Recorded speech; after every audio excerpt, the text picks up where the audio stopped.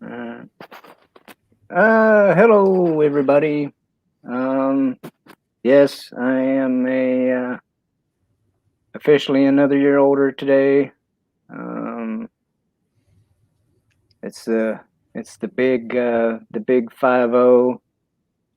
I don't know. I don't know if I'm supposed to feel any different or not. I mean, I don't really feel any older than I did yesterday. Um, Although there have been days in the past where I felt older than 50. So anyway, I just thought I'd come on for however long and just BS with whoever wanted to come in. I put out a few links in some of the chat rooms or whatever that I'm in, and so far I've gotten runner.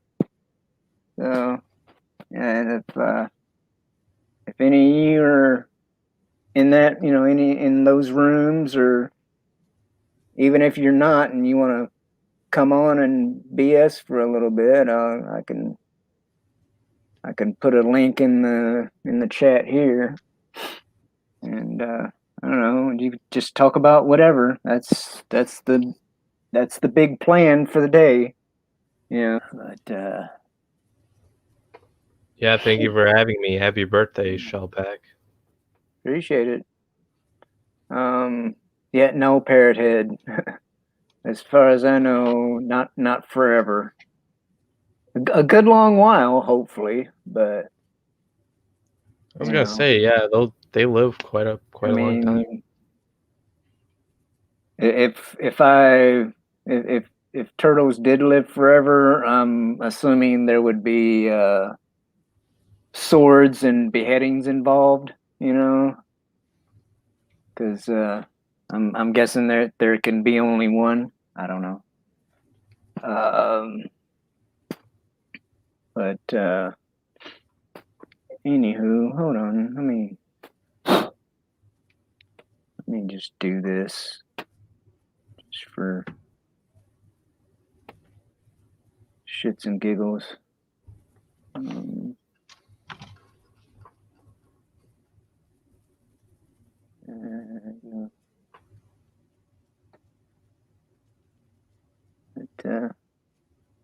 so there you go. If any of you if you any of you in the audience currently want to hop on, come on. But I don't know what do you want to talk about there, Runner?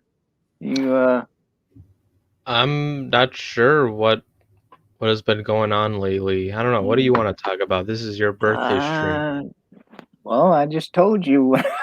it's just a gonna be a BS session, man. You know, whatever. How are you? Well, I got a question for you.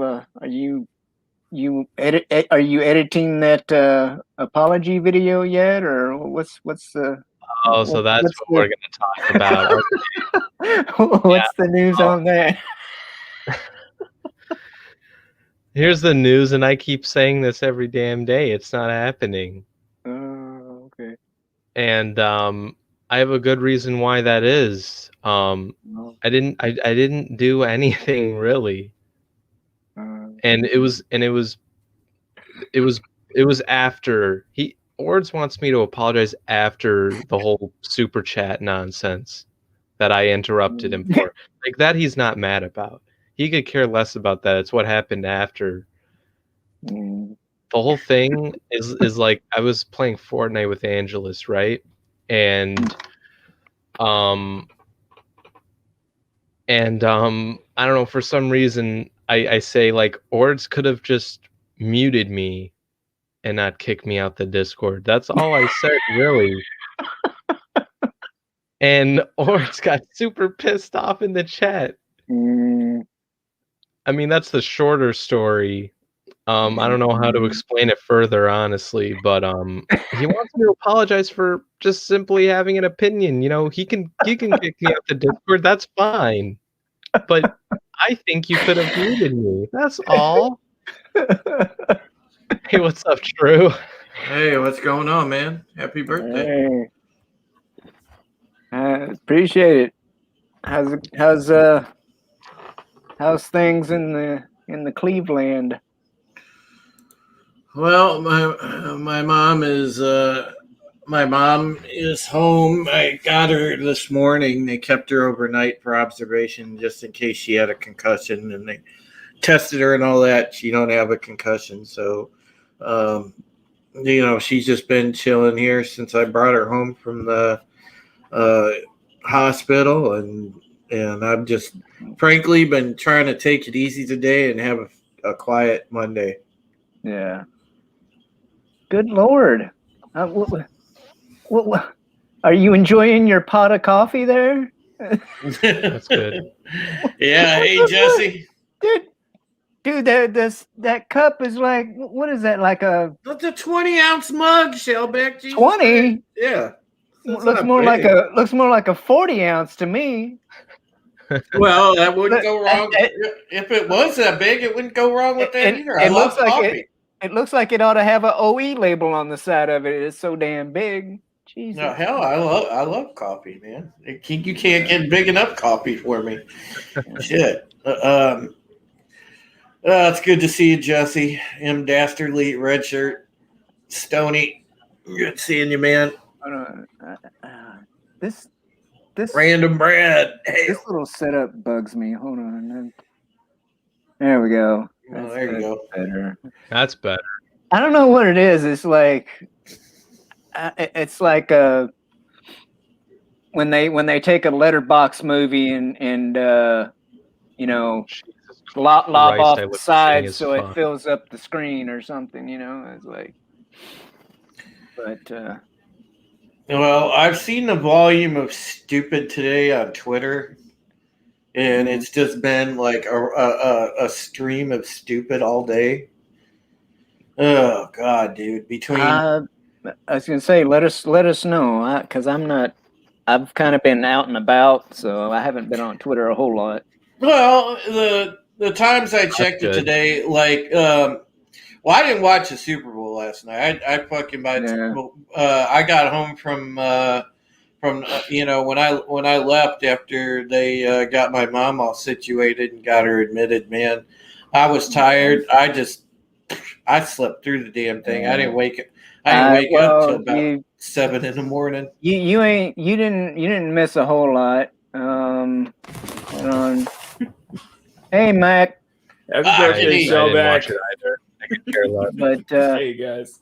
I had. Hey, Makini, you better not be the reason this stream gets taken down. Yeah. Shut up, Runner. I'm just kidding.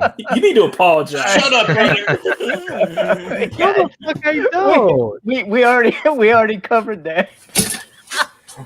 Tommy. What's going on up in this piece, man? Happy What's birthday, up, Tommy? Shellback. Yo, Wait, some bitches. What's going on? Wait, hold on a second. Runner.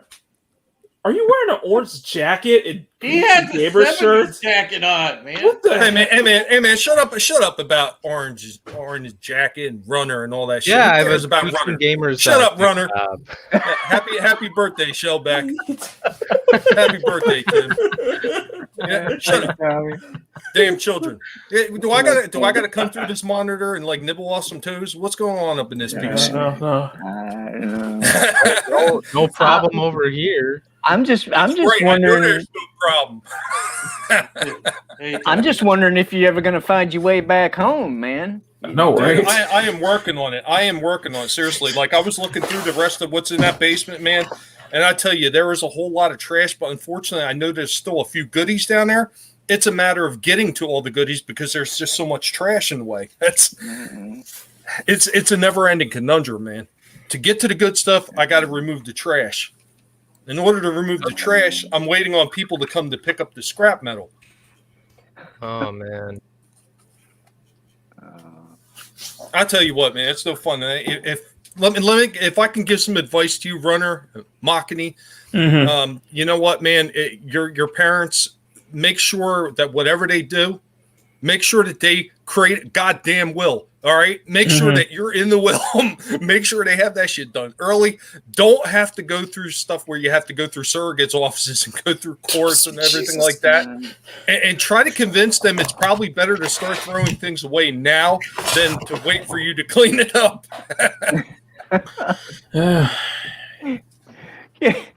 Dear Mom and Dad, please clean the house before you die. Thank you. Well, to be fair, he's my old man's got a my old man's got a man cave full of toys and goodies. Some of them pretty expensive, so yeah. But you know what? It's one thing. It's one thing to be able to keep things and keep them semi-organized and keep like all the good stuff where you can find them. It's another thing to do like my dad did and just pile all the good stuff in with like pure, just straight up trash.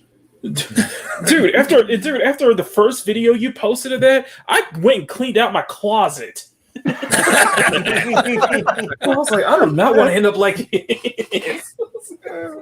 That's literally the same. Like I started cleaning out my room because I had a bunch of shit like piling up, and I'm like, it looks better now. I mean, some parts. I tell you what, if there's anything that should give somebody like motivation to want to clean up, just remember this.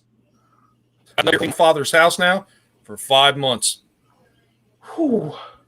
5 months. I have almost lost a half a year cleaning this house and taking care of things. That's no lie, dude. I know you've been working on it a long time. I know. Jesus Christ. No, but I don't know where all the watched months some of your went, man. They slip by. They slip by quick. I'm sorry, Runner. Go ahead. No, I was gonna say, I mean, I remember seeing some of your videos on the cleaning stuff, and you found some pretty good finds and stuff. You know, the old retro stuff. You know, the toys, the comics, whatever. I'm like, damn, this is awesome. Dude, man, Tommy's gonna be freaking eBaying till he's old and gray. He's like, I'll be eBaying until COVID is actually over with. You pretty much. When's that gonna end? To be fair, with your font, Tommy, you're basically gonna have a second income with your eBaying. Pretty much. Right. I'm just curious as to when you get around to fencing off all them blades. Oh yeah, you know what? I mean, that's the funny thing, and I was actually talking to a few people about that in like private DMs and everything like that. It's not like I can sit there and go on eBay and sell those things because they did away with that option a long time ago because there was people selling the miners and everything else off of eBay. Yeah. So, I mean, you have like the option where you could use Craigslist, or you could probably just try to like put some private messages out there and try to deal with people through your own like email and everything like that. But then you're always taking a bit of a gamble doing that kind of shit too. I personally don't want a bunch of people from like Craigslist showing up at my house because I'll probably wind up knifing somebody if I don't like the way they look. So They'll be like, "I'll give you $9.95 for that saber," and then you just like pull it out a little bit and give them the look. Well, here, I'll give you half off that nut. Sing. What would the guinea pigs do though? Would they nibble on all of them? Yes. Okay. There's always nibbling involved when it's the collective. I'll tell you what, man. My wife was actually talking to me the other day about the pigs, and I think the one I got here in the picture now, Cringer, he's starting to lose his mind. He's starting to get indignant. He's starting to get the wife like that Jaws, like doll eye stare all day long, like he wants to kill her and rip out her trachea. Yeah. Damn. It's messed up.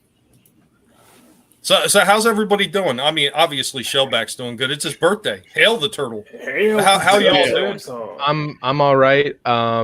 This Friday I actually go back to the building, like to school, not staying home, so that's better than the shit I had. The schoolboy. Not for too long. Yeah. Yeah, just in time for basically like the last quarter of school. Yeah. Woo! That means this is third quarter, I believe. So yeah, almost there. Well, can't- are you, because like where I grew up, we actually, I guess we started early in comparison to people, and then because we got out in like May, but most people don't get out until like June because they don't start school until after, what is it, Labor Day or whatever. Labor Day. Yeah. Like up Yeah. north, a lot of times Yeah. they start right after Labor Day weekend. Now Yeah. down in Florida, we actually start early. We start in August. Yeah. That's how we were, because we'd get out in May and like Sometimes it's And- either end of May or beginning of June. But for seniors, we graduate early because of Yeah. graduation and stuff.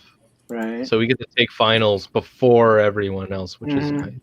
Well, yeah, it was that way with us. Even way back in the day, we were gadgemated weeks before everybody else got out of school. I think not you got even another waiting in the green room, Shell, just to let you know. Oh, see, well, the way the screen is, if any more than what, 5 people, the sixth person is like kind of like below the damn screen, and you can't see them. Sorry, Bear, I didn't see you.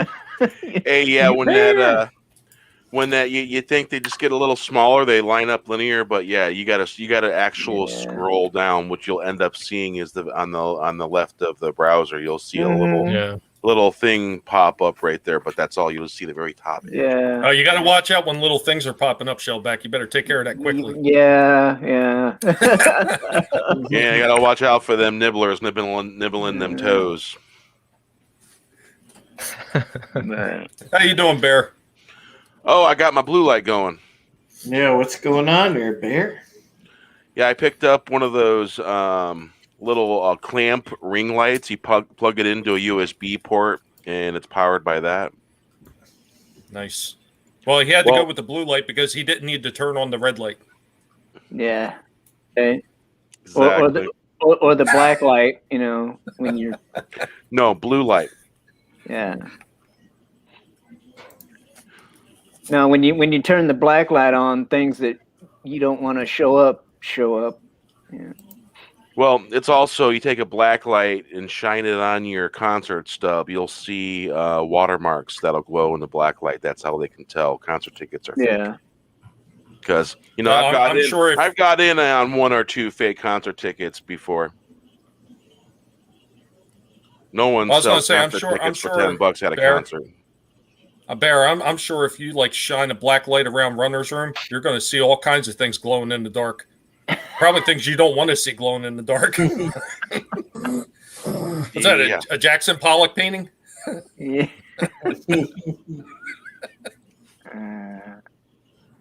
That's that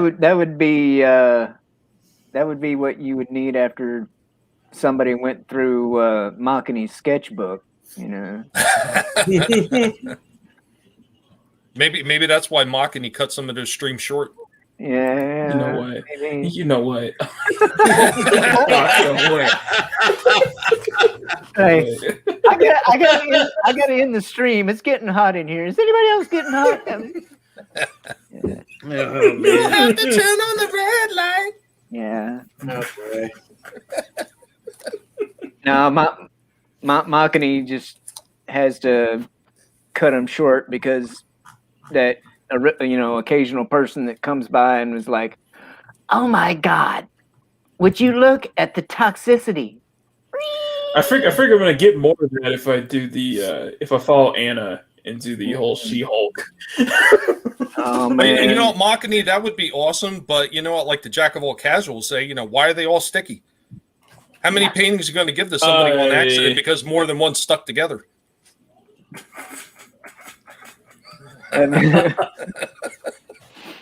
have you gotten any hate mail on the on the Gina Carano one. Nah, I'm too. Yeah.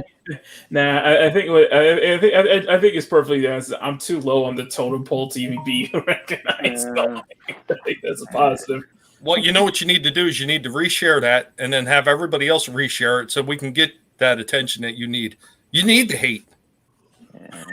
I do. Yes. Okay.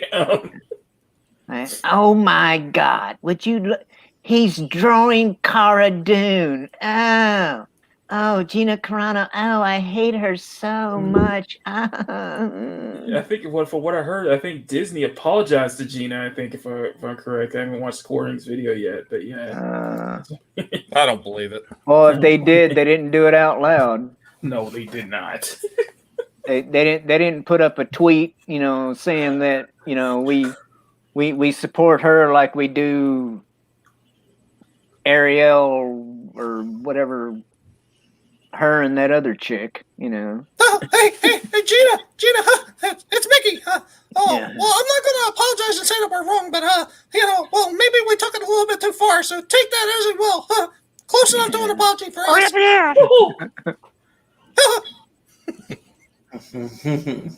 Don't believe the mouse. Don't believe the mouse. No. It's not even really the mouse. It's the mouse's overlords, Mm-hmm. But yeah, oh man, and you talk about that She-Hulk thing, Anna's getting it. Anna is getting it big time. Well, it's like, I mean, Well, basically they just somebody drew the Hulk and then put a bra on him. It's, wouldn't it be the like. Wouldn't it be the She-Bulk? I don't know, man. Yeah. Kind of looks like it. It's just, man. That whole thing was bad. It was real bad. I mean, go ahead, Drew. No, I was just gonna say, and Anna's art was a little bit more improvement on it, but even that didn't help it. It was just terrible art to begin with. It's like the She-Hulk is not meant to be in that sort, drawn in that sort of aspect. It's just not. Jennifer Walters is a very defined character. You know what she's supposed to look like, and she's very feminine. And the thing with she's ripped and she has muscles, but Jennifer Walters is a fucking woman, and she wasn't meant to look like a tree. No, she's not meant to look like a goddamn butch fucking monster. I'm sorry, she's not a butch monster. She's a fucking beautiful woman.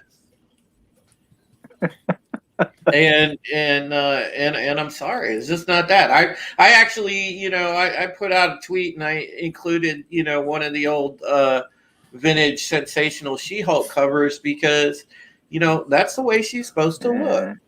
Well, not only that, the She-Hulk thing, you think about the way that they just drew that character. How the fuck is that character supposed to walk into a court of law? Yeah, practice. Yeah, I'm sorry. Thank you, Tommy. Because yeah, exactly. Because she's a lawyer, and there was RR is right. She's supposed to look hot. Yeah, and there's plenty. They regularly showed her in the comics, doing her job as a lawyer, and she was dressed in lawyer attire, although she had, the green She-Hulk form. She was very much dressed in the lawyer attire. Yeah.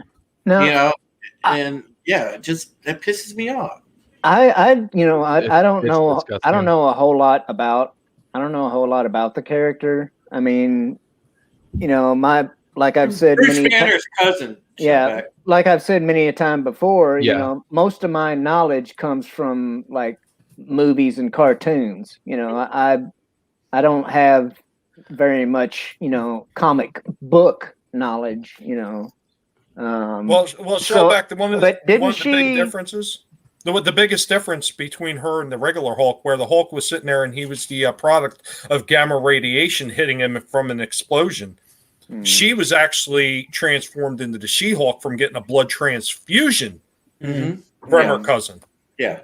So it Mhm. wasn't like she got actual gamma ray burst. She just got it through a Yeah. blood transfusion. So she wouldn't have Pretty gotten exactly what he got. Exactly. didn't it would have she- been less.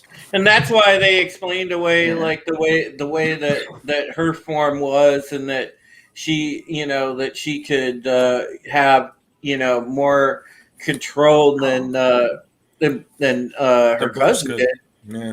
because she got it through a secondary manner, and it definitely wasn't because of gamma radiation. So yeah. I was gonna say, didn't she? She when she went green, she stayed green, right? I mean, Yes. Yeah, Yeah. she stayed in form most, pretty much all the time. But You know, it's but- sad because I think there's gonna be a She-Hulk Disney Plus thing, but we're never gonna get a good She-Hulk in live action. No, Yeah, they're gonna do the She-Vengers. Yeah, it's stupid. Hey, look, welcome, Latino Slant to the chat. Hey, Purple Polly. Valkyrie. Hey, what's up, Hey, Purple Purple Valkyrie? Valkyrie. What's up, Polly? Hey, Polly. Own. I mean, I How you am doing? I am liking WandaVision so far, though. I think it's pretty good. Yeah. I mean, I like it too. It's not bad, but again, I just hope they don't screw it up. I mean, it seems like the Me story. too.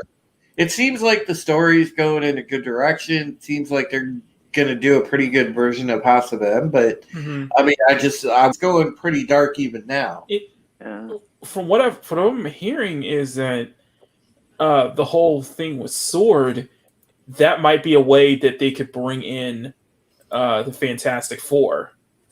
Well, yeah, there's the Fantastic Four, and then But you know who shows up at the end of the last episode, right? well, yeah, they used So you got that. they used it, they used the good Quicksilver, which is Yeah, they did. which makes sense because Aaron Taylor Johnson really, I'm sorry, a lot of people said like, oh well, like they had a chance to identify with the character. No, you didn't. He was like there for 2 seconds. Yeah, exactly. Here's the thing about Aaron Taylor Johnson's Quicksilver. His suit at the very end of the fight looked more Quicksilver ish, like in terms of like colors and stuff, and I was completely pissed off when they killed it him off. looked too much like a tracksuit. And, Well, I kind of liked it in my opinion, but that's just and I me. think And Demajanite. I am a track athlete, so Right. Well, And I forgot if it was Demajanite or I forgot who said it, but they pointed out best is like you're Quicksilver. How can you get hit from bullets? Well, no, it see, doesn't make yeah, sense no, you to see me. that's the thing that pisses me off. Like a speedster dies from like a machine gun full of bullets. Yeah. You can just run through that. It makes Yeah, no that doesn't- fucking sense. Well, the fact that he was getting tired too. It's like, how does he get tired? Yeah, Well, how do you yeah. get tired? Well, Jack of all casuals said it best. He was just like there to die, and, Yeah, he was and there that- to die because of rights. and that's rights it, and that's- issues. and that, yeah, and that's pretty, and that was pretty much that. And the thing is like, them bringing in, the other Quicksilver, which has some backstory to him and everything else. It's very easy to weave him into Wanda's sort of family ties and everything. So I don't think they'll have a problem. And then that's where you could get into, if you want to go forward and either have a one-off guest by by McKellen, or you could bring in, if you want to continue the continuity and just make him look a little older, you can bring in Fassbender as Magneto. Hey, Runner. I would love Fassbender to come back as Honestly, Magneto. Hey, Runner. Yeah. If you don't mind waiting in the back for a little bit, Fat Stevens here. That's cool. Let him on for a bit. No, that's totally cool. Go ahead. But yeah, it opens up possibilities, and then you could go from there, because then you've got all kinds of manner of ways that you could introduce other X-Men and everything else. So you could get mutants into the MCU very easily now. Well, from Hi, here, Fat Steven. I see it was Hey, Steven. it was 1995 that Sword was established. Are you talking about in the books, Bear, or in Sword? When they dropped Sword in WandaVision. I'm trying to see how far back the existence of Sword goes, because I never heard of it, or I didn't pay attention to certain comics. It's one of those things. It's kind of like another agency they put up after Shield. Because basically weeks after the blip, acting director Tyler Hayward is that acting director of the FBI of Sword of Shield. The Sword is the remnants. Oh, sorry. First of all, happy birthday, Shell. Hi, happy birthday. Sword. Let's break it down. Sword is the remnants and remake of Shield. They no longer could protect because they tried protecting Hydra infected and destroyed what they were going for. So now they are pretty much an agency that defends the Earth from extraterrestrial threats. From within there, you have other agencies like Wanda. It'd be nice if they would say that in the fandom. Well, yeah, I mean, the whole thing is when they were created.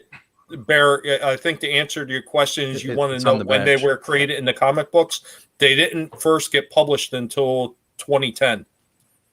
Sentient World Observation and Response Department. Is what it stands for. And that didn't come out until 2010.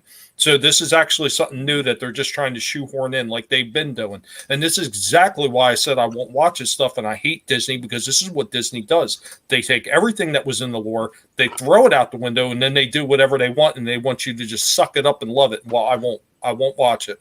I won't have nothing to do with it. Well, making a point though, Sword was in the in comic books too. But comic books but not until 2010. That's the thing, not until 2010.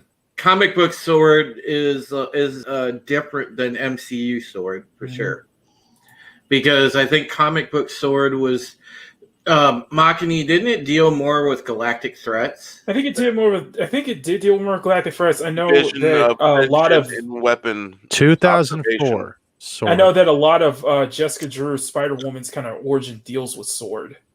All right. Yeah, they were more like galactic threats and space stuff and whatnot. If I remember correctly. The first appearance of Sword was in December 2004 in Astonishing X-Men. This, I understand what Tommy. 2004 is the earliest mention for it. Then it's the earliest mention, but the first actual publication that they actually put in the full print was in 2010. Yes, it was a publication. It went from January till May 2010. It was only 5 issues. That was the comic, I think, just based on Sword itself. Right. The agency itself could have lasted longer, but they never actually brought it up because at the same time, Shield was still fully activated. So, hail Atlantean! Atlantean says, "Happy birthday, Shellback." I have to contradict with the Quicksilver argument. As much as people, they're mutants. If he's burning through his energy and isn't eating anything while being shot at, let's say with the LMG, if his metabolism is going too fast to the point where he has no energy, he's going to get tired. No power is unlimited with Quicksilver. Right. So the fact that he got tired and got hit by bullets kind of plays on the fact that as much as he's a mutant, he's still a human. Hey, Shellback, Yeah, I see you got somebody else to come on. I want to wish you a happy birthday. You know, I got to say hi to everybody in the panel, hi to everybody in the chat. So I'll dip out so you can get other people on, man. You guys have a good one. Oh, okay. Hey, Howdy. yeah, I gotta get going myself. I just wanted to stop and say happy birthday to you, Shell. Okay, all right, appreciate it. I mean, I gotta go see my brother-in-law about a horse. All right. right on. All right. Thanks, care. thanks, Bear. Hey, everyone, take it easy. I'll talk to you soon, and have a great day. Love you, And Bear. Happy birthday. Love Take you too, care, brother. Love you Bear. too, brother. All right. Be well. Just don't fall into one, eh? Yeah, We'll make sure to do that. Well, hello. yeah. I just don't welcome Culture Hey, and Jesse. Jesse. Hey, Culture. Hey, Jesse. But Hey, who's the broad on Drew's picture? Oh, Katie Sackhoff, dude. Katie Sackhoff? How'd she Yeah. get that name?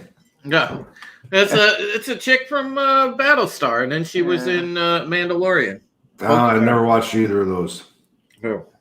I watched the old Battlestar from back in the day, from the 70s. Yeah. Well, we need to.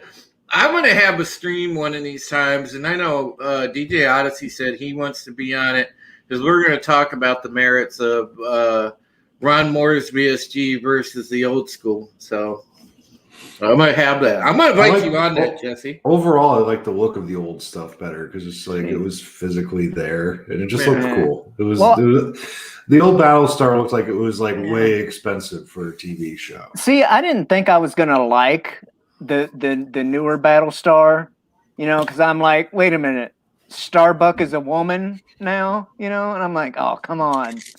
Well, come on, who goes to Starbucks? But yeah, right. But I watched it and I'm like, the way they did it though, it was good. It wasn't like it wasn't like the virtue signaling. Well, that's freaking. because it was before that. It wasn't like Batwoman and all that stuff. Like, hey, watch our show because we have strong women. But Batwoman at this point is a parody of itself, and people watch it for the laughs. Last night I was watching Enter the Dragon with my son. And what year was that movie from? Oh yeah, that's. And in the very beginning, the other detective is recounting to Bruce Lee what happened to his sister, and she had been chased down so she wouldn't get raped, and she ended up killing herself with a piece of glass. But on the way there, she kicked the shit out of like 50 fucking people. It's like there's been strong women forever. It's just Xena for bullshit. Xena's been around forever, though. Think about Xena. She had a whole series alongside Hercules, and she had Lucy Gabriel. Lawless was a hot lesbian. Yeah. Yeah. Her and Gabrielle in the bathtub. And she took out Ares, the god of war.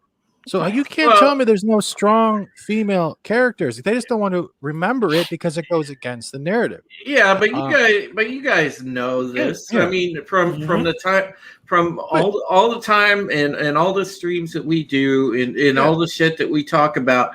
I mean, every single time that the SJWs make an argument about this nonsense, and we all know that it's cherry picked because they sit there and say, oh, they pulled these certain examples.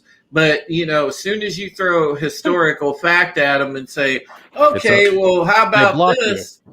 Yeah. Well, Drew, I have a thing to bring up to you guys. Okay, so most of you have watched WandaVision. I don't think Jesse has because you don't want to do. But let's get something this straight. What they don't really whole character, but they're also playing off the fact she's nuts and manipulative. And none of these are picking up on this trope that they're saying, hey, look at the strong witch woman here in this series, but she's manipulating everyone, making all the men do all the stuff, and everyone's saying, wow, what a strong female character. Do you not get what they're telling you at the same time? Yeah. Are you they're mind blown by it because she has the power. She just do you remember the 60s Batman show? The Bat 2. Oh, yeah. There was an episode where Batgirl was in it in season 3, and she had a piece of like a little lead on a piece of paper, and Robin already knew. So after she left, Robin was like, "Why didn't she tell us about that?" And Batman just looks at Robin and he goes, "Oh no!" And I was just like, "Yo, Batman just hit it on the fucking head." I have one question though. Everyone's watched the recent episode of Wanda, though, right? Well, not everybody, but yeah, I've all right. seen it. I've seen it. When you watch it, go back and take a close look at that scene with the mailman. Mm-hmm. Oh yeah. No, seriously, just take a look at the mailman, and you'll notice some weird stuff. Well, yeah, there's a bunch of weird stuff. At the mailman, or what? Because then you realize if you've seen the mailman, yet he's not on the board from this previous episode. Mm-hmm. See, the thing is, you talk about the whole manipulation thing. Yeah, you know, magic. that's nothing new, though. I know, but they don't pick up on it. That's the thing, that they're all praising a strong female character, but at the same time they're making fun of it. But historically, that's where a lot of women have shown their power, or whatever I'm trying to say, is by manipulation, because that's they don't traditionally they don't have the physical strength to do all this stuff, so they're using more of the mental stuff. There's many types of strength. They're using a different one. But, Culture, you're too quiet, man. Hey, I'm just sitting back listening to an excellent discussion, and you guys were off and running, and I came in here just to say happy effing birthday, dude. Yeah. Congratulations. Somebody's making it rain on Culture because of his sexy ass hair. It's all that Super Bowl monetization right there. That's right. Super Bowl. I throw dollar bills at him. Yeah. I throw him referral links to Robinhood.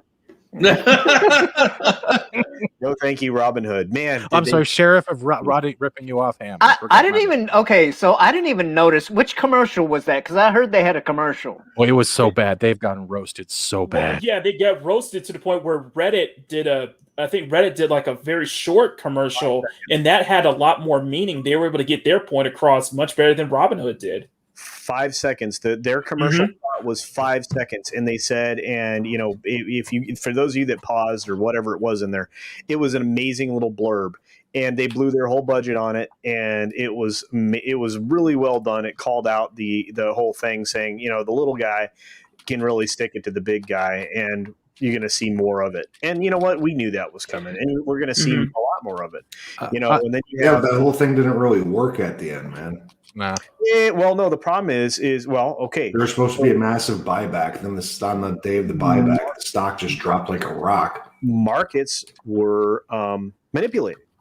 Robinhood. Yeah, you know what I honestly think happened? The one hedge fund, Melvin, loses $19 billion, right? Yet this other one makes $900 million or $900 billion or something off of the deal. I think that the whole thing was planned. I think this was a backdoor kickback scheme. That we're all a bunch of suckers. I have a weird question. No, here's the thing: all of the companies that were getting pumped up were able to retire a bunch of debt, which makes them more healthy. So they won't be able to be fished by these companies anymore. So there is no evidence to show what you're saying happened. At least not anything. Oh, there will never be. That's not how this works. Well, no, there is. You can follow market shorts. So, but the thing is that they took a bath. You're talking about 5,000 brokerages in various forms of hedge fund participation. So they took a huge bath. There are a lot of compromised assets. And they manipulated the market themselves later on to try to get out of it by selling each other shorts at lower and lower amounts to drive that. Yeah, they're short laddering it. Yeah, exactly. And so because they were buying those stocks back and forth from each other, they essentially were creating that dip, and then it just drove the price down. So the next time that comes around, people will be more informed, and they'll be all straight up diamond hands, and they will hold their shit. Yeah, but were you in the Discord with these people with Wall Street Bets? No, I didn't. Because dude, they're not very smart. No. A lot of these people, they think that buying 5 shares is going to do something against a hedge fund. I even went in there afterwards and I said, everybody show your cards. How much money did you actually have in on this? In the entire room, 30,000 or less. I'm like, how were you ever going to go up against billions of dollars with $30,000? Yeah, but that's just the Discord. Diamond hands my ass. Yeah, Jesse, that's just 3,000 people in that Discord. Yeah, but that's just the Discord. Like I said, there were several examples of people who bought in heavy and did very well for themselves. Like I said, They all got out on GameStop on the first initial go around. Yeah, well, so everyone else that was going for a week and a half waiting for the buyouts, that never fucking came to fruition. You'll see this happen multiple times. I'm just telling you that people need to be consistent and hold on to what they've got. I mean, even Dave Portnoy eventually had to sell. But you get into a position where you don't want to overexpose yourself, but you want to cost these people that are shorting these stocks money. You want to keep them from driving the price down. So even if your return is equal, even if you make no dollars, you lose no dollars. Even if it balances out 100%, you still created a situation where that company is strong, and that's the whole point. But anyway, I got to dip out. I just wanted to say happy birthday to my good friend Shellbach.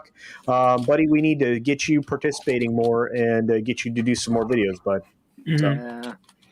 Yeah, if you want me to work on a picture for you, like I've been doing for others, Shell, I can do it. And I've been thinking about it and stuff, but I don't know, like it hasn't been a very good year, for anybody. And yeah, I don't know. I just part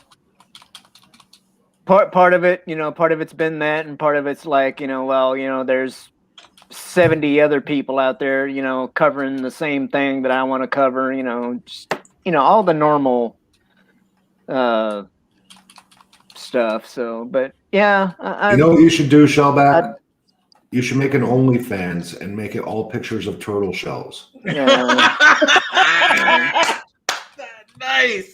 Oh, then you can make promotional ads going, join my OnlyFans. Yeah, you can get hot wax of every green shell. For a second, I thought you were going to say something else. But, hot wax, indeed. Yeah. No, I'm all about be part of my turtle club. Yeah. Turtle.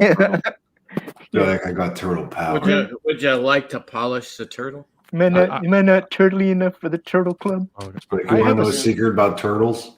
Yeah. Our penis is the length of our shell. Well, I have a question totally off topic. If Falcon has wings he can use as a shield, right? Mm-hmm. Why the hell does he need Captain America's shield? Giant. No, it's not. No, it's not. Well, it was in the trailer. He's literally using his wings to block bullets. Yeah, are his wings now made of vibranium? Well, Steven, did you made not? Out of bullshit. Did you not catch the part of the trailer though where Bucky got the shield? So I think that's a 180. I think Bucky eventually is going to wind up with it. Did you see the point? We got the USA agent costume from the Value Village down the street, and I thought that was good enough. That's not cool. No, I saw it. Whenever I was reading comic books, I never knew if I should read it in my brain USA agent or just US agent. Yeah. I always thought it was US agent. It is US agent because they're taking the A for both. You know what I mean? It's US agent. It's a problem. I mean, US agent. What are they advertising for the insurance company? USAA. I don't know, but I feel like I know it's that State Farm is there. I don't know where they are, but I saw a clip, and it apparently, from what it said, Sam and Bucky are Bucky is helping Sam practice, throwing the shield as a, as a weapon, like Cap used to. Okay, but second question. Which one have that superhuman? He does like Falcon doesn't have that. But which one is Will Smith and which one is Martin Lawrence out of Bucky and Falcon? Because I feel like they just ripped off a Bad Boy 2 intro. So which one is Mike Lowry? Is that what you're asking? And which one's Walter Matthau? And I forgot the other guy's name from Grumpy Old Men, because that's pretty much what they're doing. They're taking all those tropes. You know what though? I think they were trying to go for that whole buddy cop show vibe with it, but I don't mind that as long as the actors have a good chemistry and they work well together. I mean, that's good. But the only problem is I just hope they don't fuck it up with woke, man. You know, that's the thing with a lot of these shows. That's like you know, we were having a discussion a couple weeks back on a Bounding stream about it. That blonde shit is going to be the reason. Yeah, and we were just saying, you know, it sucks that the way that we watch movies and television now, it's like, man, all right, I'm waiting for the other shoe to drop. Where's the fucking smoke? You know, you have to watch it with that fucking thing in the back of your mind, like, where's the woke? Mm-hmm. I've taken my son to see The Incredibles 2 on Father's Day, and that movie was all about how stupid the father was. That was really great for Father's Day. Man, yeah. I mean, we shouldn't have to watch it and have that in the back of our fucking heads. It's dumb. I had held off forever on watching the Cobra Kai shit because you know, I dumped Netflix when they gave the Obama shows. But I had gotten the first couple of seasons, so when my son was here, for my weekend, I watched the whole original trilogy with him. Then we watched Cobra Kai 1 and 2, and then I got Netflix for season 3. And I think that show has done a really good job of being popular off of making fun of these morons. Yeah, well, it's good, but you know, the thing is like,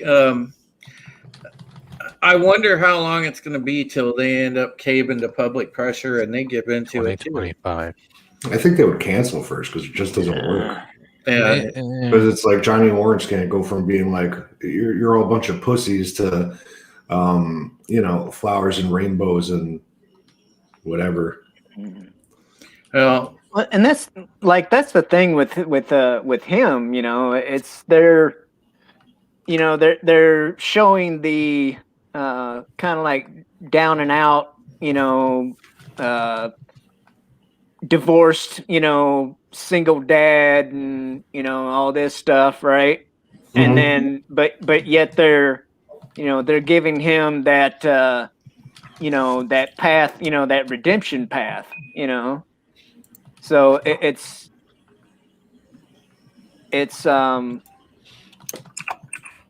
oh, I got my claim kind of showing both sides, you know. So that's where, you know, some of these things don't work because, you know, they just want to show the down and out part, you know. They don't want to show the redemption part. Yeah, and you know, over time, I think that like they show that he's constantly trying to grow, and all the obstacles in his way really do create hurdles for him, and he still tries to move forward with it, which I respect. But like my favorite part of that was when the kid at the karate tournament gives this big fucking equality speech and systematic this and that and blah blah blah. Then he just goes, kick this pussy in the face. Well, guys, I got to step off. Thank you for having me. I appreciate it, Shellback. It was good to see each and every one of you. Yeah, man. I hope you guys have an incredible night. I've got to do some stuff before I have to be on Comics tonight. So I will see you guys later. Hey, much love, Culture. Have a good night, Culture. Culture, I'll great give video, you by the way. I'll give you a ring in a bit. Tell you about Mom. All right, good. I really appreciate you coming by, man. You bet, man. Shellbach, take care. Happy birthday again, man. Peace. Okay, bye. All right. Much love, Culture. I want to know what currency that was. I guess we can let Runner back in now. Oh wait, because here I'm gonna share this quick. I don't know if you can show it, but if you want me to work on something for your channel, Shellback, I'm currently that's the one I'm working on for Lorena. Let's see here. Ta-da! Nice. Oh wow, That's cool. That's actually her face awesome. in Storm. That's actually her face in Storm. yeah. Now, how did you do tell. that? Did you just draw that freehand, or did you? No, like, this is multiple put your layering face over it? images. This is multiple of layering images. But it doesn't look that way. You did a good job. Thank you. Are you using Photoshop or cool. using something else? No, this is an online editor. I was gonna say it looks like a. It's all right. Yeah, Giving away my secrets. Yeah, it's cool because you captured both of their faces in one face, and that's kind of weird without. It looks like really something. It looks like something Machini would come up with, actually. Yeah, that's damn. Yeah, it's a good job. Are you accusing me of plagiarism? Are you being some kind of dick? Yeah, no. Yeah, Welcome to my birthday stream, you plagiarizing. He's gonna be like the troll that he's gonna be like the troll that should not be named. He's gonna that's copy paste at you. You know that's not what I'm saying. I know, bastard. But no, but it did. It looked like a hand drawn image. No, it's multiple images that I take apart and reassemble. But here, this is the Magneto one. I don't know if you've seen that one, but if you want one done with your face and Ninja Turtles and stuff, oh, that's awesome. Oh yeah, I think I saw that. if you want something to help that will actually eye candy your channel, just ask, man. I do this for fun. I did Clobberins. I've done one for Loki, one for Eris, one for 24/7. Actually, I'll get 24s in a second.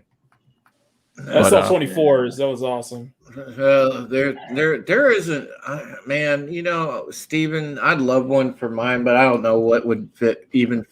Yours would be a Battlestar. What about me? Whoa. Just curious. Nice. Oh, look, there's Runner. Fuck. He knew Dewey. Before you got here, lots of nice She-Hulk. I like it. Yeah, before you got here, Fat Steven, that's how we kicked off the show. I was asking Runner if he was editing that apology video yet. Give me a sec. I gotta find it. But that one I worked on like a couple days ago. Hey, Tox, great to see you too. Hey, Toxic. What's up, Toxic? Justin Proper's in the house. He says, "Happy 21st birthday." Hey, Justin. Right. I wish it was 20. Flattery will get you everywhere. That's not true. Yeah. I'm still waiting at the buffet line. 19K Fox. Hey, what's up, 19K Fox? Fox. Yeah, there we go. Thanks for being here, everybody. I appreciate it. Oh, we love you, and we just need an alibi. Yeah. Well, I was talking to the people in the chat, but okay. Oh, well, okay. Well, fuck. No. We're not good enough for the chat. Okay. Honestly, Shellback, you know, I think what it boils down to is everybody loves and appreciates you. You know, you're a good person in the Hey, don't community. speak for all of us. What is this, Twitter? You speak for you. No, everybody does like love and appreciate you, buddy. And you're a great person in this community. You're a great friend to so many of us, and I try. Appreciate you and the happiest of birthdays, man. You know, and we're glad to spend some time with you and enjoy it together with you, man. Yeah, you know, there's a lot of people out there who don't make it to 50, so congratulations. Yeah, too bad Kathleen Kennedy did. Yeah. Congratulations for not dropping dead yet, dude. I mean, right? Yeah. No, and sounds easy, not so much. Yeah, Jesse though just made me think about old Dustin Diamond. I mean, he was only 44. I know, like Tiffany Amber Thiesen's still hot. So is the other one who became a stripper in that movie. I mean, yeah. How is it Dolly Parton's breasts stay the same, but her face starts turning into a prune? I'm still trying to figure that out. Because Dr. Lefkowitz does good work. Yeah. Oh yeah, it's like I love spaghetti, but it's got shit on it. Awesome. Nice. That's hardcore. All right. Shellback, I'm gonna bounce, man, because I'm gonna get some supper and what up. So he's gonna plagiarize some stuff. Like, all gotta care stuff. Look, if you want to plagiarize something, go with the classics because no one reads them anymore. Right? Yeah, that's not true. If you want, WandaVision's loosely based from the 1985 to 89 Vision Quest of Dark Lord and Scarlet by John Byrne. No one reads. I've never even heard of that. No one reads history books anymore either, Jesse. Let's just say it this way: Vision's found on a table torn apart. and Wanda goes ape crap and starts killing people, and she does kill Agatha Harkness in that story. Yeah. What's the name of that book again? If you get the omnibus, if you want, it's actually a comic book series. It's called Vision Quest, and then read Darker Than Scarlet. Yeah. Oh, Toxic Man Flu. Yeah. Don't get me started, brother. You know, because I got into. I was reading some shit about like how some of these idiots think that whole impeachment trial this week is constitutional. I'm just like sitting there. Yeah, I don't know how you do the mental gymnastics to even think that's legal. Didn't they miss the window on that? Because he's supposed to be a civilian now, right? Well, yeah, but see, you can't impeach a civilian, right? Apparently, you know, they still they don't operate on the law, dude. Yeah. They still think somehow they can do it, and the thing that is the biggest farce of the whole thing this week is if you think they're not circumventing the Constitution, folks, all you got to do is just look at the fact that there's a fucking senator that's acting as both judge and he's on the fucking jury. That says it all right there. Yeah, see, the thing is, none of this matters because the young people, they're thoroughly brainwashed. Yep. I mean, they could watch the economy go to shit. They could watch their own life go to shit. They could watch people become unemployed, and they still say Orange Man bad. Oh yeah, because they've developed the mental acuity of a fucking lemming. Yeah, they have no fucking idea, man. You know, and I lost my job. The same as everybody sitting there like, oh, I want my $1,400 check. I want my $1,400 check. Well, where do you think it's coming from? It's getting pulled off a tree. No. My favorite was my favorite so far this year was when like we need to bring in those guns mounted on the tanks. You know those 50 cals that can take out tanks, and everyone else in the town. Let's just loot all. I was like, you know, no heavy. But you gotta have this nut job. Last night on stream, we were going over there's some place in Texas called Drive Tanks. And for $3,000, you could fire off the fucking tank. You could drive it around. You could use the flamethrower. You get to bust off 100 rounds. Nice. You know how quick you go through 100 rounds off of a tank? You'd be like, Well, think about it this way. Also, the rich neighborhoods of Florida, right? You can actually, in most places that allow it, you can own a tank as long as it's not armed. It cannot fire anymore. You can drive them around. Yeah, but what fun is that? Well, it would scare a lot of people in Russia. You might as well just buy a bulldozer if you can't fire a tank. No, get one of those old restored German Panzer III tanks. All you gotta do is make everything fully operational and take out all the firing mechanisms and hide them in the various parts of your house. Yep. We didn't say various parts of my ass. That was just weird. You got to grease them up real good. Are you offering, sir? Because I do charge a premium. Take a tub of margarine and. Well, bro, it's like he knows what to do with margarine. He's like, I know he likes Crisco. Come here, baby. I just use margarine. Easy now. I don't want to have to change the rating of the stream here. That's why he's running a windbreaker for that splatter. All right. Well, see you, friends in chat, and good talking to everybody on the panel, man. Appreciate it. Drew, did we turn you on? No, I'm just hungry. Hungry for butter? Yeah, I'm gonna go have a buttered biscuit right now. Yeah. Drew. Want some garlic bread with Texas Yeah. Somebody's butter and biscuit. If it's too much to ask, I saw the tweet last night. How's your mom doing right now? Oh, well, yeah. Before you got in here, I was talking about that, but yeah, they kept her overnight to check and see if she had a concussion, but she didn't, so that's good. Okay. And I picked her up about 10:30 this morning. So okay. So yeah, she's home just chilling. I just been chilling all day because, man. I was gonna say you picked her up from the hospital. You went to a Slipknot concert, and you came home and made it for his birthday stream. Oh, you had a busy day. No, I'm just rocking. She was headbanging more than I was. Yeah. No, I'm just rocking my Slipknot shirt. That's good to hear. That's good to hear. That's all it was. All right, guys. Take it easy. Good night, buddy. Hey, Drew. Thanks, Drew. Hey, Yeah. Drew. Love, man. Remember to all of us have get some older. fun tonight, and you're doing your best, man. Absolutely. Yeah, trying. And I'll You're send good you a man. nude You're- later. I'll you're send you a good nude man. later. Take good care of your mom. I really hold that in high regard. Yeah, hey, Jesse, I'm just family's first, man, always. You don't have anything if you don't have family. Goddamn right. That's not Look at true. Mr. I have the Myers. health He has insurance. $1 million and he's got nobody. Yep, It's not just a cartoon. that's right. All right, guys. Peace. Drew, Much thanks love, for coming Drew. by, man. Indeed. Do you use the left or the right hand when you're applying margarine, Jesse? You got to use both. They got cameras revert. What? Yeah. You gotta Are you use making one- a fat use joke, one or to you? fill the opening, and you got to use the other one to. Well, kind you're of making tap it sound. You're making it sound like my ass is the size of a rhino.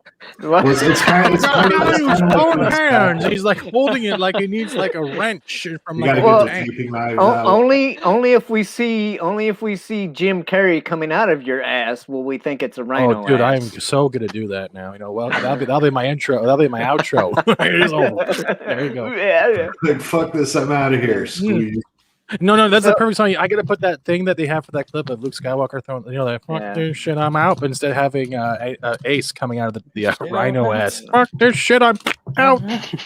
Hey, if anybody in the chat wants to come in and BS Open. for a little bit, I just put the link in there, so we have an open slot here. That's what she said. If I'm anyone I'm low rent, so I just have the free version, so it's limited to 6 slots. So Who's maybe playing if I- video game? maybe if I ever become Sorry. big, I'll get the 10 thing. But if there's anyone that needs to come in after the 6, I could get out because I got some Yeah. stuff to do. yeah, well, we were gonna boot you out anyway, but That's all right. yeah. I mean, you've got that video to edit, so. No. Yeah, you got that apology you to got work on. that apology to do. That other apology. That bullshit apology. Yeah, that's what I'm gonna do. Never apologize. You do realize that Orge is still in the chat, right, Runner? I don't care. That's fine. And so is Thomas. Is he though? I don't know. Yes. No, I'm lying to you. If you didn't care, you shouldn't be asking twice. I gotta say, if you feel the need to apologize for something, that original action that you did, you felt justified in the moment in doing that action for a particular reason. So you should look at that particular reason before you decide to apologize for that original reason. I also think he should get a camera filter of black and white and redo that 2020 video with all the celebrities. Like, I take responsibility. I also take responsibility for not taking responsibility of the previous responsibilities I ignored for my first apology. I also take the dare you. responsibility that Thomas had to speak for me. No, dude, that No, I didn't need him to do anything at all. He just did it all himself. thing kicked my ass. That twice. whole I take responsibility video. Yeah. That's yeah. He went way too far when it came with the second video. I don't know why that even happened. The first video was funny as hell, though. I'll admit that. Look at all that agreement with you right now. Look at that. That's right. Yeah. What for saying that Thomas's quote unquote parody was hilarious?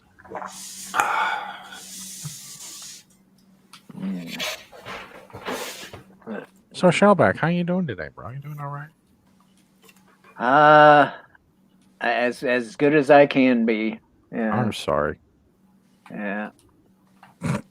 Yeah, it's I had taken before I started this whole thing, I had taken a trip to Walmart and put on my masks, like a good little boy, and just yeah. Damn, when I'm just- Mackety watches porn, he gets really angry with it. Yeah. Sorry. Yeah. You gotta give yourself carpal with that, man. Should I share my screen then? I mean, No, we don't want we don't want this stream getting taken down. it's not porn. It won't. It won't. But No, I'm actually playing a game. Did you see the thumbnail I used the other night? which one? It was just scrambled 90s porn. Oh, Like I used to. Channel 99 style. That was my childhood for Fatback. That's clever. I think that's a I tip. didn't catch it. Not yet. I will. There's some chick licking some chick's boobs.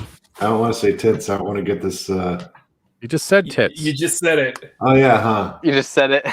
Yeah, you just said it. I'm not good at that. He's referring to the tit mouse. Yeah. Right. The funny thing is, on YouTube, you can actually say whatever you want. For the most part. Yeah, but you can't play any of the raid fight scenes. You know, you are not going to let that go, are you? That's funny because I No. played a crap ton last week of C-Lab full episodes with just a Captain Murphy overlay, making it non-receptible. Mhm. And before I put the filter, they only claimed the 2 minutes, so I just chopped it out, and I still had like 2 hour show of just C-Lab episodes playing, and while we were talking over it. You know, one Oh. thing I got blocked worldwide on was, Macho Man Randy Savage. Oh yeah, When he's doing the cream rises to the top of the World Wrestling Federation. It's like on balance, off balance, it doesn't matter. I'm better than you are. Yeah. That little clip, just that much of it, got a stream banned worldwide, and I couldn't fucking do anything about it. that shouldn't even wow. matter. But you should. They just alter the clip so it has like a creamer from a coffee set at the bottom corner, so you just throw them up. It's ridiculous. I think the only thing that I've had taken off or down or whatever was I did a little watch along stream of the Wraith, that old Charlie Sheen movie with the car. Oh yeah, The Wraith was cool. And the thing is, it was free. It was one of those movies that you can watch free here on YouTube, right? And I just put it up in the little window here, and they're like, no, you can't do that. I'm like, what? I'm like, it's free on your very platform. It's free. It's because they consider it using other people's content as your own content, but that's stupid because it's on YouTube. It's like, I'm like, I took the whole War Pigs video and used it for an intro. Before the intro song was out, my YouTube screen was already black, and I was still streaming on DLive. So I was like, okay, that's funny. What are we gonna do? I don't know. I mean, it's to me a lot of this stuff. It's like, if we use it, it's basically like free advertising for whoever we use, the stuff for. Yeah, Precisely. But they want the money from the video as well as the advertisements that are on that video. So they want all of it. They don't want you getting. Yeah, and that's fine and dandy with copyright claims, because copyright claims, they put commercials on it, they make some money, even if you're monetized or not. They say, well, we're going to make money, even though we say you're not good enough to make money. So let's make money off of your non-money making ass. Well, but I don't know. To ban a stream, that's just stupid. Or like to make you edit it out in order for it to be banned, not banned partially, with the yellow warning. But I mean, if they want their cut, fine. Yeah. But it's like, don't strike me or don't take it off of my channel or whatever. And I mean, now let's look at it like I wouldn't mind. I mean, I'm not. Needless to say, I'm not monetized. But if I was, I wouldn't mind having some of the ad revenue, myself. But it's, to me, it would be a lot. It would be a lot better for everybody if they basically like just split it down the middle. They let you have some of the ad revenue and they take some. That's not gonna happen. But I'm fine with copyright claims. It's just that worry that the copyright claims actually may affect the view count. See, I had a claim yesterday. It was for a minute and like 30 video, the She-Hulk thing I was doing. And the idiot, I used one of the background musics from the video editor on Windows, right?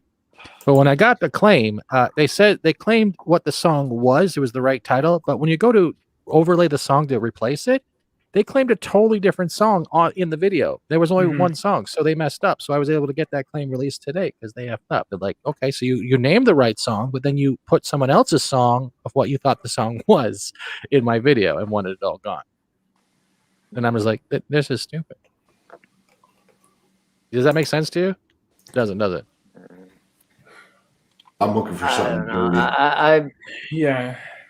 It also seems like I've, gotten not like not strike, but because a strike is worse than a claim, right? Yes. Yes. Yeah. Claims are nothing. Yeah. Claims are nothing. Because claims are like nothing. I've gotten claims on a video or two because of like music or whatever that was in the background, and not last year because they didn't have it last year, but year before last, I think it was the Comic-Con in Seattle, and for part of it I used the 2001: A Space Odyssey music, because I was like, I basically did like a 360 shot, So I started with the boom, boom, boom, boom, boom, as the camera's going around, right? And then there was a section in the convention center for Star Wars stuff, right? And the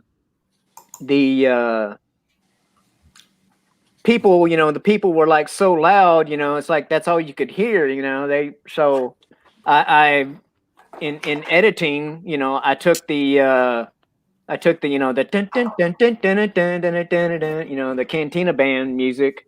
Yeah. And I laid it over that section of the video, and they freaking claimed my ass for that. Yeah. And I'm like, how the hell can you? They're constricting your creativity because we live in a culture of memes. It's all about how dank your memes are. And when you're doing something like that, that's like a movie version of a meme. Right. They're fucking it up. But I mean, the way it was, the way I did it, if you didn't know any better, you'd swear that was being, that music was being played over, the speakers in that room, But for somehow they're like, oh no, it's like, I'm like thinking to myself, I'm like, what if that was really the case though? What if they really were playing the Cantina Band music over the speakers in that room and they claimed me, anyway, that's like, that's same shit, different day, really. Yeah. I mean, they don't care where it's coming from. They just care that the algorithm picked it up. But I don't know, man. I think a lot of that stuff is stupid, because I mean, to me, it's not doing anything but bringing attention to their stuff. It's like, somebody else. You're completely right. Somebody will watch my video and be like, damn, that's a cool ass song that he had, and it's like, I got to find out what song that is. And then they end up, discovering like, a whole new band or whatever that they never knew existed, that type of stuff. Now take the C-Lab thing. C-Lab's a funny ass show. Oh, it is. So let's say somebody never even heard or seen it before, and it's just some kid stumbled into your fucking chat, right? So now he sees this. Now he's like, well, first off, I got to find out where I can watch this whole thing online. Next thing you know, he's buying the DVD box set. That's the weird part. It is all on YouTube. Most of the episodes are fully on YouTube. Yeah. Well, so what are you sharing here, Jesse? Oh, this is the actual She-Hulk movie. It apparently is 2 discs, and I just wanted to point out that they already did this movie. I don't know why they're remaking it already. It's an Axel Braun movie. Oh, okay. I made sure the cover was clean before I shared it. Yeah. That's well, I mean, I Thanks to Lethal Lightning. From from what from what I gather, Mr. Axel Braun can do better Marvel than some of the Marvel people can do. Yeah. like Captain Marvel, mainly. Well, you know what? The costume department knows what they're doing a lot more because first off, they avoid all the likenesses to all these stupid movies because they actually use the comic costumes. So that's one. Yeah, those costumes are great. As far as an adult film, they're just really. I gotta head out, guys. Have a good stream, Shellback. Happy birthday, man. Right on. Appreciate you coming by, dude. Don't lie to the kid. Yeah, get that video finished. No, goodbye. Do it now. Do it now. Do it now. Casuals, yeah. Do the apology.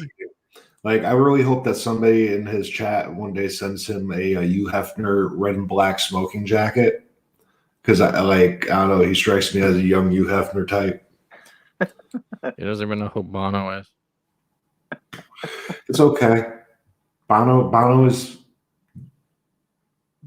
disposable to me.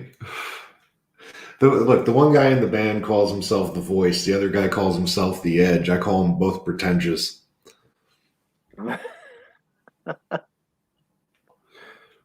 They're still one of my favorite bands, though. Yeah, they've had a lot of good songs, but I mean, like, since the Joshua Tree, what have they really done? They did that Pop Mart thing that some people liked. I don't know, it wasn't my bag. I'm trying to think. I think Octoon Baby was like one of my favorite ones. But hey, Justin. How you doing, buddy? Hey, Justin. Hey, wishing you a happy birthday. Happy 21st birthday, Tim. Right. Yeah. Yeah. I heard you guys were talking about U2, that boring ass band. Yeah. Well, see, I mean, As we boring as AC/DC. yeah. I was gonna say, No, you were wrong on that. Very wrong. AC/DC has taken 4 or 5 chords and made like 30 albums off of them, and they all kick ass. And I was not it's serious. called consistency.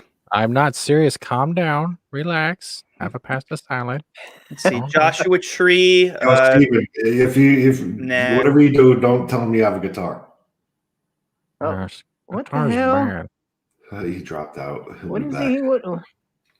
What are you doing? Are you being dramatic again? Facetious?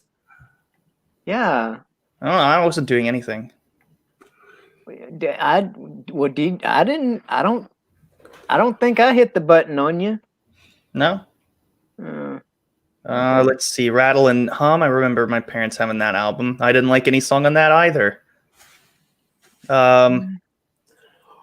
Well, what was the one that I actually did kind of like?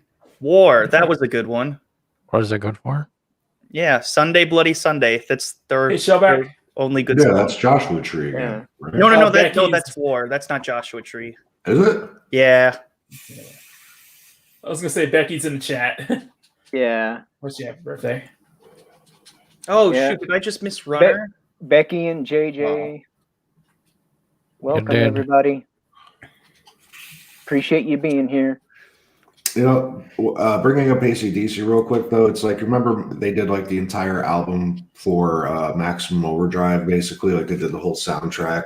Then you have 1987 Batman, or what was it, 87 or 89? 89. No, 89.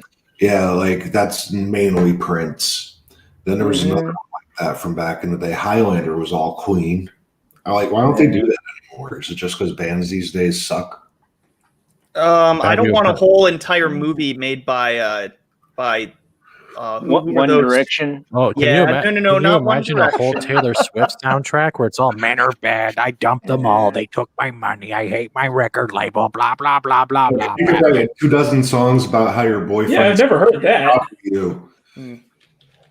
Shake it off. Shake it up. Oh, I think the Weeknd should do one, but it could be all about how he never won. He always got Yeah. left out of the awards. It could be like a whole soundtrack about complaining. Or a whole soundtrack about him, Yeah. him recording songs for 50 Shades of Grey. Dude. That's a job, you know. So that Doing so much for adult movies. You just sit in a booth going. I want that job. It sounds really easy. So is it just me, or did like all his masked dancers on the halftime show creep you guys out too? I didn't watch the Super Bowl. I didn't see it, so. Oh man. Wait, there was a game yesterday? Supposedly. Yeah, the Supposedly. big one. Yeah. All I know is that Buccaneers supposedly won, so I could support that. All I know is that Brady's the GOAT. He's the GOAT. I don't know who played who. I missed out on this whole Bruce Springsteen mess, but he's a liberal moron anyway. Guy recorded Born in the USA, and then he's just like, "You ain't bad." Like, okay, screw you, pal. Hypocrite. Yeah, his $300 concert tickets and ram them back up your ass. Yeah, they had him for they had Bruce Springsteen for a Jeep commercial.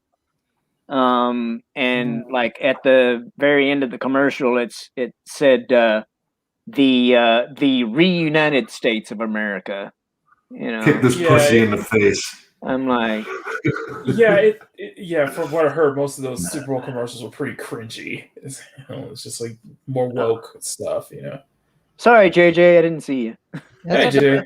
You got a cool ass background. They really need to improve the layout of this StreamYard page, because that sixth person is like hanging down too low. Yeah, and you don't see it unless you notice the little scroll bar on the right. Yeah. Right? Happens all the time. Well, you have it where if somebody joins in, it goes bloop. Yeah. Yeah, I just wanted to pop in and say hey to everyone. Happy birthday, Shellback. I hope it's been a good day. 50 years old, man. Not bad. Yeah.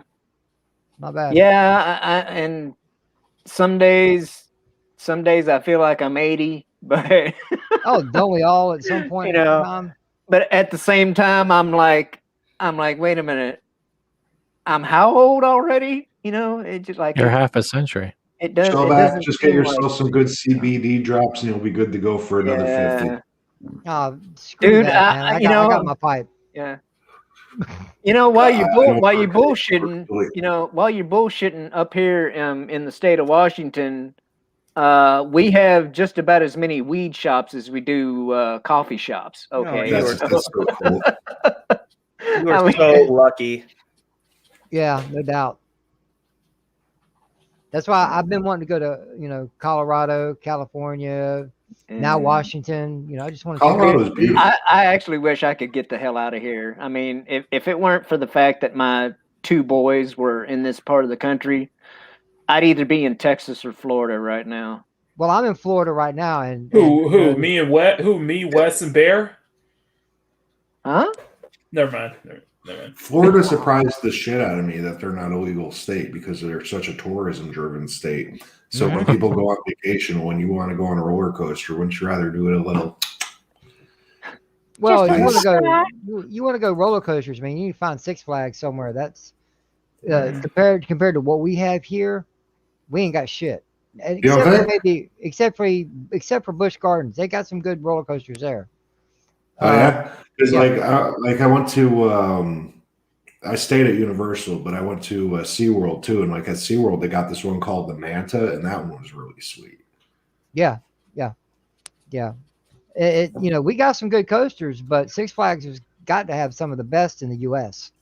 Mm-hmm. Now, Busch Gardens, that's like more south down in Florida, right? It's in Tampa. Like Orlando. Yeah, Busch Gardens is in the Tampa area. Yeah. So is that like 50 miles away or something? From Orlando, it's about maybe a 45-minute to an hour and a half drive, depending on how you drive. Because I know I can make it from Orlando to Daytona in 30 minutes. Yeah. That ain't bad. I haul ass. I haul ass. Yeah, well, it's just like here, like going to Seattle. you know, sometimes it can take you like over 2 hours, and sometimes you can make it closer to 1 hour. You know, just depending on you know, whether you get to go speed limit or not. But yeah, I mean, it's. I mean, you know, we've got a. You know, we got a lot of people that, and I don't really want to turn this whole thing into like a little political deal, but you know, we had a lot of places go red this past election, but you know, the governor is still, you know, a Democrat, so it doesn't matter, you know, that. You know, if the governor's blue, the whole state's going to be blue. You know, so that's why you know, the freaking bars are still, you know, shut down, and you know, you can go to the grocery store, or you can go to Walmart, but you got to have a freaking piece of freaking cloth over your face. Yeah, the napkin that doesn't do anything. That apparently now, you know, you need to wear 2 or 3 of them. You know, which I want to hear the science behind this one from all the people who are science tonight. There's none. It's like what you should be wearing a mask. You know, you know, it's gonna keep you from doing this, and then they're like, well, one mask might not be enough anymore. Who said that? Why don't we just super glue all our orifices? Get over They it. try to say the masks. Something I always say. Well, a virus is 100 nanometers. A nanometer is 1/1000th of a meter, by the way. So the mask, it's a random overlay of fibers, and the smallest random area that you can get with that is 125 nanometers. So now you have something 4/5 the size of the opening trying to get through the opening, and I could walk through that door. So then the counter to this argument is always, well, it's about the water molecules, and it's like, take a vape pen, take a light drag off of it, and then breathe it out through the mask and tell me how much of that vapor got stopped by that mask. I actually saw a video where a guy was vaping through one of those cloth masks. You know, it's like the thing is, you're either going to have to deal with getting sick eventually, you're going to pull through, or you're not. And I'm not trying to sound like harsh, like I'm not insensitive to it, but we can't live in an apartment or a house forever. It's like we're waiting for the zombies to move in. It's ridiculous. Like you're going to get sick. You're going to get sick. Guess what? We got sick before this shit happened. We're going to get sick after. We can't hide from everything. And the whole thing is that it's the people who actually pass away from this thing. They're either elderly or they have some kind of comorbidity. Yeah, but it doesn't take stupid people. Why are stupid people immune to this? What is it? What's going on? Why are so like a lot of stupid people are young. Okay, so I saw like a screenshot or whatever of a CDC not a chart, but you know, it had age, you know, like an age column, and then the percentage of survivability, right, on the other, and even the people that are 70 years old or older have a 94% of surviving this thing. Yep, my grandparents were 2 of them. Yeah, but yet we're freaking, the world is locked down over this shit. You know, it's like afterwards, my grandparents are now chilling in Orlando right now. I wish I was. They took another vacation.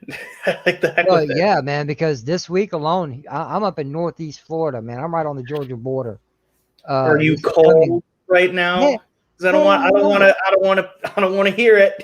No. I honestly, I'm born and raised right here where I'm at, and I love cold weather, but I've not experienced a true winter because of being in Florida. But just by the end of the week here, it's going to be almost 80 degrees. Oh There's no! 2 feet of snow 80 outside. degrees. It's so cold. Yeah, it's no, hell negative no, 17 up here with the wind chill. No, my boy Nobody, he lives up on in Alaska or some shit. And last I got night he was short- I saying got it was shorts in negative 40 degrees outside, and I was like, negative 40 degrees. I'm in I got Canada. shorts and a t-shirt on right now. My roommate's got the AC running. Yeah. It's All right. beautiful. All right, I That gotta sounds head out. It's welcome. nice chatting with you guys for a minute. Shellback, have a happy 30th birthday. The Hmm? big 3-0. It's a big one, man. It's Yeah. a big one. You finally feel like an adult. Right. 30 plus 20. I know. I Thank know. you. I remember my 30th. It makes me feel young again. Oh, come on, Justin. Anyways, have a good come one, on. guys. Good night. You're only 31. Hey, Joe. take care, Justin. Bye-bye.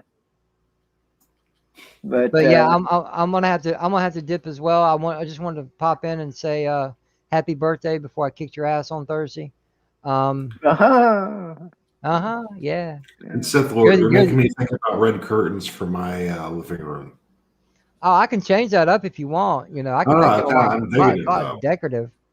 If Shell don't mind, I got some greenery I'd like to show. what? I can always, put it on the right background. Yeah. Yeah. Dude, Merca. I mean Merc. that stuff is just on the same playing field as a bottle of beer, so whatever. I go a lot of routes. Last night I did a scientific experiment on my stream because I figured my stream was going to be about just drinking and hanging out. But I was already a little tipsy. So I I took my caught part of that nutrient- last night. It looked like a creepy little book reunion. Yeah, kind of. But Fed wasn't there though. He was Yeah, I probably know. busy. But I took a pale ale, one of those Sierra Nevada pale ales, which are pretty damn good. But I put that in the Nutri Ninja cup with a quarter of an ounce of weed, and I blended that shit up real good. And then I had to do it 3 times to get rid of the fizz and get it right. But boy, does that work! Holy shit! Wow, I never thought of that. Pretty tore up last night. It was pretty great. It looked like a health shake. It was like a St. Patty's beer health shake look, but it was just beer. And Kind of weed. grabbed you by the boo boos, didn't it? Yeah, it did. I was just sitting there, no matter what I was saying, I'm like, then my dog got hit by a car. It doesn't matter. I don't mean to laugh, but the way you went, I heard some of how you were last night, but I'm just thinking about that. I'm like, damn, everything was funny, probably. Yeah, it's all good. Tomorrow's always a day, another day. Yes, sir. I agree. No matter how shitty today is, tomorrow might be the best goddamn day of your life, and there's no way to predict it. It could be even worse than today, but then the next day might be sweet. I just look at it simply. Every day I wake up is going to be a great day. Yeah, I agree. A lot of people don't get that. Exactly. Well, it can be kind of hard to convince yourself of that sometimes, though, JJ. Yeah, That's also true. Not me. A real quick story about me. I'm an insulin dependent diabetic. I take shots. Found out when I was 11 years old, and I'm 48 now. That's gotta be a pain in the ass. No, not really, because I can't reach my ass. Early on, one of my first visits to my diabetic doctor at the time, this was in 1984, he said, "You probably won't live to see 30. Wow, that's a hell of a thing to tell a kid. It fucked me up, man, because right then my life was on a clock. I lived it recklessly. But when I turned 30, to me, I looked at it as every day after that was a gift. So that's why I say every day I wake up, it's a great day. Yeah. That's a terrible doctor. I thought so too. And everybody I tell that story to had pretty much the same reaction. It's like, damn, why do you tell a And child how old that? were you when he 11. told you that? 11. You're 11. Yes. My son is 11. If someone said that to my son, he'd be on the floor in a pool of his own fucking blood and teeth. If my dad had been around, that doctor, when he said that, that's probably what would have happened. Yeah, for real. Because it's like, then the next thing out of my mouth would be like, okay, now we're going to an actual doctor. Yeah, but he did a lot of good for me, but just through the years I lived recklessly because I didn't know any better. So every day to me is a gift. You know, I try to live it as stress free as possible. I try to have fun. When I get on YouTube, when I get on camera, I try to enjoy myself. I don't get around to as much channels as I'd like to, but I love to have fun, man. I like to be entertaining. I like to make people laugh. It's just I try to have fun with it, man. The hell with the bullshit. I ain't here to play games. Fuck, you know. If I want to do You're that, playing I'll a come game back. on Thursday. Well, you know what I mean. Come on, come on. Come on, man. Come on. And I'm gonna kick his Come ass. on, I'm gonna kick man. LDG's ass. I'm gonna kick Anzo's ass. I'm especially gonna kick Anzo's ass. He's gonna hate this loss. But Come on, man. come on, man. I just have. I want to have fun, guys. You know what I'm saying? Fuck the bullshit.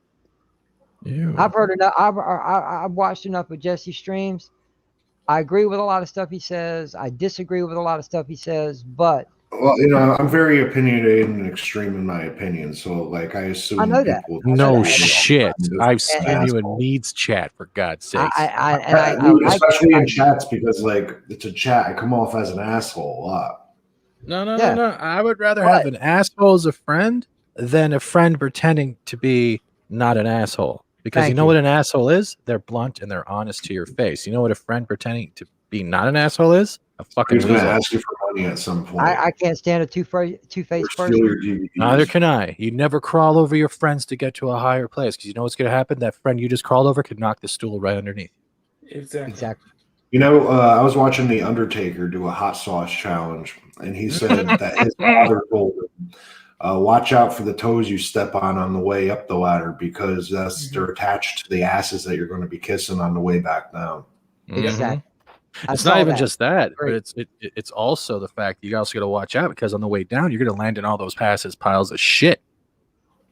So not only you get to smell like shit, you're going to then have to kiss the shit where the shit came from. just Because to get we some of weren't it. expecting it, you forgot to buy a shovel. Yeah. Or hire a guy named Watson. But anyway, guys, I'm gonna dip. McKinney, it was great to see you. I know we don't Great get to talk seeing you, much. Steven, Lorena's got you busy, man. You're doing a good job over there, man. I'm liking it. Thank you. When are you going to stop telling me to behave and become a guest? That's right. Look at that shit red now. I'm doing a stream tonight at 11 Eastern. No, I mean for future guests. Like we just put our March schedule up, and we got everyone booked within 3 days. Well, I don't know. If you're talking about coming on to Lorena's channel, I don't know. The lunch table. That's what I'm saying. If you're, you want to come on in the future. Hey, Yeah. I've been watching this stuff for a while now, and I'm like, I damn. just text everybody a link. I must be a fucking reached boomer. out to me about this shit. I would like to be on, actually. You do realize how you're talking to the gatekeeper. Hi. I like saying that. That's the only time I get to say it. Yeah, if you want a booking, just let me know. Shoot me a DM. That's the way it is. That's the way it is for everyone.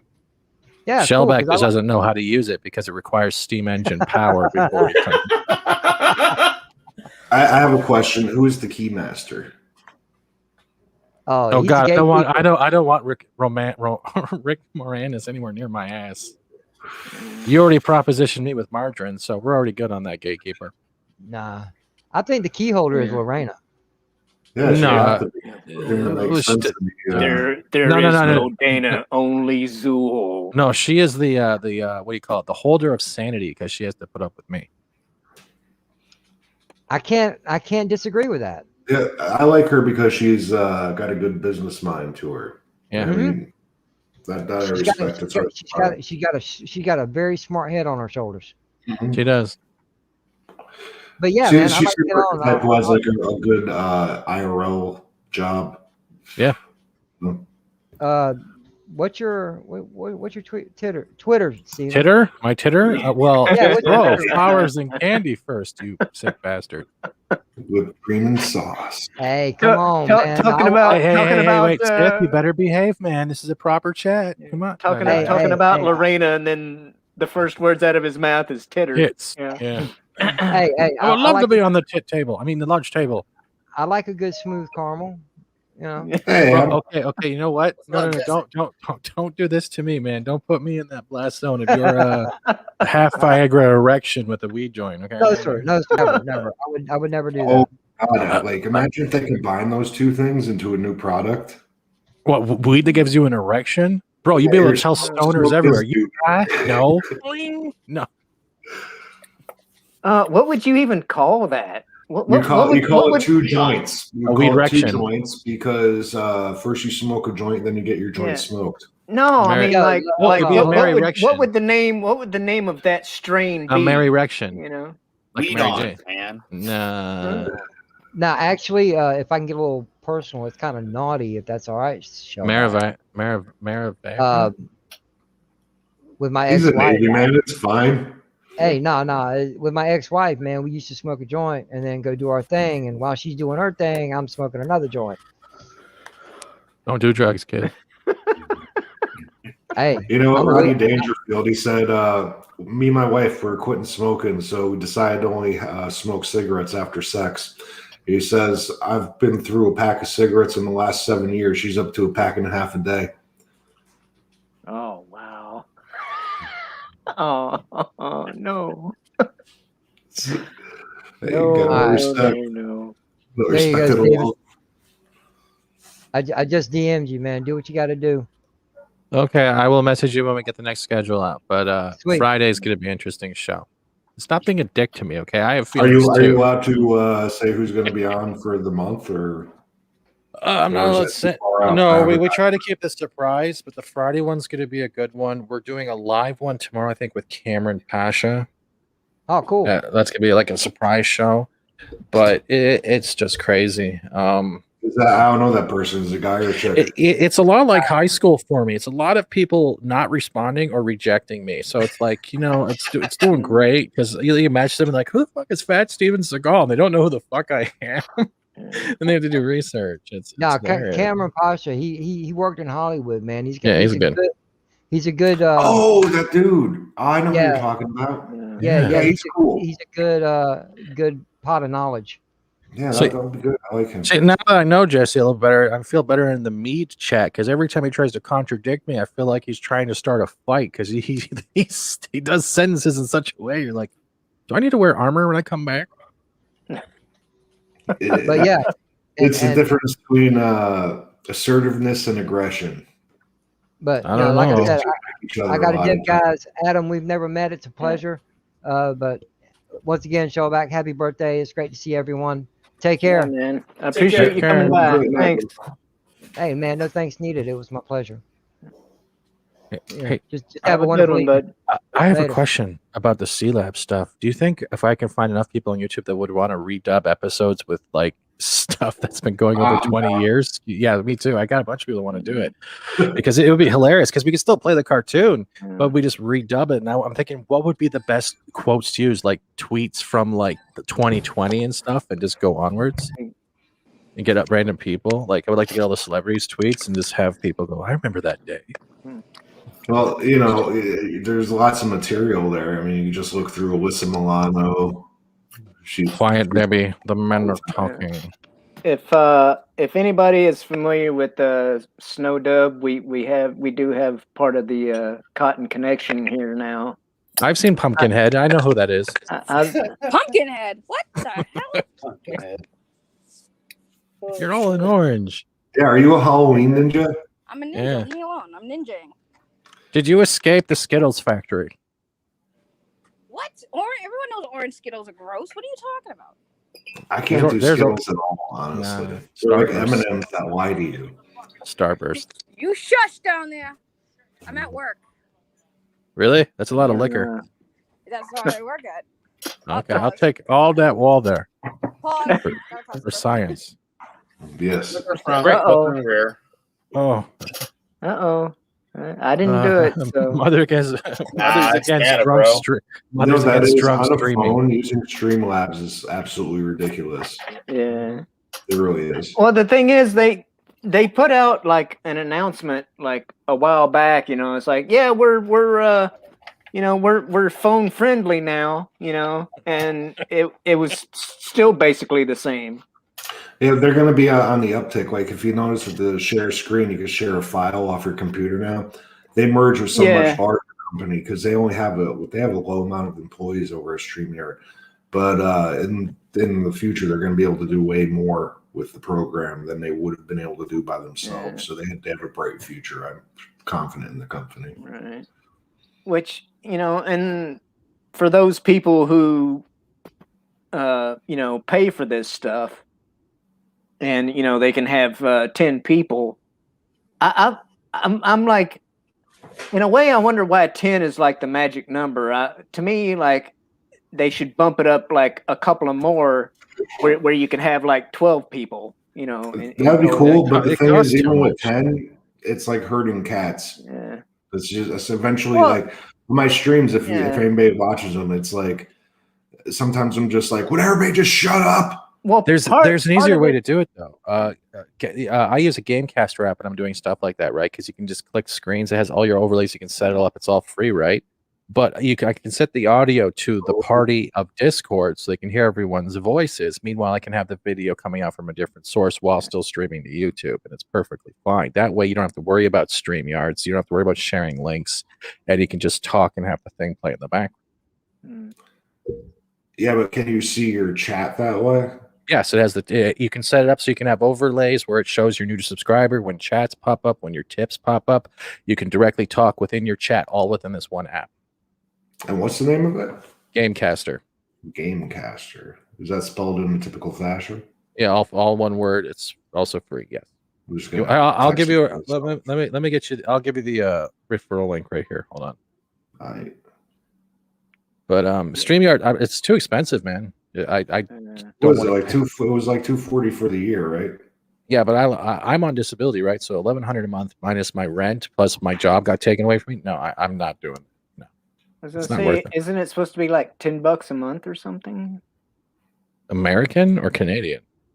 American. Yeah, that's like 15 Canadian almost. There you go, Jesse. All right. Bam. It'll take a while. Just go through the manuals. It'll link right to your YouTube channel. It can link right to your Twitch, your Spotify, and everything.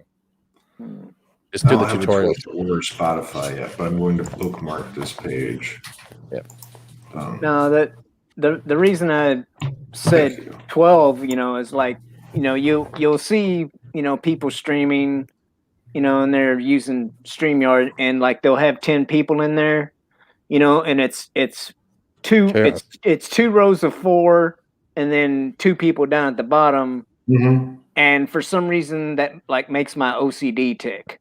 Yeah, because so I'm like, they need like 2 more people in there, to like fill up the gap, But, so I'm gonna go ahead and take off as well and give me something to eat. But I'm just happy to be here and happy to see you guys, especially Fat Steven. Happy to see you again as always.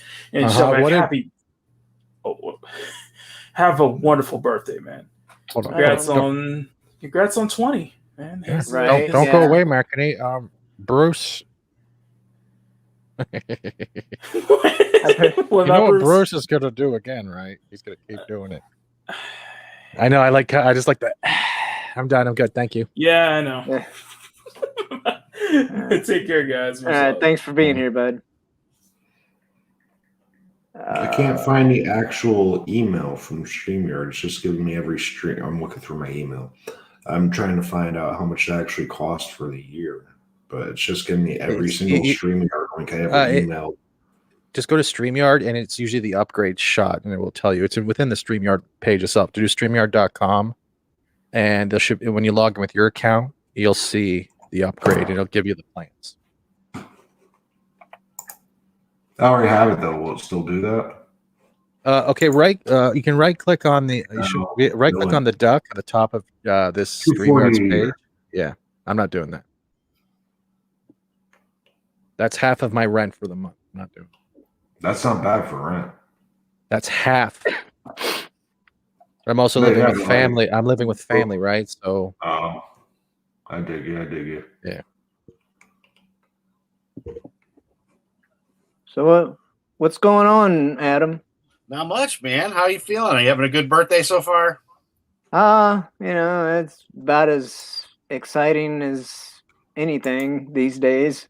It's kind of like Fat Steven was saying, you know, not really much anything to do except sit at home and, you know, wait for the world to end. See, But it's not. You can sit at home, wait for the world to end, and look at those beautiful turtle cars I sent you. Yeah. It's not even that, right? I'll be honest. Like I've said this to a few people. I live with my dad, right, because of the way disability is. So our relationship's actually become stronger, right? But he's retired, and he can't go out. His bar is closed. He can't do like the normal like just going out and enjoying the day, right? And me, I get to not only watch him die of boredom. It's frustrating because there's nothing to do. Let's hire an Uber and drive around the block. That's not really going outside. It's everything. So the only thing nobody could bust your balls about anymore is going fishing, camping. Oh, unless the fish start like holding signs going, "Where's your mask?" Yeah. Plus, it's February. Yeah. But Shell, you'll pull through, man. You got a lot of people who have come here to support you, and none of them have been your parole officer, so it's been a good night. His youth counselor. That's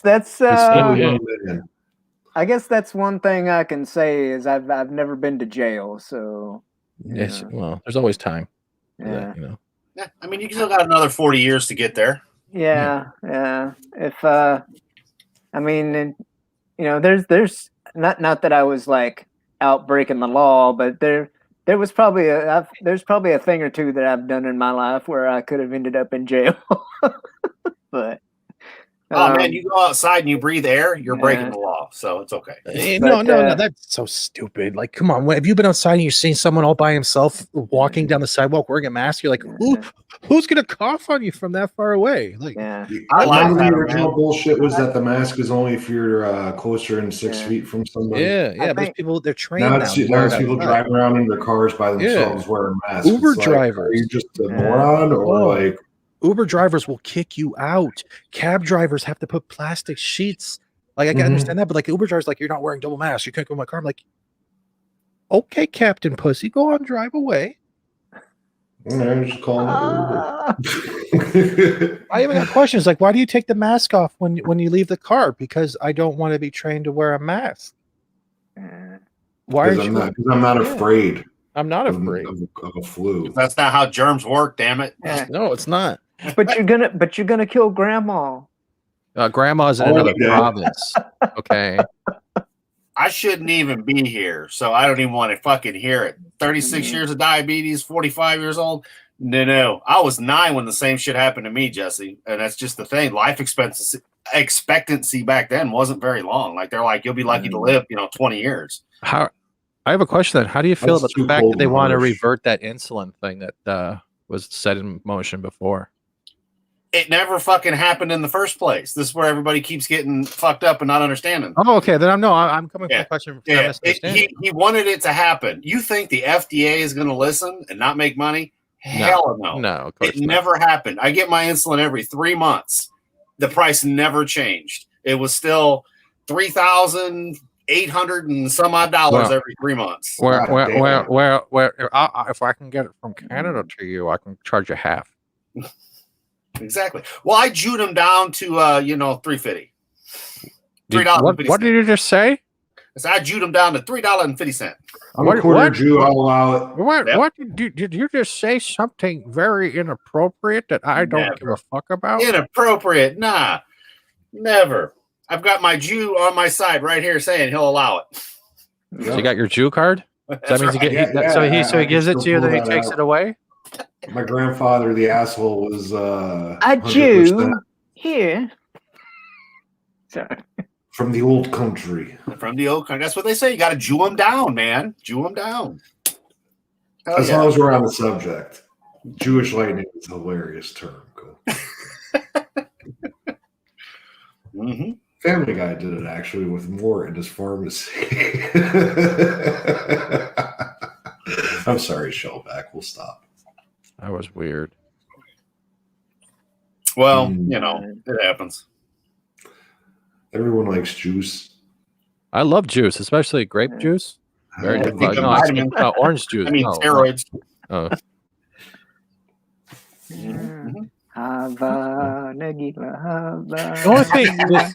The only thing Have that the some lockdowns tequila, has trained then me you all fall down. what beard to grow. That's the only thing the lockdown's given me chances to practice. And I I'll just say one shaved thing. my shit the other day. It was like getting a dog off of my face. It made me so happy. Herbal essences, I'm not gonna lie, when you're in your beard and after you're done, it makes into this like the softy little pillow under your chin. It's great. Then you get the beard comb out, and I can't stop combing with the beard comb. So nice when you hear this. You know what I'm talking about when you hear the See, my beard just looks like a berserker homeless guy beard. Well, that's what I look like. I mean, keep in mind, this is, I Your trim shit mine is right and all of tight. it. So you got the devil beard. Mm-hmm. Yeah, the horns haven't come through yet, though, my friend. Yeah, you gotta have the surgery for that. They just put these little plastic cones under your head. Mm-hmm. Mm-hmm. Oh, yeah.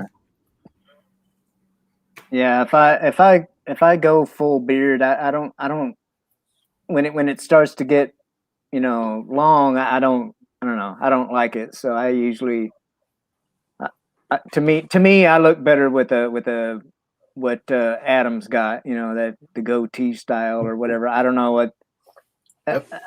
Although I think technically it's a goatee without the mustache. If you have a mustache, they've got some other fancy name for it. I don't know, but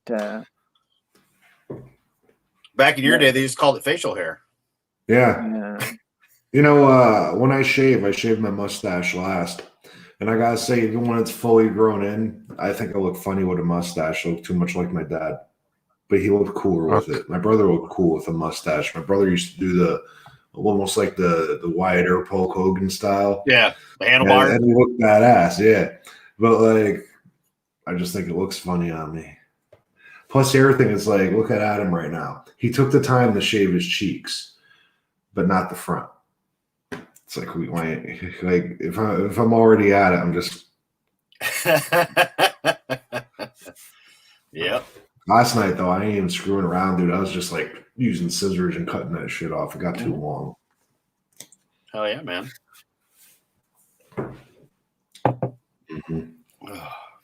Because I hate shaving. That's no joke. I did it for years, man. For decades, I had, working places, you had to be cleanly shaven and shit. And then I turned into a bum, and I'm like, hey, I'm retired / on disability now after being disabled for 15 years and finally getting on it. But I'm like, okay, whatever. So yeah, but now you look like you should be singing in a blues band. I know. You got the look down pat, man. You just got to get the microphone, go for it. Find some dudes who actually know how to play real shit. Well, it's because I'm a soul man. I used to know how to play that, but I can't remember. It's just a dun dun dun dun dun dun dun. Why do you think I have so many musicians as friends? You, Peabody, look, we know quite a few other people as well, all in the mix that are all musicians. I don't play an instrument, but music is fun. Who's screaming? Grant, that would be Batman. Okay. Yeah. It kind of sounded like somebody was letting the air out of a balloon. Or they saw me. What are you watching, the animated series? That's good shit. Animated series on. There's a steam train, so that's probably what it was. Oh, somebody help! The dogs. Why do you think they're so quiet? They're watching Batman. It's a small thing, but the way he moves in that show, I think made a lot of it because it's his mannerisms are so purposeful. You know what I mean? I still haven't really watched it. I've only seen bits and pieces of it. Oh, if you've never seen it before, it's definitely worth a sit. Because they're not stupid stories. They're usually good stories. I was asking somebody because once upon a time I came across Batman versus the Ninja Turtles. Mm-hmm. And although the animation or the style of the drawing of the turtles kind of drove me nuts. Oh yeah. It was a good show. It was a good movie, right? The story was good. I like the fight. And I was talking. Why can't I kill this guy? Yeah. but I was talking to some people, and I'm like, okay, I know that there's these other shows out here, and I'm like, should I watch,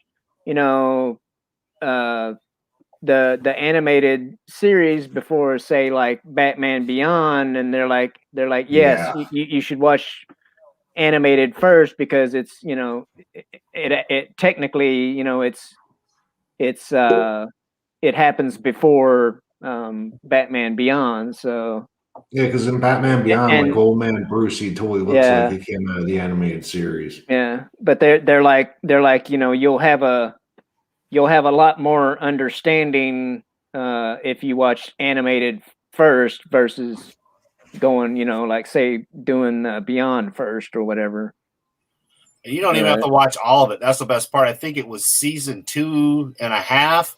All of a sudden, that's when the stories are not as good and the animation changed and went wonky. That movie you're talking about, like, the story was great. The story was good, but the animation was kind of wonky. I will give you that. It was definitely one of those where you're like, but overall, it was a great story. Well, like, I forget who it was, but they're like, they didn't like that like all the villains turned into some sort of animal thing or whatever. And I'm like, I told him, I was like, that's one of the things I liked about it. It's I'm like, with you. Yeah, I thought that was kind of cool using their quote unquote inner animal came to the surface or whatever.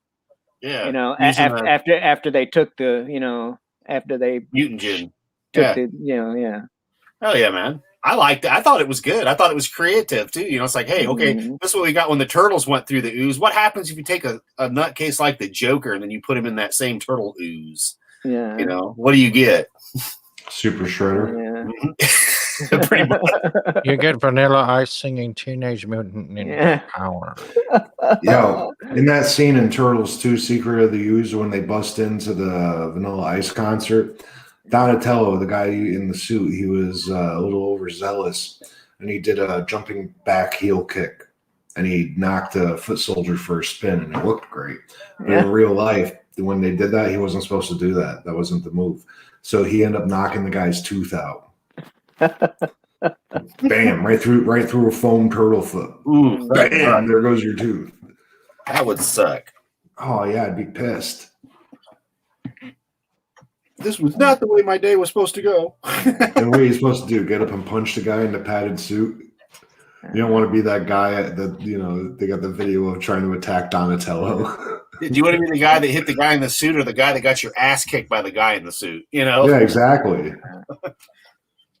It's like half the time in those old in the first movie they used, who was the kid? Ernie Reyes Jr., who was in the second movie in a lot of the fighting scenes, because he had the physical capability of doing it. Yeah. I mean, how hard? Like, you see those costumes. Could you imagine trying to do a backflip in that costume? That's insane. Yeah.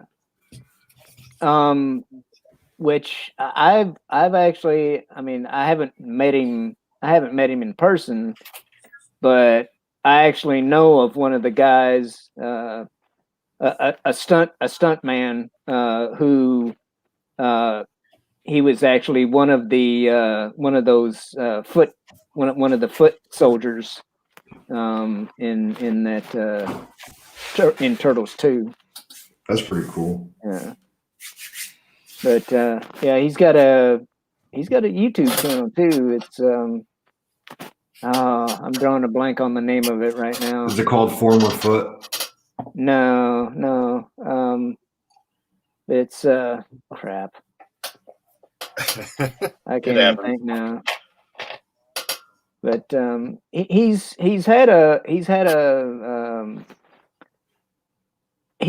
rebooted it like a time or two, like there for a while, because he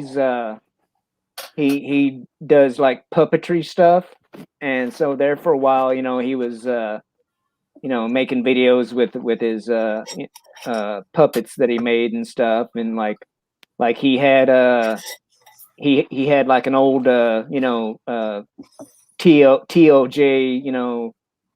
old man Jake Skywalker or whatever puppet. but Like Muppet style. yeah. But and he at least part of the time at Disney World, he is the voice behind. He's the voice for Donkey at one of the little things at Disney World. He's pretty good on the voices too.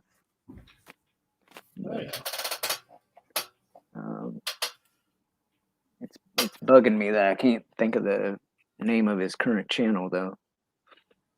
But Self-defense. I think yeah, I think on Twitter you can find him. It's like at Grumpy Luke 1 or something like that, or and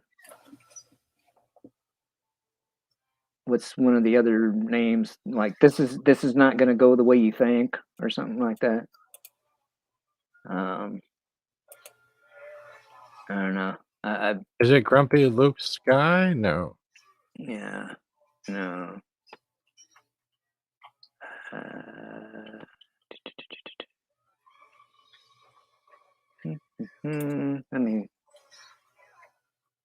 me look it up.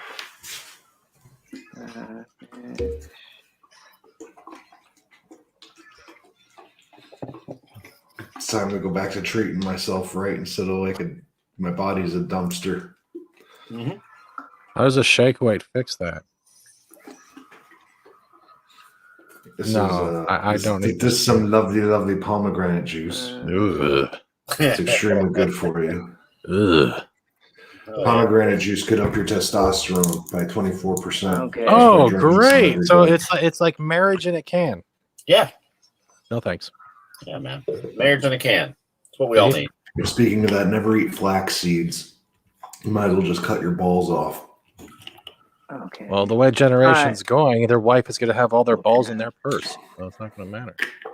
So, so it's that guy's channel, or actually his Twitter is pro movie breakdowns, and that's the name of the YouTube channel as well, Pro Movie Breakdowns. And on Twitter, it's at This Is Not Going 1, because at one time his YouTube channel was called This Is Not Going to Go the Way You Think, or something like that. Right. But me. Do you have all those comics up there with magnets? No, actually, they're see-through thumbtacks.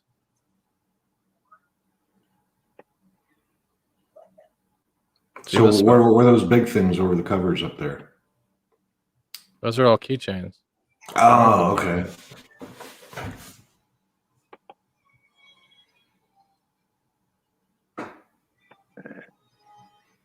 Yeah.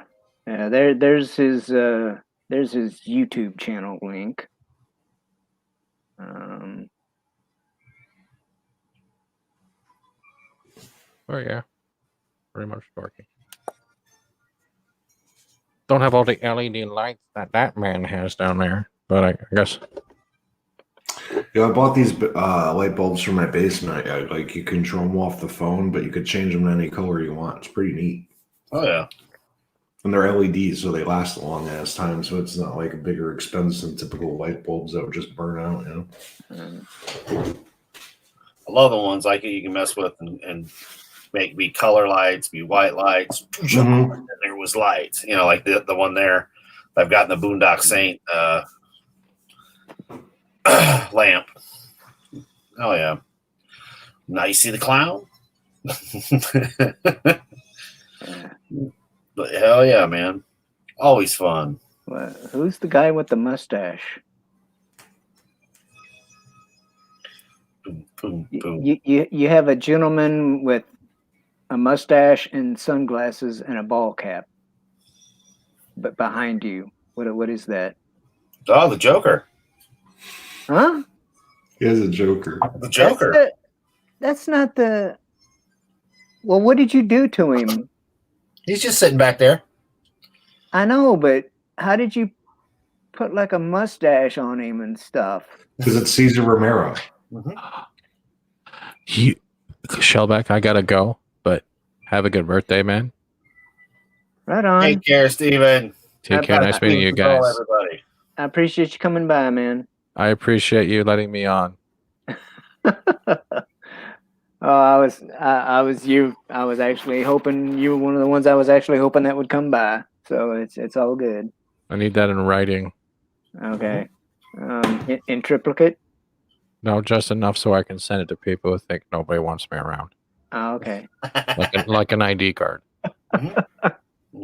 Well, feel free to clip that part of the stream, and you can. I will after I get the lube ready. You all have a good night. Right. Take it easy, guys. Have Goodbye, a good chat. one, man. Good night, Bye.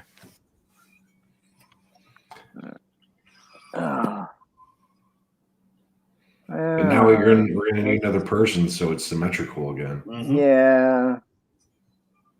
Yeah. I don't know. It's I don't know. I just, like I said, I don't know. I just wish they added like, I know it can be a bit chaotic, or it can get a bit chaotic, when you have that many people, on a panel. But at the same time, it's like, I wish they would bump it up from 10 to 12. Because at the end of the day, as the host, you can always just say screw it and just go down the whole line and click everybody on mute. Yeah. Be like, okay, now let's move on with the show. Yeah. Stop talking about 9 different topics to each other, like instead of one big topic together. Yeah. I don't know who told Jack of all casuals that there was going to be hookers and blow, but yeah, I don't have the money for that, dude. Sure you do. Just go to Thailand. Yeah. The exchange rate is great. Yeah. No, I don't know. I've never been to Thailand. I don't know. I don't feel like dodging ping pong balls though. I'm gonna shut up on that one. Yeah, I got told a few good stories from the Chiefs and whatnot. When back in my Navy days. Although by the time I was in, they had stopped going places like Thailand and the Philippines. So I would just have to settle for the sea stories from the Yeah, I captains mean, and they should whatnot. only really go to war with places with a good hooker population. It's the only fair thing they do. But yeah, it's and what was funny though is like a lot of those chiefs were married to Filipinas, so it's like they they went to the Philippines, for on liberty, and ended up married by the time they got back to the boat, but although I mean, I recommend it. Well, the thing is, if you've ever been to a like a little family, or not even a family, like a little neighborhood get together or something like that, the amount of food, if there's a family of Filipinos in the area, oh my God, the food is insane, so it's you start to quickly understand why a lot of those guys who got to go to the Philippines ended up bringing home a Filipino wife. You know. Yeah, because first off, she don't speak English, so that's great. But well, no. Hey, just saying. Yeah. But hey, AFK. But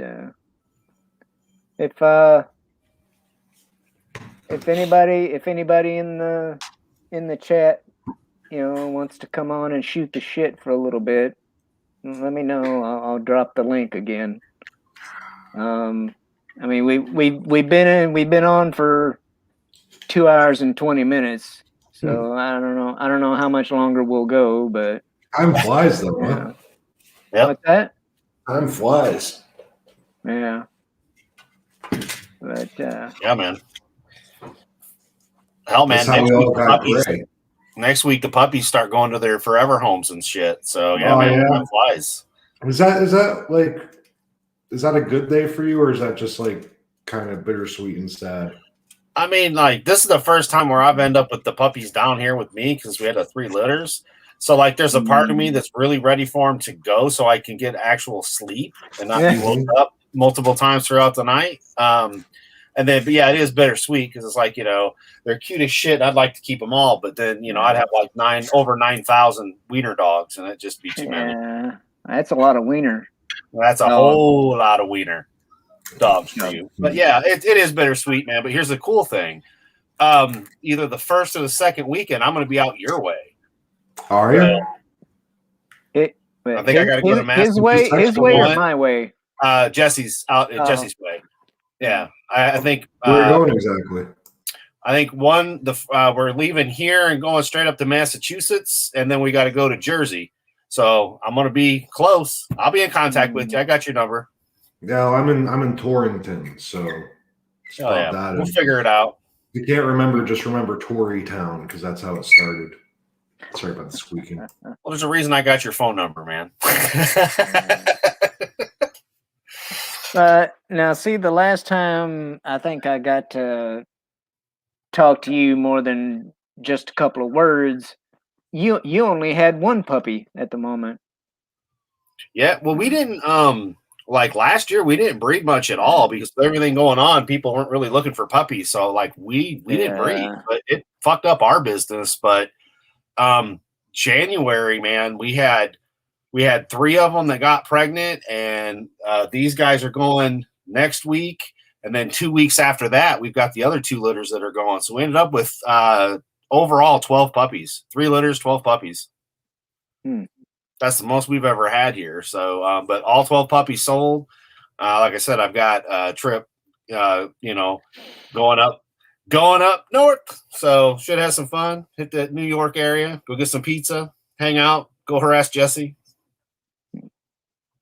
I'll cook something. Oh yeah. That's pretty much it, man. Fucking big ass dining room table. Right. But yeah, that's that. Right now, that's all I'm doing is delivering puppies and taking care of them. They're all sleeping right now, thank God, because they get loud. There's 5 of them down here, and they get loud. They're all camera hoovers. They all want to be on the camera. Yeah, my sister-in-law has been wiener dog crazy the entire time I've known her. She's they've had I think they've only had 4. Like they had the first 2 for like the longest time, and now they've got 2 new ones because the other 2 finally just reached a good ripe age, and then oh yeah, they're pretty cool little dogs, Oh yeah, on St. Patty's Day, Huggies will turn 17. So yeah, she's still just a kicking away, but yeah, she'll be a 17-year-old wiener dog. So hell yeah. You know, my mom had a cat that was 21 when it passed away. I mean, that's old for a cat, man. Holy shit. Like I said, man, she'll be 17. She's still the madam. She's still the oldest, wiener that we've got. And I've had some that died at 12, and then I've had some that died at 2.5 with complications. So it just it's. I don't have a specific age range, but out of the original 4, she's one of the original, or out of the original 5, she's she's still going. So she's not doing bad at all. Well, we had me and my firstborn, his mother. We had I think we had gotten Stanley before Ethan was even born. And he finally, gave up the ghost like last year. And so, he was like 16 or 17 years old, Right. But I don't know whether it was because, he looked like a, one of those cats that you'd see riding along on a witch's broom or what, but yeah, he was just your regular run of the mill, domestic short hair, but he was solid black, and he had the the yellow, the yellowish eyes or whatever. Mm-hmm. So yeah, a lot of superstitious people would have not crossed his path. I still don't get that, man. Yeah. Oh, I've crossed black cat paths. I've walked under ladders, and you name it, and I can't tell whether or not my life has been diminished or improved either way. So my old boss had me break a mirror that was 6 foot by 4 foot because it was taking it off the wall would have broken it anyway. So he wanted it pre-broken. So yeah, I didn't want it to explode. So I just tossed my hammer at it, kind of light, and it didn't break it. So I was like, okay, I guess I'm going to have to just go for it. So I threw the hammer into the wall to break it. And I didn't have great luck after that, but I can't say I had bad luck per se. Right. Yeah, well, and it's supposed to be what, 7 years? Yeah. Or is it 7 decades? Giggity. Yeah, right. Depends on the square footage of said mirror.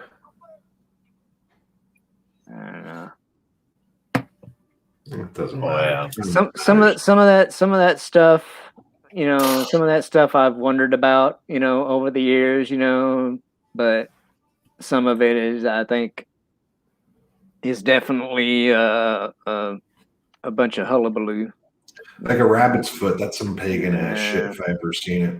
Because you're supposed to take the rabbit and cut off its foot and dye the foot red in its own blood. Well, I don't guess I ever heard that last part, but pagans, man, they were heathens. That's why we exterminated them. Personally, I think if you get yourself a rabbit, you should just be thinking about how you're making your stew base. I'm with you. Yeah. What's going to go in your rabbit stew? No.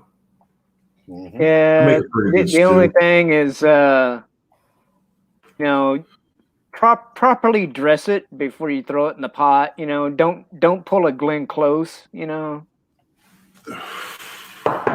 That's why I always wondered about Bugs Bunny cartoons. They're always trying to cook him entirely whole with his fur and everything right in the pot. It's like, don't you know how to cook? I don't know. Maybe they want the extra fiber, with the hair and all. But I figured a little hair in the mouth never hurt. Yeah. Yeah, right. But I mean, which it's funny, I'll talk about, in certain, company, if it comes up, I'll mention, having eaten, things like rabbit and squirrel and stuff like that, and people will like just give me the strangest looks, you know, especially you know those of the fair, you know, the fairer sex, you know, they're like oh, you ate a bunny rabbit, you know, and it's like, listen,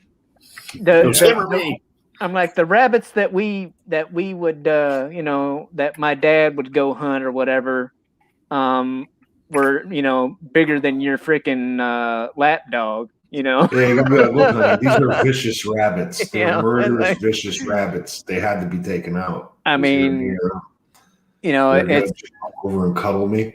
It's like you know, Monty Python, you know, when they come on that, you know, run away, you know, except we didn't run away, we shot them. But yeah, no,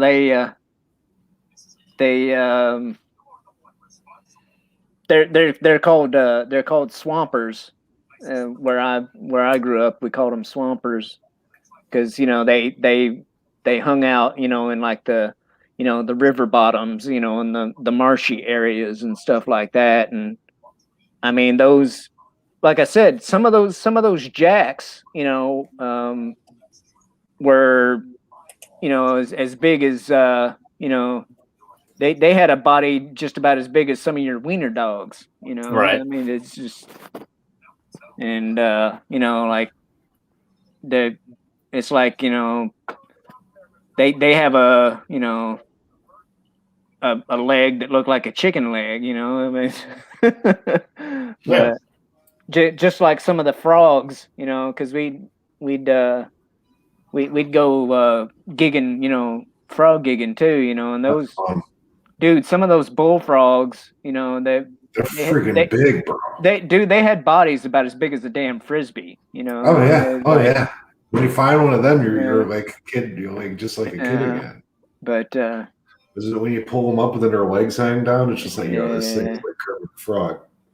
But and that, dude, that's one of the things that I like about, you know, having grown up where I grew up, you know, and you know, having eaten, you know, stuff like wild Canadian geese and you know, wild turkeys and ducks, and you know, it's like my dad was primarily a bird hunter. So I mean, you know, I you know, like I said, wild goose, duck, turkey, dove, quail, pheasant, you know, and his other you know, critters was mainly like rabbits and squirrels. You know, I for some reason he wasn't really into like deer hunting, you know, and stuff like that. But you know, I still ended up, you know, having you know, venison and stuff too. You know, because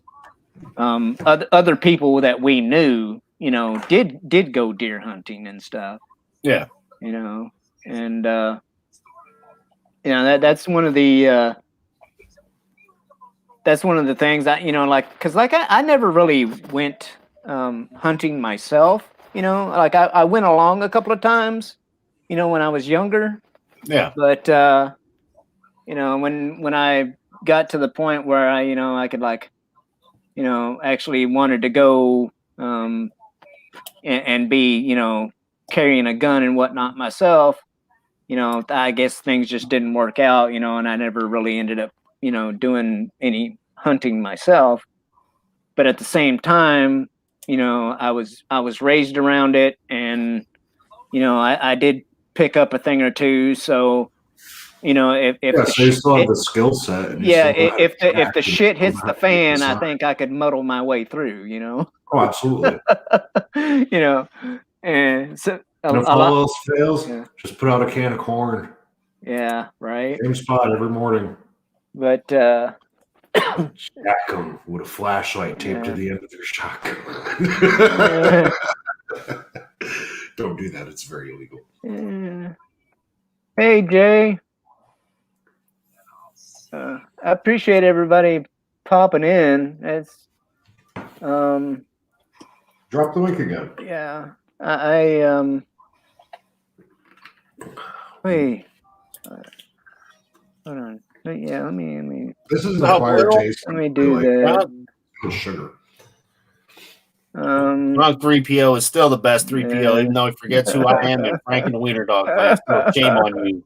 Shame on you, drunken 3PO. But we won't blame you because you're drunk. Instead, we'll have some Coke and whiskey. Say, drunk 3PO is still the best 3PO and has been for the last 2.5 years. Yeah, if Jay or AFK or Will Gentry, anybody wants to come in, I got 3 slots. I'm still low rent, and I'm still rocking the free StreamYard, so I'm limited to 6 people total. But the free, me too. That's what I use, man. I'm not gonna pay for it. I don't do enough stuff to make it worth spending 10 or 15 bucks. If anybody wants to come on and BS for a little bit, you're more than welcome.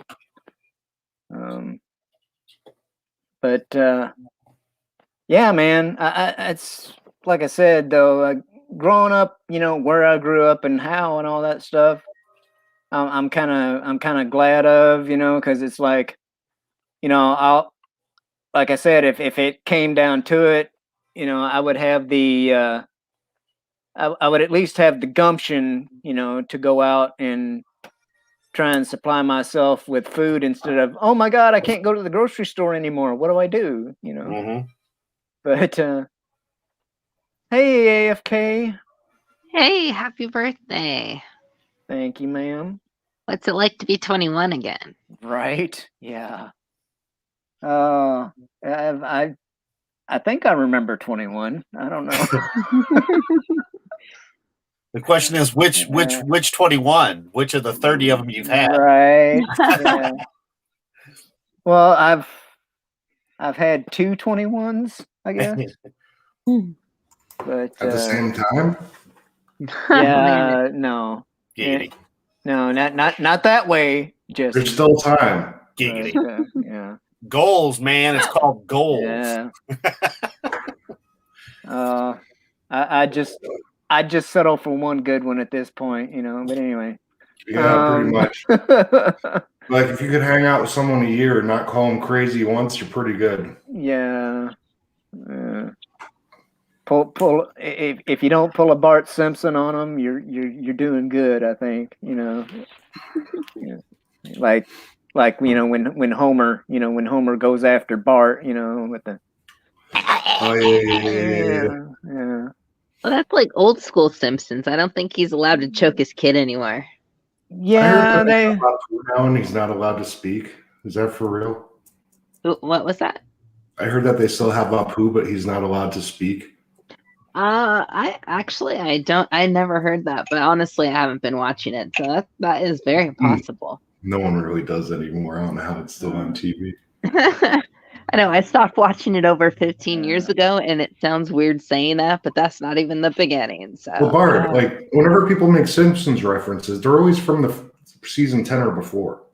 Yeah. I was just talking about it the other day, saying I miss the creativity that went into the earlier seasons, like even the musical episodes. Those were like my favorite. I even had a cassette tape back in the day to make me sound really old. That was like the Simpsons Sing the Blues, and oh yeah, I know what you're talking about. Yeah. Oh, dude. I mean, freaking cassette tapes. Shellback and I had it on LP, sweetie. So you're good. Don't worry about it. I was just about to say I remember having an 8-track tape of Hall & Oates' Private Eyes. Mm-hmm. Really? Yeah. I remember a lot of 8-track tapes. Eddie Rabbit. He loves Hall & Oates. I still don't get it. Yeah. And then the last cassette tape I remember playing the crap out of was Beastie Boys' License to Ill. I don't know that. Yeah. I love the Beastie Boys. Yeah. Very classy. Yeah. Yeah. Walking down the street with my giant boom box, blasting Brass Monkey, Mm-hmm. Yeah. Monkey. Brass Monkey Chunky. Mm-hmm. And I know, and those are like my favorite songs, like that little period of time too. Golly, I sound like such a boomer. Right. Yeah, but they were just fun. They weren't trying to like prove anything really. They're I- just fun. You know, I Mhm. almost wish, which I don't know if if I still have that cassette. It's you know buried somewhere, or it's it's across the country at my mother's house or whatever. But I just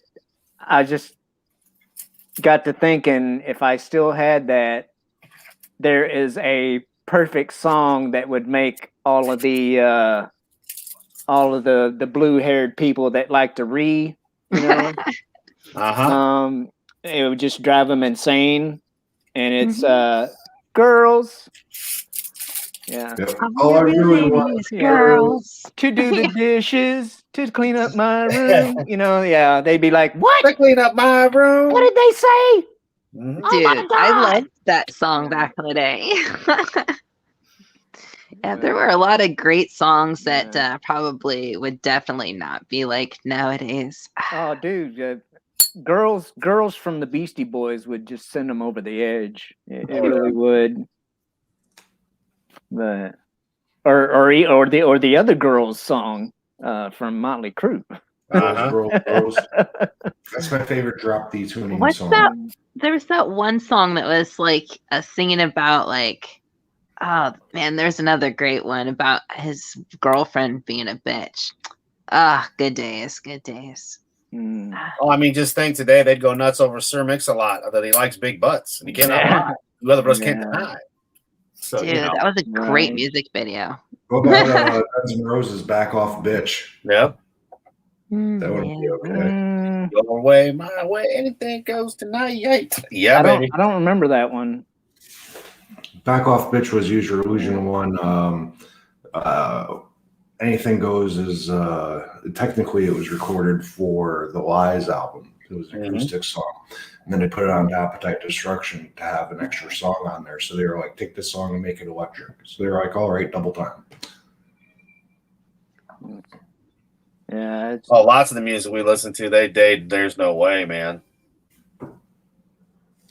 I mean, just wait. They're going to get offended by Beethoven at some point. I don't know which one, but pick something. But Mozart, they got a case for. Oh, that one song that starts with "My friend's got a girlfriend and I hate that bitch. I tell him every day." Yeah, I like that one. Too. Yeah. But he goes both ways in that, so he covers his bases. There he is. Hey, Sean, I literally have 2 minutes because I have to run the Geeks and Gamers premium stream. Yeah. Well, yeah, we all know you're a celebrity these days. No. This is job. This is work. I wish the celebrity status got me out of some of this work, but it's all good. But hey, man, I just want to tell you, I love you. Thanks for all the support over the years, man. I just got back from Disney World and recording, so I was like, I can't miss my boy's birthday. So happy birthday. Making some par carbon footage, were you? Yeah. I try to get like a couple days worth in one day, so I don't have to keep going back out there. Yeah. And well, we had a lot of the football players were all out there today from the Super Bowl, so I'm trying to find them. And Get any autographs? No, they were surrounded by security. They wouldn't let anybody get close to them. Hey, down at Disney, what's the ride situation like right now? I mean, is it worth going over there for a day or two? I like going on a Wednesday, Thursday because it's pretty empty. The weekends are disgustingly busy. So it's just really weird. Like normally the during certain seasons, it would be busy all week long, but the theme parks, I guess the whole COVID thing has affected them, where it's a lot of locals that just go on the weekend to get out of the house. So the weekends are packed. So like Tuesday, like today, everything was about 10-minute wait, and was able to ride everything without any problems. Now, do you have fast passes or whatever they have? They don't have that anymore as of yet. They do have them at Universal Studios. Yeah, I went to Universal last year with my son. I'm going to take him again down there this year. But like last time, we wasted a day at Legoland, which was terrible. I've got Really? a cheat for you. On Yeah, it the was like, fast food. like everything was like it was like a ghost town, man. But I just learned today actually that Legoland isn't even owned by Lego anymore, so that's probably a lot to do with it. Oh man. It's I was I enjoy Legoland maybe because it only takes me an hour to get there, or I'm not even an hour, like maybe 40 minutes. I can go in and do what I got to do and then leave. Yeah, And, it's pretty much how it is. It's like a walkthrough thing. Yeah, It doesn't- yeah. So when they do like Right. some of their special stuff, I enjoy it because you get free stuff. If you go on certain days, you get free stuff that you could sell on eBay for like $100. Hi. Yeah, because they give away like special Lego stuff that you can only get at the theme park and when you walk in, and so like the collectors are just like crazy for it, you know. So they're just people that live out of the area. They're like, did anybody get this? Anybody get this? I want it for my collection, and they'll pay ridiculous amounts of money for it. Yep. So, but today I spent the day like at Galaxy's Edge and just going over some of their new food menus and stuff, items and stuff. Well, But- hey Jay, before you take off, and I don't know. I'm sure pretty much everybody on the panel and even in the chat has already heard about it, but please talk about Wednesday.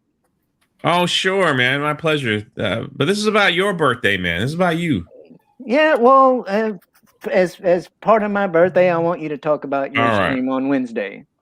All right. Yeah, on the 10th, Wednesday, 7 p.m., we're going to raise as much money as we can for to end human trafficking by supporting the organization Underground Railroad Rescue. I keep getting them backwards. Underground Railroad Operation Rescue. Underground Railroad. Operation Underground Railroad Rescue. Yeah, that's it. And they rescue not only children but adults and people that are stuck in the slave, in whether it's sex trafficking or just human labor trafficking and stuff. They do in America, all over. So They they cover do it. America as well because a lot of that's just overseas. But just last year there were so many. Oh yeah, people they rescued in did a America. huge It was good. they did a huge thing in Florida here because there was an issue. Where actually, North Florida where they broke up a ring. So it's a great organization, and YouTube was working with YouTube and one of their features. We were able to hook up that live stream to where people give super chats. The money goes directly to the organization. I don't see it. YouTube don't see a penny. It's kind of cool how we got all that worked out. And What'd you have to do? Go through an entirely separate company or something? no, they have a feature, but that you could log in and request it and get all that stuff taken care of. And then but the thing is you got to get your charitable organization on there, which could take some time, and getting people from the charity and YouTube all connected and stuff. It just came together really well. So I was very pleased, and I opened the room a little early, and just to see how it's gonna go, and things are going well. So I don't know what's gonna happen. I do know the family out there isn't familiar with any of these news stories. I mean, just last year in Ohio, in one of these takedowns, they managed to rescue 117 people. I mean they're doing it. It's the number. It's human trafficking is the number 3 of the biggest businesses in the world, illegal businesses in the world. So there's a lot of money. I personally have a stake in it. In seeing it firsthand when I was in Haiti after the earthquake and seeing all these kids just being stolen from their families. And what do they do? They just roll in and take people? In Haiti? After the earthquake, there was so much chaos. They don't have a military or police or anything. And that people were just like showing up as relief aid workers and just taking kids. They estimated about 27,000 children were taken out of the country and taken all over the world for who knows what. Terrible. So yeah, it was awful. We found a lot of them actually in the Dominican Republic, and we were able to do things. Yeah. So you see There's the donate button there, but if you go to like the super, dang, I already raised 820. Wow, that's amazing. I didn't even. That's amazing. Yeah, man. That's you guys are amazing, absolutely amazing. Yeah, Michelle, I clicked on it. I appreciate you letting me talk about it, but happy birthday to you, brother. You have been an encourager, supporter, a friend ever since I've known you, and I, you're one of the good ones that more people should know.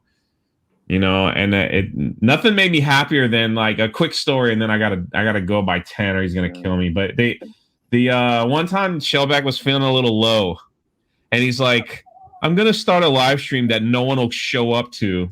And I took his link and threw it all over Twitter, and he ended up with the biggest party with Anna the Star, with all these people showing up. Dude, he was like, Jay, I'm gonna kill you. Dude, like, Anna, and seriously, this was like after midnight my time, okay? And Anna talked movies with us for like an hour and a half. Mm-hmm. And it made me happy that your day was made. It made me happy. Well, it's because you're all good people, man. That's the thing. Yeah, and Shellback was all sad. He was like, I'm gonna go live that no one will show up because I'm nobody. I'm no this. And then sure enough, I'm like, oh really, Shellback, oh really. And I just started throwing it out there like Twitter and I threw it all over the place. I was like, everybody click on this link and go say hi. He's like, what did you throw the StreamYard link way out in front of everybody? Right. That was a funny day, man. I'm glad. Yeah, I'm glad you enjoyed it. But as soon as Will pops in, that's my exit. AFK, all y'all, Jesse, all y'all. Y'all have a great one. Happy birthday, Shellback. Love you, dude. Love you too, man. Good luck on raising money. Oh yeah. Appreciate it. I appreciate all y'all. Take care, Jay. Will. Sorry, I'm suppressing my dog at the moment. Yeah. That dude's always doing something for somebody else. Mm-hmm. What's up, Will? Happy birthday, good sir. Yeah, appreciate it. Will M and F and Gentry, how are you, my friend? Well, is it like Tuesday morning for you yet? Yeah, it is. It's 3 a.m. Tuesday morning, so I can't stay long. I wish you were giving me missions in the video. Are you about to hit the sack for the day or night or whatever? Yeah, no, I've got to go to bed soon, so I can't stay long. I just wanted to pop on, right on. say hi. And How say are things across the pond, man? Oh God, don't ask. We're still officially in full lockdown here. Oh God. Man. Yeah, we came out of sort of in my area because they've zoned it off into areas. Yeah. In my area, we came out of full lockdown into just sort of semi-lockdown. Yeah. So more than just like food shops were open. Some restaurants were open, hairdressers were open. But then when it got cold again, and obviously more people caught the flu. If you don't, because I can't remember if I've ever asked you or not, and if you don't mind me asking, are you like, say, in the Metro London area or what? My life, like it says on my Twitter, is an open book. You can ask me anything. Whether I answer or not is an entirely different question. Okay. But no, I'm in the north. I'm nowhere near London. Oh, okay. I'm officially about as far south as you can get and still be classed as being. So you'd definitely be like how far away from, say, like Newcastle are you? From Newcastle, probably about a 3-hour drive. 100 odd That's a hell of a beer run. Miles. 3-hour drive in England, you could be in Scotland, couldn't you? Almost, yeah. I mean, yeah, from where I am, Scotland is probably 3.5 hours away. Well, it took me 3 hours to go up to where my uncle and grandma lived, and they're not far south. I just know that Newcastle. Well, I guess the Newcastle upon Tyne, whatever, is up in that direction. So yeah, that's up in the northeast. Yeah, I just know about Newcastle brown ale. Yeah. But which I may have relatives in that part of the world. No, brown ale and the Geordie accent are the two things Newcastle is famous for. Yeah, Bone wants to know, are you by Stonehenge? Nowhere near. Stonehenge is down. Stonehenge is down where the posh people live, down south. There's a really awesome song about Stonehenge that was done by the people who did the Fox song. So it's pretty fun. Just saying, because you're talking about Stonehenge. Maybe one of these days before I kick the bucket, I'll make it over there. Because like I said, I very well may have some relatives that still live in that part of the world. I like the way you say may have. Yeah. You sound very unsure about that. Well, I say may have because I haven't done any like official like genealogy Ancestor.com searching or whatnot. You don't want to give your DNA to a corporation? You know, like what I have done is just like, like I've gotten online, hey, Mr. Peabody, long time no see, buddy. But like I've gotten online. Sorry. I have to run off. I'm sorry. Oh, okay. My phone's about to that's die. cool. That's cool. But Thomas wants to say happy birthday to you too. Well, thank you, both of you. I appreciate it. All right, have a good night. Yeah. Don't party too hard. Right. Yeah. I heard it was your birthday. So how old are you now? Yeah. Same age as you. It's the big 5-0, dude. Cool. Oh, you're in the club then. Yeah. It's the final countdown. Downhill all the way from here, man. I'll be there eventually. But no, Will. I got on the internet one day and just did some Google searching and stuff. And I don't know who the hell. I'm getting a echo from somebody. Is it me? You still got the YouTube stream line. It's Peabody. It's because he's got his speakers behind him. That's the way. Row your boat. Okay. Lay in the cobber. It's the Peabody. Tell him, Mo. Tell him, Mo. It's Mr. Peabody. It's always Anyway, Mr. Peabody. I got on Google one time and like typed in my last name and was reading a little deal about how it had originated in England after the Norman conquest of 1066. So, well, that's the last time we were successfully invaded by anybody. Yeah. So I'm guessing that I've got some French and some Norse ancestry as well, because that's what the Normans was descendants of the Vikings and whatnot. So. Well, I mean, all of Northern Europe basically is all intermixed, really. If you go back far enough, yeah, we all come from the same Germanic tribes. Yeah. Ah, well, they're getting frisky. Yeah, that would be the puppies. I had Mo up here for a little bit, but they were all waking up. I was like, yeah. What was that? Was that the mama? No, the one I had up here earlier, that's just Mo. That's one of Frank's sons. Wow. He's 7 weeks old. We call him Mo because in 2021 we need Mo White in the White House. Giggity. It's all meant for fun and jokes and But no, Mo like the Three Stooges.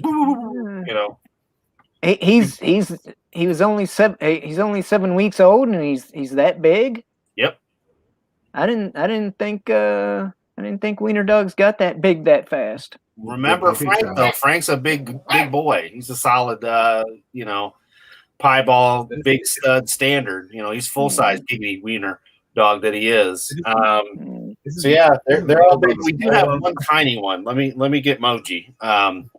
He's just this itty bitty little fella, and a whole lot of fun here.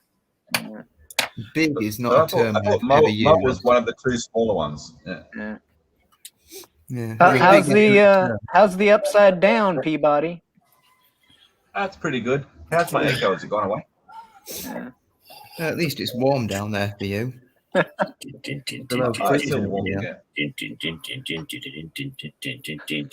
birthday, Shellback. I'm Larry. Moji. Yes, I'm little Moji. Everybody needs a little wiener. Giggity dog. Giggity. Oh, Dude, I be happy with the little wiener. I love the look on the face there. He's like, "Why are you holding me?" He's like, "What is this crap?"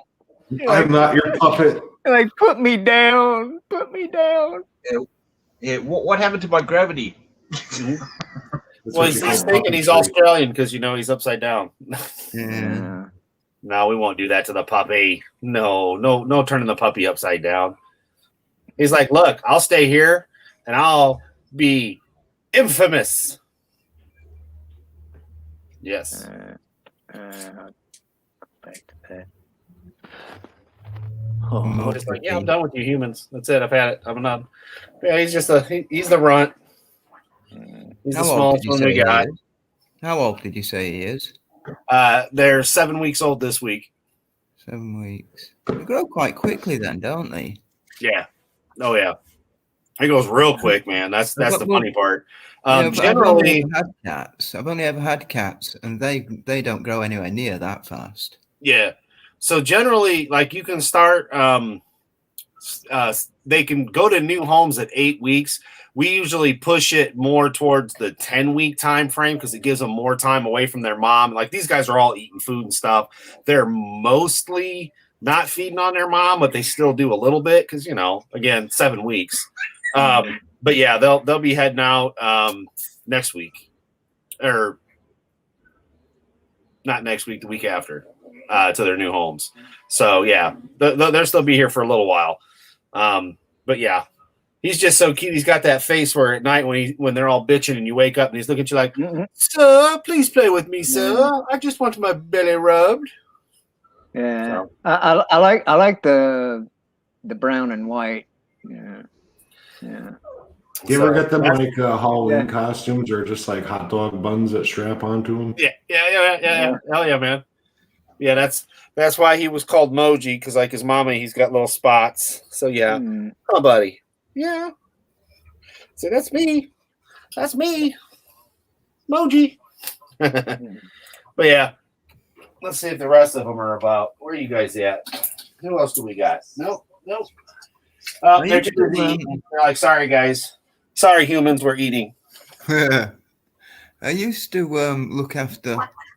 When I was young, my family's always been sailors. I'm talking small dinghy sailing on inland reservoirs.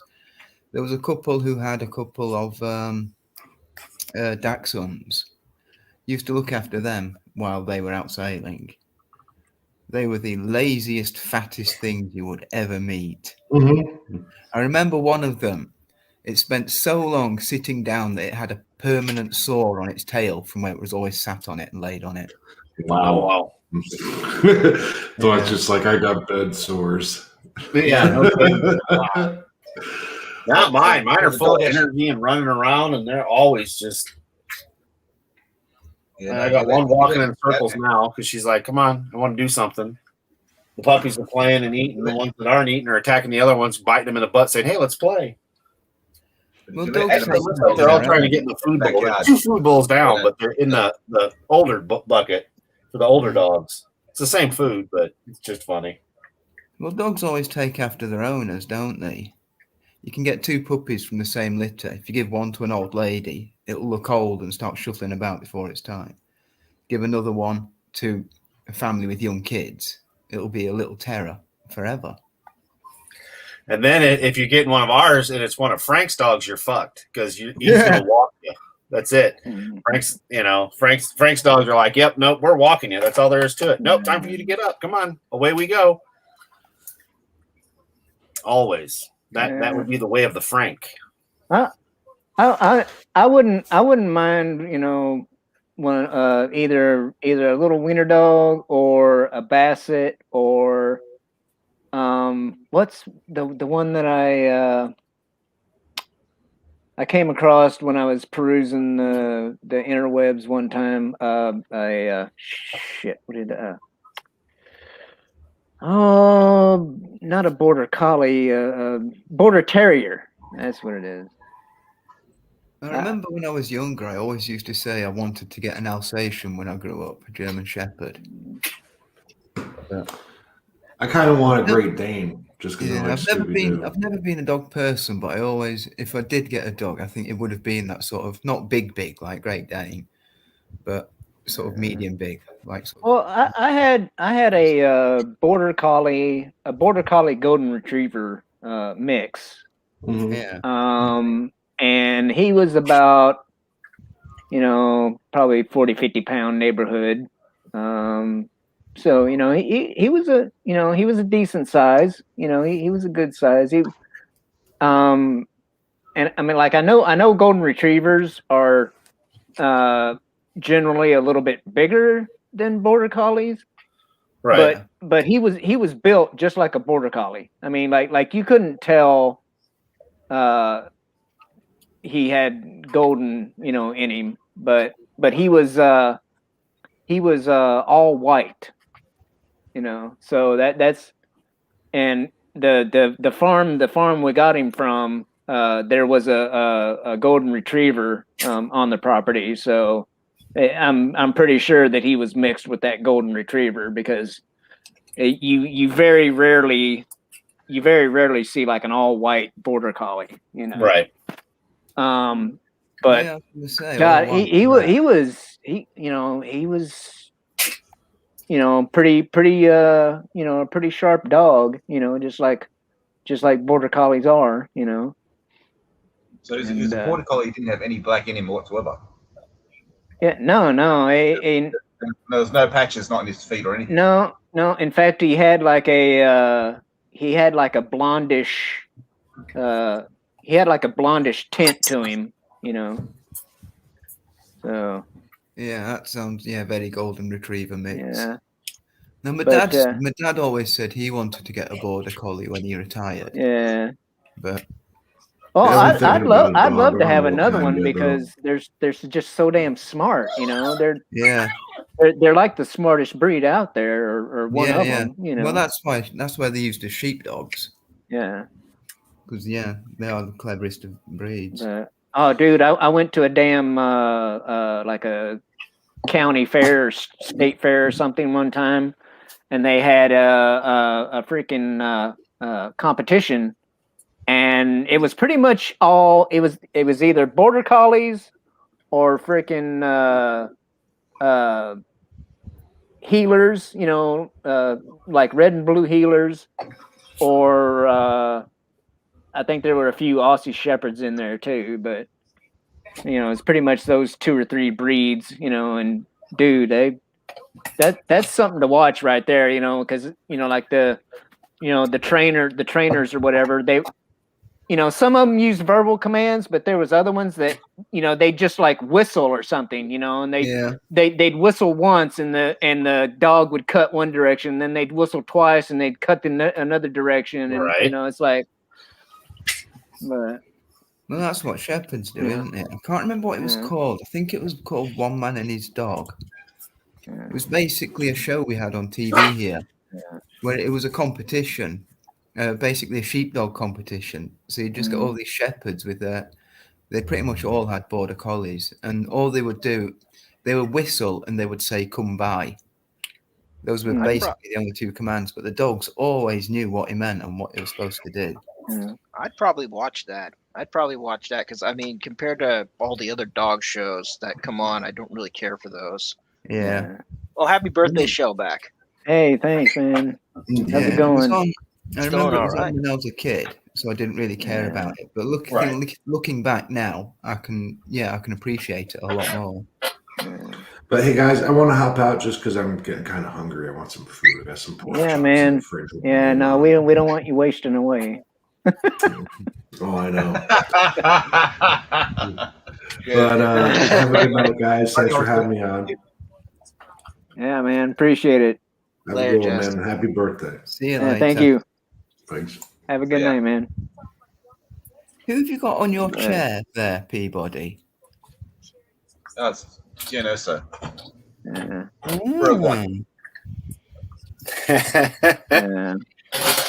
The infamous Yeah, Jen Nursa blanket E- that my even- wife made for him. Yeah. Yeah, Even though that was from Adam, and as soon as I got it, I put it on my chair, and it's been there ever since. That's been for a couple years, yeah. Yeah. Yeah, even though it was kind of a stolen story, you know, it's still probably the best Disney Star Wars movie they put out. You know. Yeah. What do you mean a stolen story? The Dirty Dozen. The Dirty Dozen. because That's exactly what it was. Well, according to the books, Kyle Katarn was the guy that got the plans to the Death Star. Well, also they got Jan Ors. Man. Yeah. Well, I'm Books not don't into count. I'm not into the books, but I did see a comparison with a character called Jan Ors to Jyn Erso, and it's basically the same character.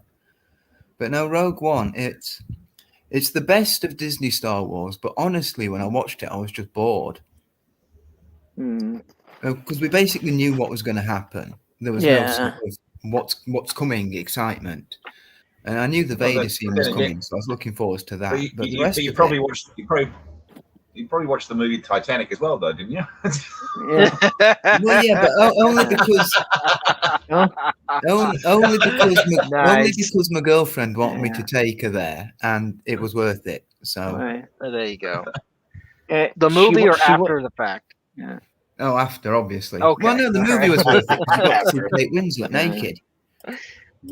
And when they got you didn't know she was going to be naked until you watched the movie, though. No, exactly. And there That you was go. not, bonus material. Yeah, no, that made the film worth it. Did she draw you like one of her French girls? No, sadly not. Hey, I've seen that movie too. I'll admit it. I think we all have, to be fair. It's like it's one of those. I still don't know why dumbass didn't get up on the door with her, but you know, whatever. Because it wouldn't have had the happy ending, the happy sad ending, or however it works. Yeah. But that and when she throws the damn jewel back in the freaking water, you're like, wait a minute, you've held on to that thing for all these years, didn't do anything with Yeah, and you know, it's a reminder of a cocksucker that tried to force you into marriage. Plus, at the end of the movie, she littered. She threw it in the ocean. Yeah. What was that? That could have fed her family for 4 generations. I just want to address Bone in the chat. There is a movie they can make. They can make a sequel of Titanic. That tanker that crashed in Alaska. You remember? Oh, the Valdez. There you go. Valdez. Which one? Yeah, Which the Exxon Valdez. Let's make a movie about the Exxon Valdez. Well, no, if they wanted, say Titanic 2, the Exxon Valdez. If they wanted to make a sequel to Titanic, they could make one called Britannic, because that was the sister ship to the Titanic, made at the same time, and that sank as well. Oh, okay. Yeah, I don't know. But I was going to say you can make it interesting and have some BS love story that goes on the XL Valdez between some of the. The whole thing is like, if you're gonna have a sequel to Titanic, just call it what it is: insurance fraud. Yeah, pretty much. I think they built another Titanic, but they actually built it the right way this time. And put the wall and put the walls all the way up. No, there was I think there was actually 3 ships. There was 2 sister ships built at the same time. One was released before the Titanic, and then the Titanic was released, and then after the Titanic sank, I can't remember the name of the other ship. But then there was a 3rd ship that came out, which had the full walls. Yeah. But I'm not positive, but I'm pretty sure there was 3 of them. Yeah. I don't know. I mean, it would have been something to be around back then. To to actually hear somebody, come up with the plan of, yeah, well, we're gonna build this ship, but we're not gonna make the bulkheads go all the way up. No. I'm like, oh wow, it's like, and let's put a really puny little propeller on the back. But I mean, that's the only thing, man. If they would have built that thing, the right way, they could have just sectioned off that freaking part of the ship, and the damn thing never would have sank. But whatever. I can't remember. Was it that they didn't go all the way up, or was it that they just didn't get put all the way up? I can't remember. Well, no, it's like the bulkheads. Some of the bulkheads didn't go all the way up, to the deck, from the keel to the deck like they should have, Yeah, but my question was that by design, or was it just they didn't work or didn't get put up for some reason? I guess they thought that they didn't need to, because it was supposed to have been, quote unquote, unsinkable. So, but I mean, but we all know what it was. It's like they expected, like, if this compartment got flooded, it'd be fine. If this compartment got flooded, it'd be fine. But there were so many different compartments that were damaged. The water just got in so much that there was nothing they could do. They didn't expect. They expected like a collision where you'd have one compartment get flooded. They didn't expect a whole gash along the side of the ship. That was the problem. Yeah. Yeah, but at the same time, the way that it was built, when those couple of sections filled up with water, they just spilled over into the next section and the next section, and that's what made the thing break in half, and all that. Well, to be fair, you do have to have some sort of airflow, so there'd have to be something going through. But we're not ship designers, and it's the force of all that moving water that can put an incredible pressure on something. So,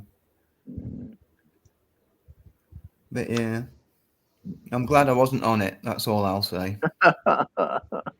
Oh no, that's right. The first ship wasn't the Olympic. The Olympic sailed first, and then got damaged, and then they brought it back, and that's where they were side by side in the dock. The Olympic and Titanic. I know they made the Titanic and the Britannic because they were the sister ships, and they both sank. I know that. Well, in that case, that would have been the third ship, because the Olympic was the sister ship to Titanic. So if there was another one, then that would have been the third ship. Yeah. But yeah, the two that were actually built roughly at the same time were the Olympic and Titanic. And then the Olympic collided with there's a British naval ship, and did some major fucking damage to the keel. Yeah. Talking of colliding with naval ships, did you guys hear the story? It was probably around the beginning of lockdown time, so sort of nearly a year ago. There was a civilian vessel. It used to be an Arctic exploring vessel, so it had reinforced hull. It was a civilian vessel, and it got close to Venezuela. It was in what Venezuela says are their waters, even though they're international waters. And the Brazilian Navy said to them, "Right, you're in our waters. We are ordering you to go into our ports. We will escort you in." And this civilian ship basically just ignored them. So what this Venezuelan Navy did was they tried ramming it, and they sank. I think they sank two of their own boats trying to ram this civilian ship into. It was an icebreaker. Yeah. They picked on an icebreaker. It's like a dwarf picking on a giant kind of thing. I didn't even know there was anybody in South America with a navy. Well, it's a very loose definition of the term navy. Yeah, it was a couple of canoes, Yeah, basically. mind you, they did have an outrigger on it. They had there's a canoe with an outrigger, you know. Yeah. So that, I mean, that outrigger could do quite a bit of damage, you know. Mm. Yeah, you guys just made me think of I think it was my second cruise, and we're sitting there doing laps in Saddam's pool, aka the Persian Gulf, right? And there was this we'll say a fishing trawler or whatever. Anyway, it was this little boat, right? And they were getting closer,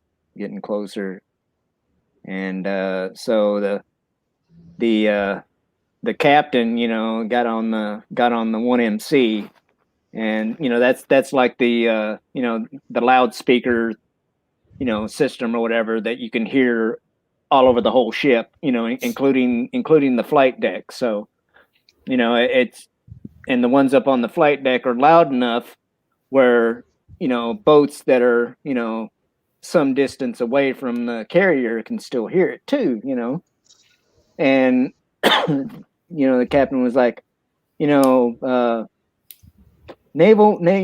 vessel or whatever, this is the Captain so and so of the USS Constellation, you need to back off, you need to give us some space, basically, and they just kept on trolling along, right? So a few minutes later, same thing. Hey, you're too close. You need to pick a slightly different course, and they still didn't listen. So they they got pretty damn close, and then you heard the captain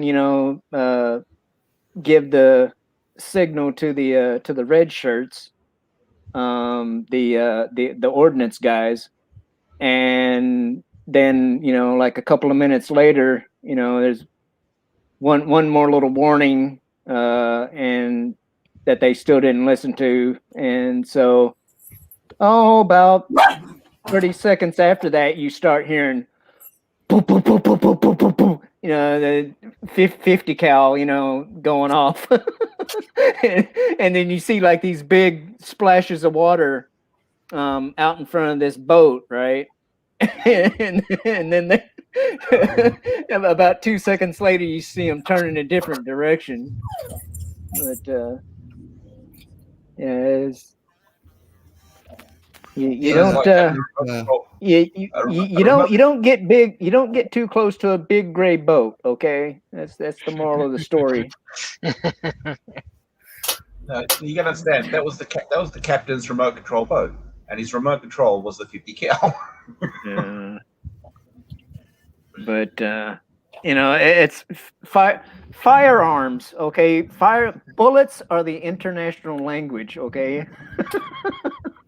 Yeah, like if somebody doesn't understand the spoken word, they will understand projectiles across their They bow. sure will. They sure will. That's a classic example of the old story, isn't it? Sort of heavily armored, fully armed, whatever it is, and then there's a little guy sort of throwing rocks at it, and they're like, if you don't stop doing that, I'm going to do something about it. And after like the fourth warning, they're still going. So it's just like, okay, here we go. Yeah. And just fucking bam. Well, see, a big part of the reason they do that, which I mean, I think that's always kind of been the policy, but after what happened to the USS Cole, we got a little bit more sensitive to boats, to other boats getting close to naval vessels. So, oh my goodness! Mm-hmm. That was that little one. He's beating the shit out of the bigger ones. Like, he's mean and feisty, man. Like, he don't put up with nothing. He's like, oh, there might be 3 of you, but I'm gonna whip all your butts. This is my spot right here, not yours, but mine. I give you permission to be in my spot. No, move it or lose it, or get bit in the ass. Always. Well, it's a law of nature, isn't it? If you're the smaller one, if you're the runt of the litter, you've got to be feisty and fight to survive. You got to. Hey, you know, I myself am 5'4", roughly, and so I had to lift weights. I had to be aggressive sometimes, and no one bothered me after a little bit. Well, yeah, you had to go that extra mile to sort of prove Right. yourself, effectively, yeah. Well, yeah, but you know, my body type, it is easy for me to build muscle though, so that's been a blessing. Body type and blood type.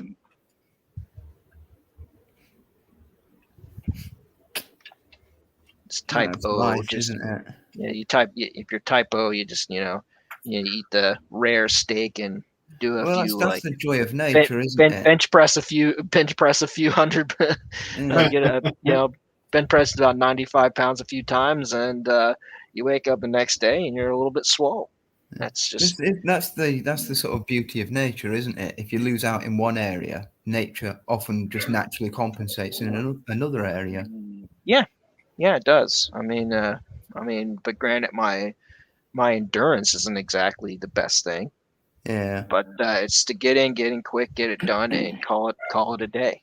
Yeah, my endurance was never great. Well, That's I'm- where me and my brother were Yeah. very different. He was always great at long distance running, and I was always really good at sprints. But if I- either of us tried the others, yeah, we just couldn't. I do it. was always generally in decent shape, but dude, this last year, I've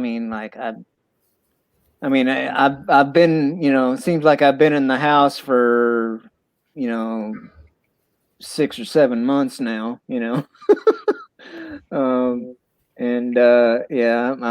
so out of shape. It's tell me pitiful. about it. But I don't know. I've back in the day, like say my sophomore year of high school, I did cross country and track, and I tried sprinting and I sucked, so I ended up doing long distance running. So It's all about five. which the cross country is long distance too, like like 2.5 to 3 miles, depending on the course. But No, I remember at school every year we had to do a cross country run, and we all dreaded it. None of us looked forwards to it. oh dude, I like doing that better than I did running on a track. Dude, I could run through the woods all damn day. Yeah, well, it's one of those things, isn't it? It's the kind of thing, running through the woods is the kind of thing that you'd enjoy doing if you did it of your own free will. But if somebody was forcing you to do it, it'd become much less enjoyable. But getting back to the track racing, I always found it's like I was one of the taller guys. I was 6 foot, and I'd always, every year they have the sports carnival, and you're in factions, and you have to do a sport. So I always won the 200, the 400, and the 800, but I could never win the 100. It was the short little fucks that ran like fucking the blazers. They just rip up the track. But when it came to anything with a bit of pace, they'd run out of steam. But it was the short guys that would just blow me out of the water on the 100 meters. Yeah. That was me. 100 and 200. Dude. That's you. Hey, the track team that I was on, and we're talking like, I'll say like 1986, something like that, mid 80s, right? And so there's one guy on the team that had, he had the freaking, John Bon Jovi freaking 80s rock and roll hair, right? And that dude, that's all you saw was like this it's like this hair, just blazing around the track, like a pair of legs, a pair of arms, and a freaking giant mop of hair going around the track. That's who that guy was. But to spice it up a bit, did you actually He set was his hair on fast, fire too. at all? I made a quick change for the puppies. We got it the right way. They're watching Popeye the Sailor as they should be. Nice. I am what I am. Yeah. It's one of the good things on HBO Max, man. They got all kinds of crazy stuff. Dude, I was at least in part, to that thanks to that cartoon is probably why I ate my spinach as a kid, Yeah, That's why I tried spinach and I just didn't like it. Yeah, me too. Now I don't mind raw spinach now, like spinach leaves if it's in a salad, but I really can't stand cooked spinach. Oh, out the can, man. That Popeye shit, that's some bullshit. Like out the can, gross. But you give me some fresh spinach, like Subway or at the grocery store, and like you're saying, man, put it in a salad.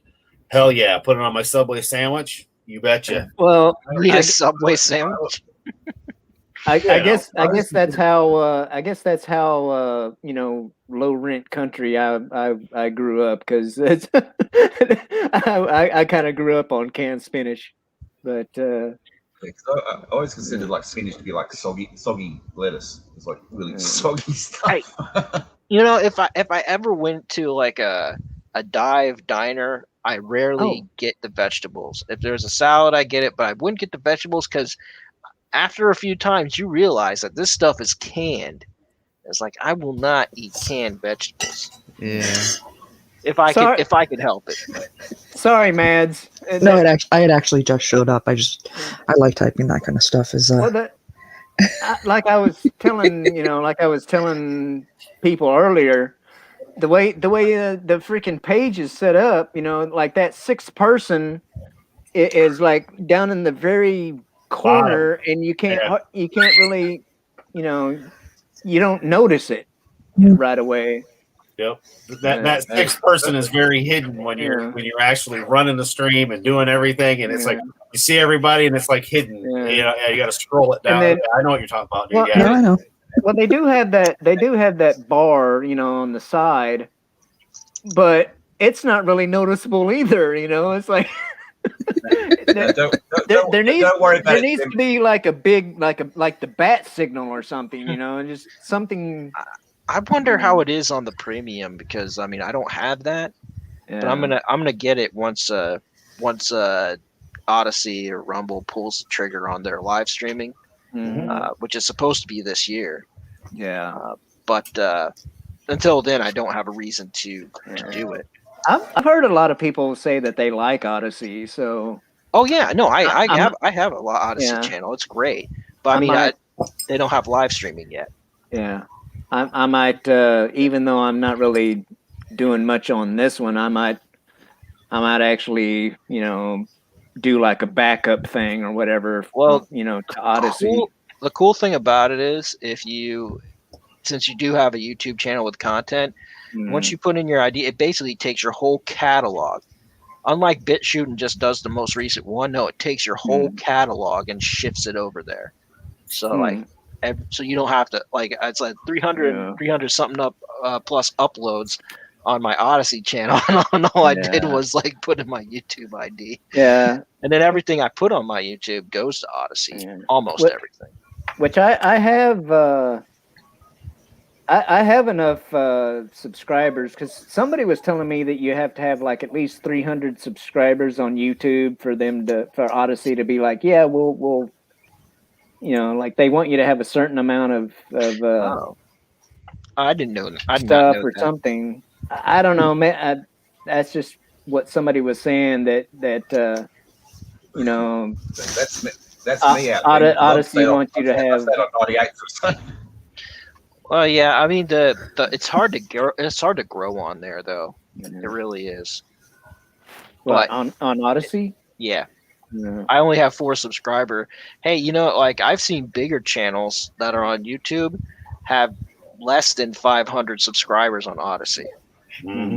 Yeah, like what channel was it on? Well, that's because there's not many people using it yet.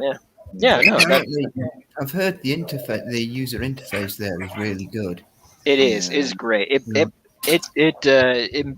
BitChute is sad compared to Odyssey. Yeah, people are always complaining about BitChute, but saying I'm having big problems with BitChute. Like the last 2 weeks of videos I've tried to upload on BitChute are quote still in processing, and it just gave up today when I went to upload another one. It's like where are all those other videos that were processing? Gone.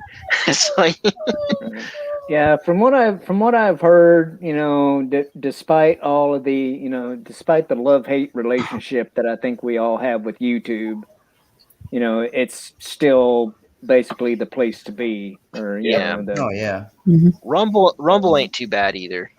Rumble's actually pretty decent, except for it prefers you to do like MKV files versus MP4s, which is weird.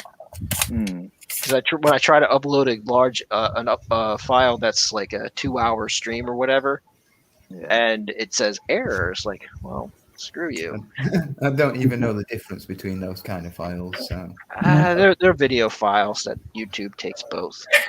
Yeah, no, I know MP4 is a video file and MP3 is a picture file, but that's about as far as my knowledge goes. Or music. Yeah, that's what I meant. Yes, MP3 is music. Yeah. I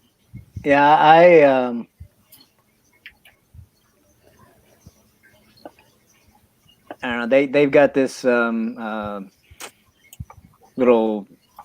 thingy where you can, you know, get on YouTube and, you know, kind of appropriate, you know, video or audio and convert it over. Well, that's the thing about all these new platforms is if we don't know if they're going to blow up, but if they do, you're better off being there early than late. Yeah. I mean, the worst case scenario, like something could tank and go downhill, kind of like what happened to Parler. But in contrast, if you were on Gab, which was older, you're golden. Well, yeah, that whole Parler thing. Yeah, that's a Parler trick. There's lots of problems, didn't it? I mean, Gab got deplatformed the way Parler did first, but and then they bought new servers. Yeah, they managed to find a new host. Which I don't know. I don't know if I want to get into a whole freaking you know, big tech freaking censorship thing. But I mean, I think we all know that's why Parler got tanked, is because you know, certain people didn't like the fact that, you know, other certain people were using that platform, and so under legal grounds, that's antitrust. That's an antitrust violation right there, big time. What they did. Well, I mean, it's proving that though is the problem, isn't it? It's proving that.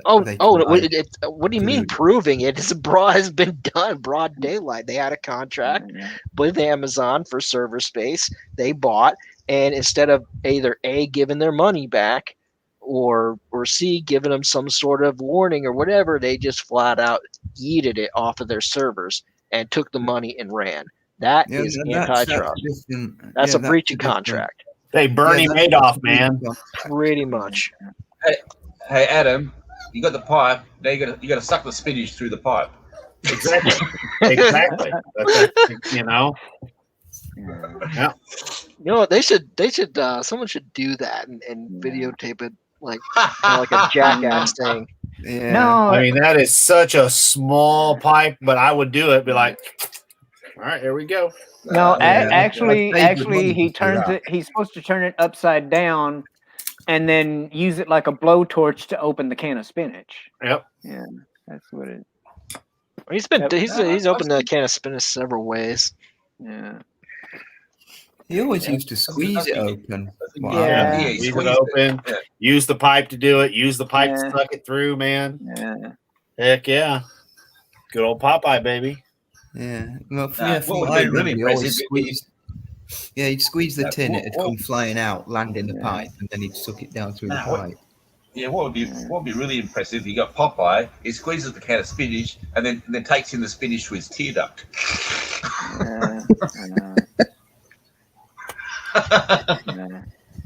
Well, it's something different. He's tried everything else. Well, Exactly. Anna could do that. Anna can breathe through a tear duct. Yeah. Or the whole people that freaking take a drink of something and then they squirt it out their damn eyeball. Yeah. Like milk. Yeah. Yeah. That's disgusting. Now, what would be better would be like vegetable juice, so it comes out like blood. It's like Some tomato juice. Yeah. Freaking tomato squirting V8 juice out of your eyeball. Yeah. Should have had a take V8. Take a mouthful of V8, and then say, "Oh, my eye," and then just go. Watch people freak out. Of course, who would be the brave soul to do like wine or some sort of alcoholic beverage out their eyeball? Steve-O. That would burn. That would burn, yeah. Dude, that guy he was freaking nuts. I mean, they didn't they like staple his freaking nutsack to a chair one time or something? Probably, yeah. Yeah, Which one was the one where they all sat around in a circle in their underwear and they were throwing pool balls at each other's nuts?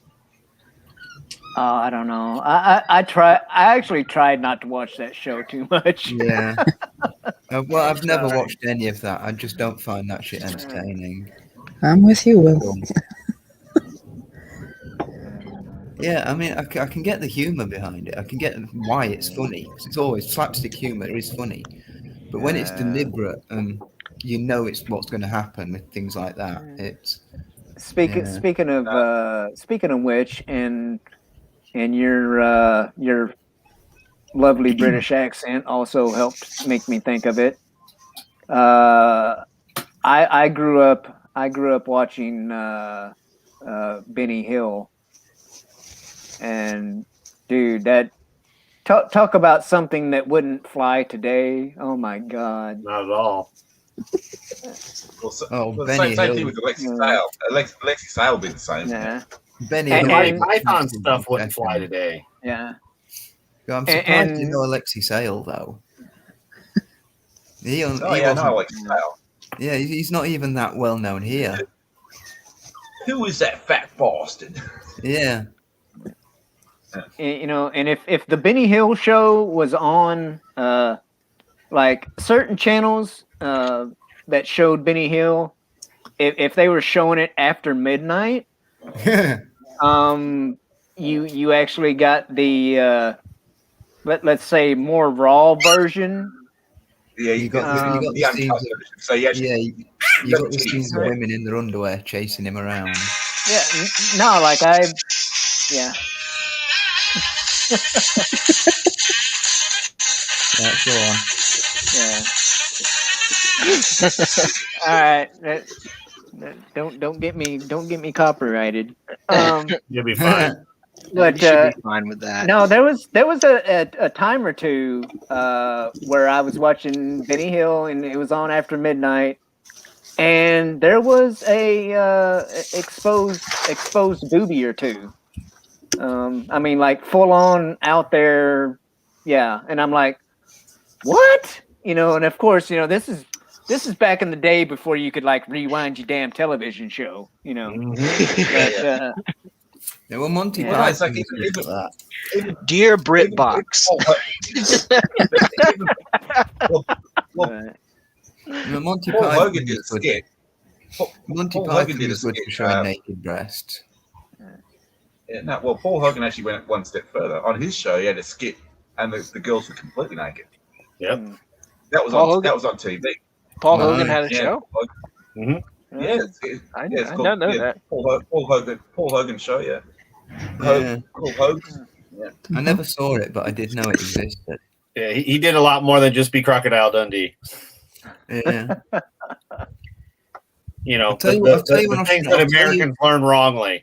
You know, Crocodile D. Foster's is not Australian for beer. Yeah, I can tell you one Australian show I do remember though. Oh God, what's it called? I had it then. Round the Twist. Is it called that? Something like that. I don't even know Have that. you ever felt like this? Strange things happened. Are you going round the twist? It was a kids show, kids TV show where just weird shit happened. You know, you can't really plan those moments. Oh, like This a one Dan show that I Black remember. This one show that I remember. Crap, what was its name?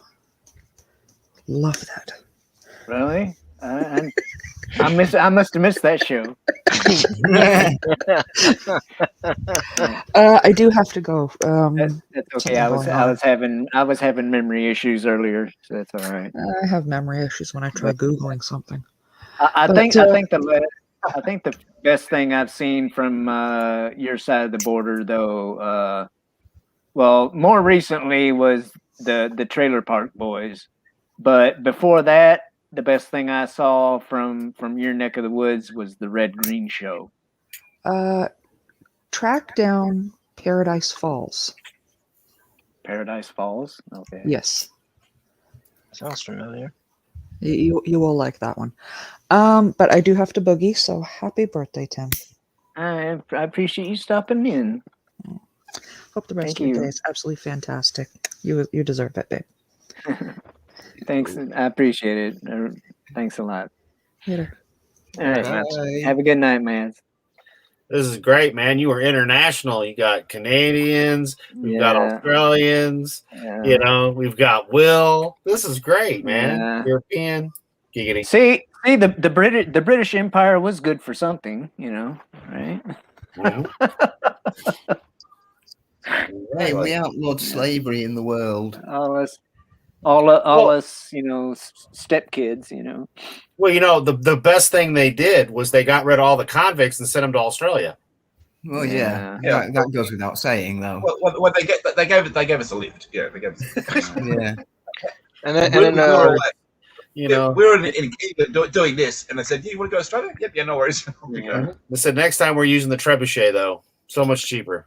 Yeah, and the other thing they did was spend a whole bunch of money and still lost the territory, causing us to be one of the biggest superpowers in the world. Yeah. Yeah. But no, with Mr. Peabody's neck of the woods, though, they're like, yeah, we're gonna send all the, the convicts and whatnot down there, and then they're like, wait a minute, there's other stuff down there that we can make money off of, so we're gonna send regular people now. Well, that's what the British Empire did. Yeah. It went places, saw if there was anything worth taking, and if there was, we stayed. Oh yeah. Olive. No. You're being a bad girl. Is that the one that likes to be on camera? She's one of the new ones we got. No. So we got her for a stud fee because Mr. Happy went to Ohio and brown chicken brown cow got it on. And so instead of getting paid, we got a puppy. And talk about Popeye. 13. Talk about Popeye. That dog's name is Olive. This is Olive. This is Olive. She's a big old baby too, but as you can tell, she's a lot bigger than the ones I was showing you guys earlier. Because she's, like I said, she's like 13 weeks old. Still a big old baby. This is one he prepared earlier. What's up? Yeah. So she's over here being bad, chewing on the tape on the couch to keep them. So because there's like strings and shit on the couch, I ran thick duct tape around the couch so they can't eat the strings, because we don't want it getting tied up in their intestines. So what do? They chew through the damn tape. Yeah. Which depending on what kind of tape it is, has string through it as well. Yep, gaffer tape. Yeah, gaffer tape. Yeah. Well, I mean, I don't know if that's dogs what are you the same. I don't know if dogs are the same, but I know with cats, if you've got a couch where one bit of it is just completely sort of effectively clawed away till it's all sort of trashing out, it doesn't matter how much you shout at the cat, it'll still keep going back and clawing at it. Mm-hmm. Yep. Yeah, that's what they did. They shredded the bottom half of the couch, and it's just like, oh, okay.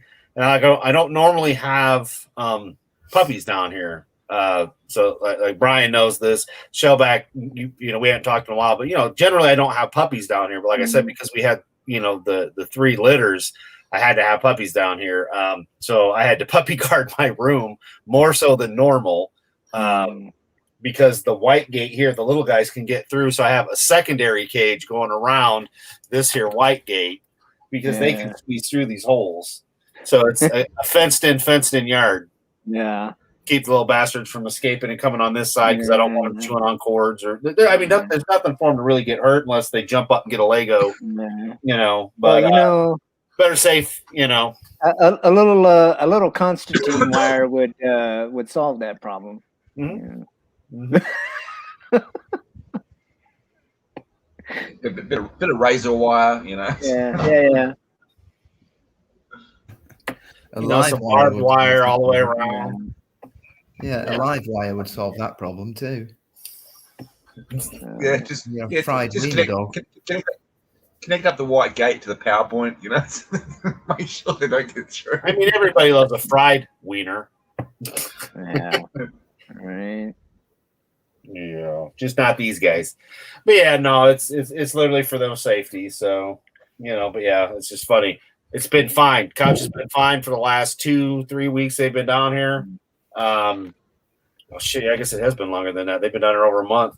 Well, how many have you got now with 3 litters?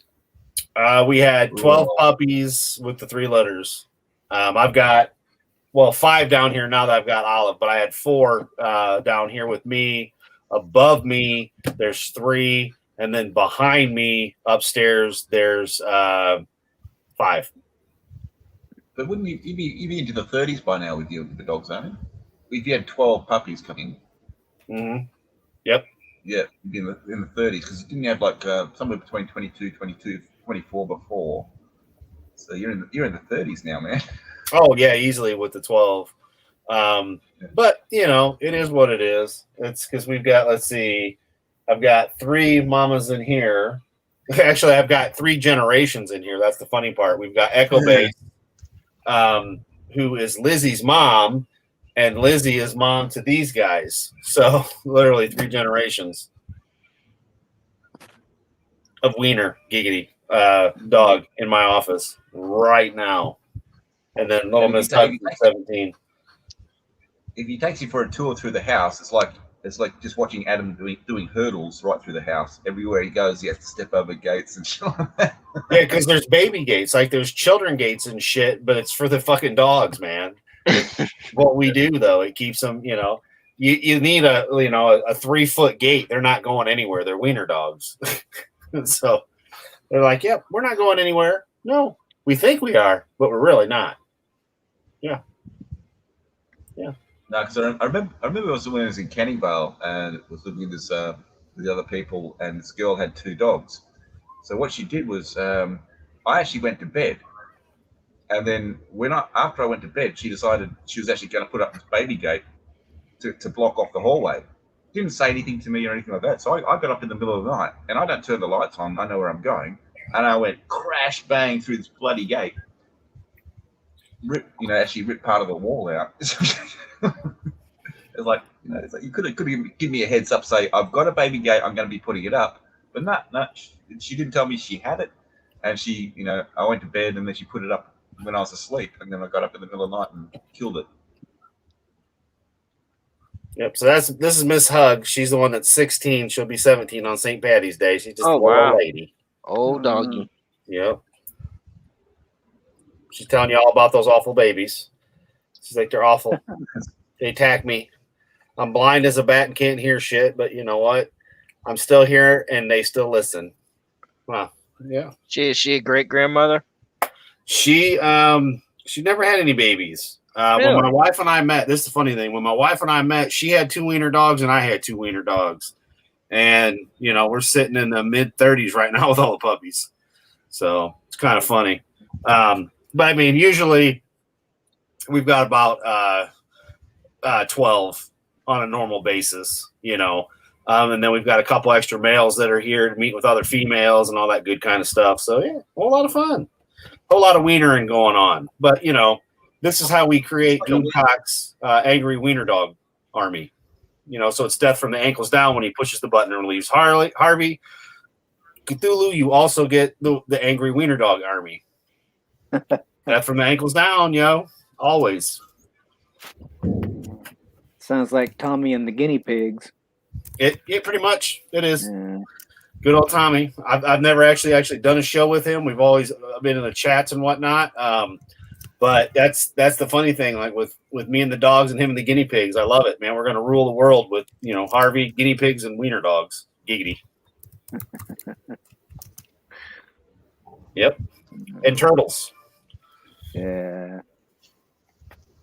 And nipples, because Mr. Peabody's a nipple. Right. Yeah. He turned into an NPC nipple. Yeah. Mm-hmm. I can think of worse things to become. Well, yeah, I don't know about that. But, Cancerous tumor. You know, Yeah. there's always worse. yeah. Could wake up and have purple hair and, you know, Yeah. be an Shaved half your head. anti-American. I wake up to Or find half Tommy. your head shaved and it dyed blue. Hell, Will, for you could be deported to Australia, so it could always be worse for you. Oh, They could say, please. now you're the new convict. It's below freezing here. I'd love to be deported to Australia right now. Hey, Yeah. That's, I mean, right? yeah, It's a couple gonna of guys be. I talked to from the UK. One of them's from Newcastle, and the other one's from what was it? Let's see, it was Bane. Let's see, where's it at? Well, make up your mind. They've got both of those. Which one lives where? I mean, no, you got, and then you also have Scoob, but he's from Northern Ireland, isn't he? Well, so like Batman's north of Jez. Jez and his buddy Ralph. Let's see, Jezzy is wrong button. There we go. Jez is the one that's no, that's Peabody. That's Australia. Wrong person. Yeah, he's Newcastle. So that's Jez, and then Brent is the one that's in Bane. And then Batman's north of both of them. I don't know some. To be honest, I don't know of anywhere here called Bane. Yeah. They didn't know me until I put on the mask. Yeah. Well, I press mute then when I was talking. I'm in Sheffield, so I'm sort of, like I say, I'm at the very south of what you can call the north. Awesome. Well, you know, eventually, if they ever open up the border, we're talking about if and when, you know, they finally allow this American the fuck out of America. I do plan to hit the UK, and we were talking about going somewhere like London, or, you know, it's not set in stone yet, and there'll be plenty of time, but, you know, hopefully when I do come, maybe you'll be able to come and we can all meet up and have a whole lot of fun. Well, Adam, there is a way. It's expensive, but there's a way. It's called rent a boat. Rent a boat. Actually, I think we have a better chance of going somewhere even now than, say, the people in Canada. You know. Yeah, we do. Because dude, you leave Canada and come back, they're gonna make you like stay in a damn quarantine hotel for like 2 weeks and charge you for it, and then when they let you go home, you're gonna have to be in quarantine for like another 2 weeks. That Premier Trudeau. Mm-hmm. That's what we'll Speaking call of it. that, speaking of Tommy and the Guinea Pig Collective, that's awesome. He's here. He's in the chat. The guinea pig himself. And by the way, Tim, don't feel bad about leaving people out in the hallway there, because like there's been times where it's just me and Adam in StreamYards, and I've forgot to let him in.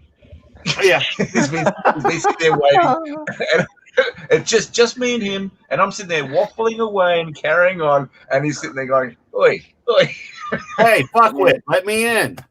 Wow. Yeah, and as I said, it's only been the two of us, just the two of us. That's Yeah, awesome. yeah, what would happen is like we'd both be in there, and then he might lose connection. I forgot to let myself in, and yes, and you remember that? Yes. Yeah, one of us, a connection would drop out. We'd drop out of the room. We'd be waiting in the lobby, and I'd be sitting there waffling away to myself, just carrying on, quite happy. And I'm like, "Oh, where did you go?" Yeah, usually the word is broken, because finally when he stops waffling, he'll be like, "Wait, are you there? Are we broken? Yeah. Oh wait, you're backstage, and I can hear him." Because on here we can hear him, but it's like you're backstage. It's like I can't say anything except for in the chat. So it's like, hey. Yeah, I don't suppose I'm that aloof yet. No. No, yeah, no, it's okay, Peabody. We still love you. Even if the mind, even if the mind has gone already, we still love you. Okay. No, the best was. Hey, you're only a few weeks behind me, buddy. You're only a few weeks behind me. Yeah, he just got you there. The best is when the Australian hears another Australian from Queensland, and then he's like, "Man, you're making my accent get tiring." That was good stuff. No, I said you're wearing out my accent. There you go. Yep. Well, like, here's the thing I've learned. Whereabouts in Queensland are you? Oh no, he's in Perth. David Allen from Queensland. Yeah, because I know I'm on the other somebody, side. I know a few people. Yeah, I know a few people in Queensland. I just tried to look up Bain on Google Maps, and the only place it came up with was a shop called Bain and Company. Yeah, it's that's Bath. where he lives. Yeah, yeah, because it's How do you the spell it? Oval Do you know how to Bath spell it? Bains, in the United Kingdom. BANES. Oh, Baines. Yeah.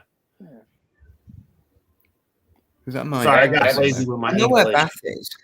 Yeah, no, I know where Bath is, but I've never heard of Baines. Yeah, Well- because he's got the street address, and then it says Bath, and it says Baines, and then BA22HB. Yeah. United Kingdom. Yeah. My good friend Mr. Brent Utini, the Jawa, another one from Digital Pollution. And then Voices in Ireland. But yeah, I mean the game plan is for me to make it to the UK and get a couple of guys, all of us be able to get together, and it's not something that's gonna happen like in a month. We're gonna plan this shit out. And you were one of the other people, because you were one of the first Brits I ever met, in the chat and whatnot, which was always awesome. So Well, from what I've been told from the Australian crowd, primarily Lethal and his bunch, as long as you say "fuck Victoria," you're good to go. You know, because apparently Victoria is the bastard child of the states of Australia. Yeah. Well, that all depends. Victoria. Whether Look or at not this you're in one. Victoria or not. Yeah. Victoria is the Alabama of Australia. Alabama or Mississippi? Probably I was Mississippi. thinking Arkansas. But I the don't one with know. all the inbreeding. I don't know. I would say no. Mississippi over Arkansas. Yeah.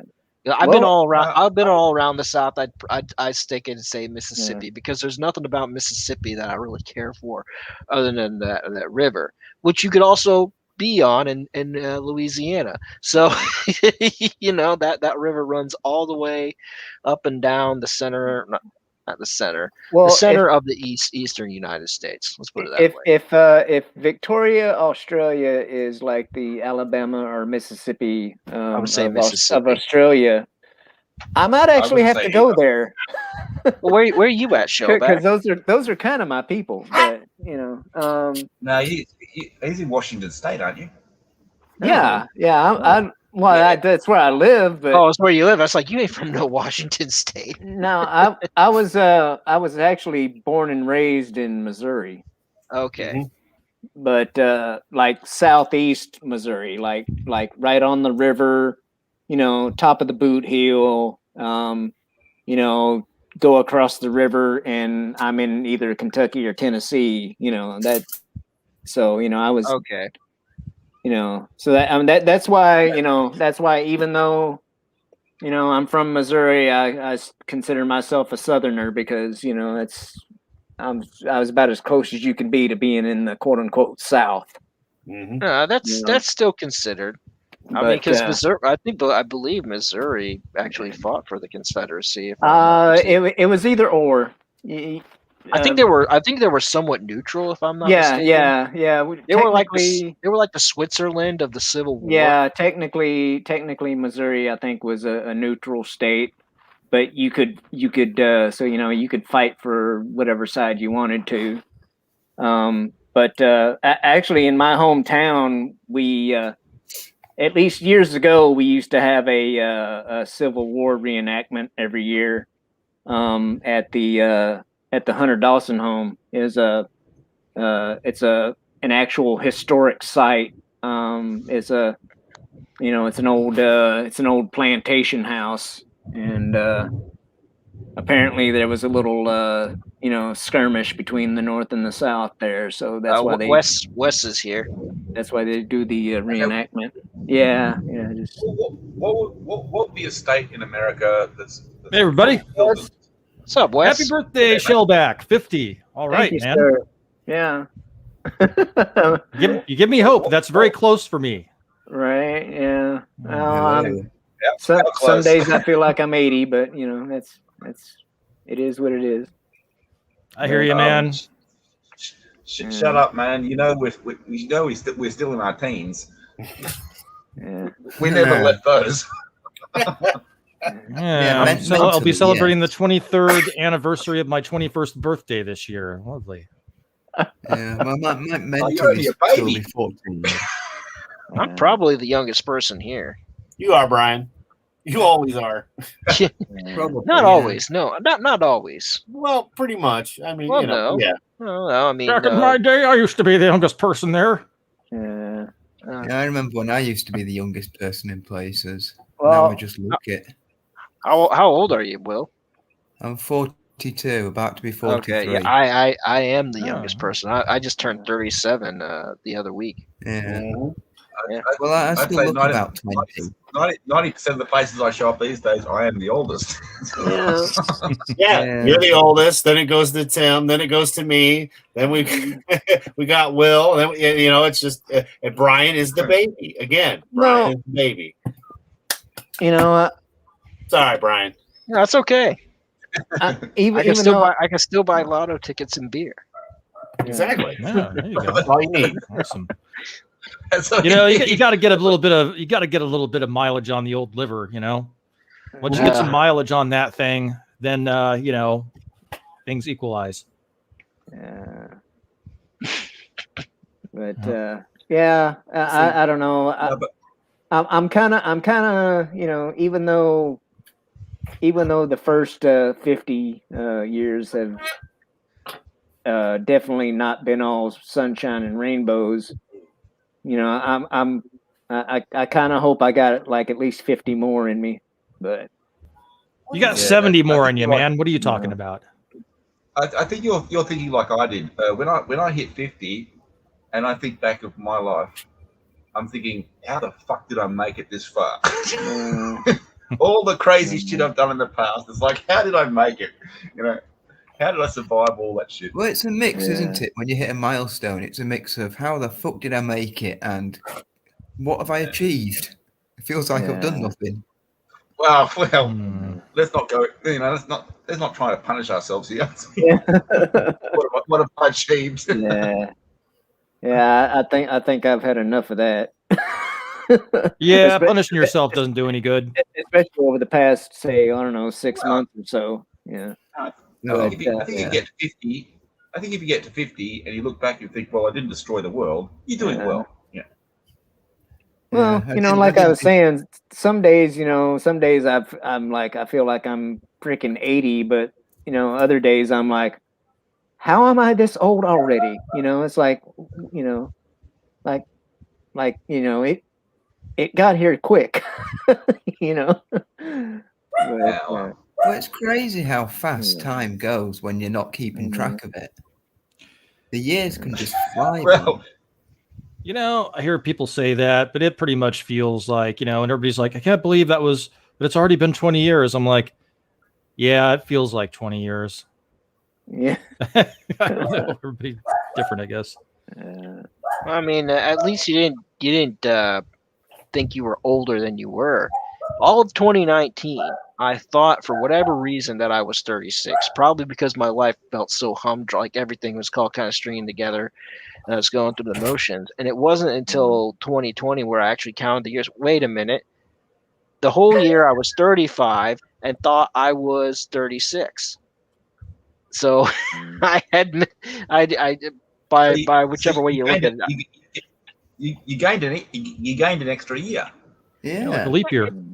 In a sense, yeah. I You got a free year. Not really. Maybe, maybe because everything seems so the same. Like I've been doing my damnedest to just try to get different in a different job situation and things like that. Well, I mean now we all are, but still. Well, when it comes to 2020, I would say, just set it on fire, but other people already have. So. Yep. That's true. The mostly peaceful fire. Yeah. Mostly peaceful birthday party. There you go. Yeah. Mostly peaceful protesting Shellback's 50th birthday. Mostly peaceful roasting marshmallows. Mostly peaceful peace. Sometime in the next couple of years, we'll have a mostly peaceful nuclear war. Yeah. Yeah. Yeah, Well, that's possibly. the thing, isn't it? That's the thing, isn't it? A murderer is mostly not a killer. Let's play. Lots of people they haven't killed. Yeah. Yeah, exactly. All those people they So met. so, and they didn't so much kill. work to do. So much. Yeah. Backed up. Well, you got to think about it. You got to think about it. That murderer on that day, he went through 23 hours and 45 minutes without killing anybody. Yeah, exactly. And he had to put so much planning into it. He had to have so much concentration. I mean, that's an achievement, man. I mean, that's like going for Alcoholics Anonymous and going like 4 days. It's like I went 4 days. Peabody, you This guy actually made me think of that good old movie War Games. Would you like? He had me play a thinking. game. He had me thinking of my theory on season 2 of Star Trek Picard, where Rafi is going to be Girardi's murder counselor. you didn't kill, honey. Not today, honey, sugar, baby child. One day at a time, baby. There's a second season. Jesus. And that's so crazy. I could believe it. It almost sound like Dusty Rhodes there. Yeah. Not today. No. Today, baby. Ralphie, OD. I saw No I saw killing the first today, honey. episode. He gonna take you to the pay window. You see. I saw the first episode of Picard, and that's just because they threw it up on YouTube for free. I didn't see any of the rest of it. Besides the trailers, I haven't watched a second of it. I saw the first 10 minutes of it when it was up on that first episode was up on YouTube for free, and I'm just like, I got better things to do with my time. Well, according to Tom from Midnight's Edge, the Picard, the first season of Picard, is basically like an apology tour. You know? Yeah, it is. I'm sorry. It's Picard's white a season of Picard's white guilt. White guilt. What service is Picard on? CBS. The high seas. I know, but It's on soon the to be streaming service, or- it's soon to be Paramount Plus, I believe. It's gonna be All the Star Trek's currently on. The new Star Trek's currently on. Is it CBS? I'm the same as well, you guys. it's I only thought- CBS All Access, but Paramount Plus All starts in Access, March, yeah. and I believe it's all going to be. Because I Paramount never Plus. saw. I'm like you. I'm like the other guy. I only saw the first episode because it's on YouTube. Yeah. Well, I saw. The thing is, when Discovery came out, I watched the first 3 episodes of that. The first 2 were nothing to do with the bigger story, really, and I was like, then I watched the third one. I was just like, this is shit. I haven't watched been the back I since. watched the first episode of Discovery, but I can't for the life of me remember it because that's how messed up, how boring it was. Because it didn't captivate me as an audience member, as someone who would want to watch a good sci-fi flick. Well, that's why I watched 3, because the first 2 were basically the story of Mikey Spock. Nike Spock. Yeah, of her committing treason and getting sent to prison. That was basically that story. So the actual story didn't start till the 3rd episode. That's Well, why I see, gave- that's the thing that's is why I gave- shouldn't Yeah, have that's to why I gave work 3 a at it. chance. I feel like we shouldn't have to work at it. I understand like setting up a story and whatever, but you really don't have to delve that much into it. It'd be See- fine. It'd be fine to lengthwise if it were a video game because then you could say, okay, this, do this, do this, do this, do this, do this. But we're not playing a video game. No, we're watching a sci-fi flick or a sci-fi episode. Well, see, I was always even before I joined the military, I was always taught to stay away from things that had the initials STD. Right. So Always good advice. Yeah, call me old fashioned. Yeah, Well, but there's here's always, the thing. there's It always had- a good story. Yeah, there's always a good story behind getting an STD. Yeah. Well, But hopefully. did you see in the you know that latest Predators movie? I can't remember whether it's Predators or Predator. The new Predator movie that they released and it was just shit. But anyway, they actually go to they take shelter in this school, and the school's got this lit sign out the front, and it says a meeting for all STDs. Well, here's the one thing. I don't know if you guys saw that, but it is stuck out at me. And the first time I watched it, I thought, "Is that correct? That's a meeting for all the STDs." Here's the one thing, and that Wes actually brought attention to me that I wish they would do because the story.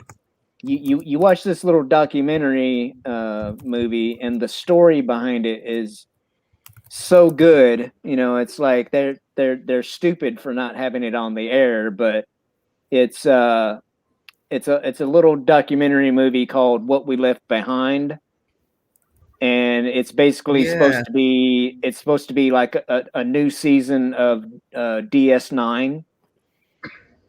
And the story is just awesome. Yeah, and they did that in like 24 hours. They did it in like 24 hours. They had this brilliant story ready to go. I was so in on that story.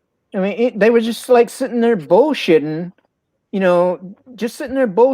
making footage for this freaking documentary, and they come up with the storyline, But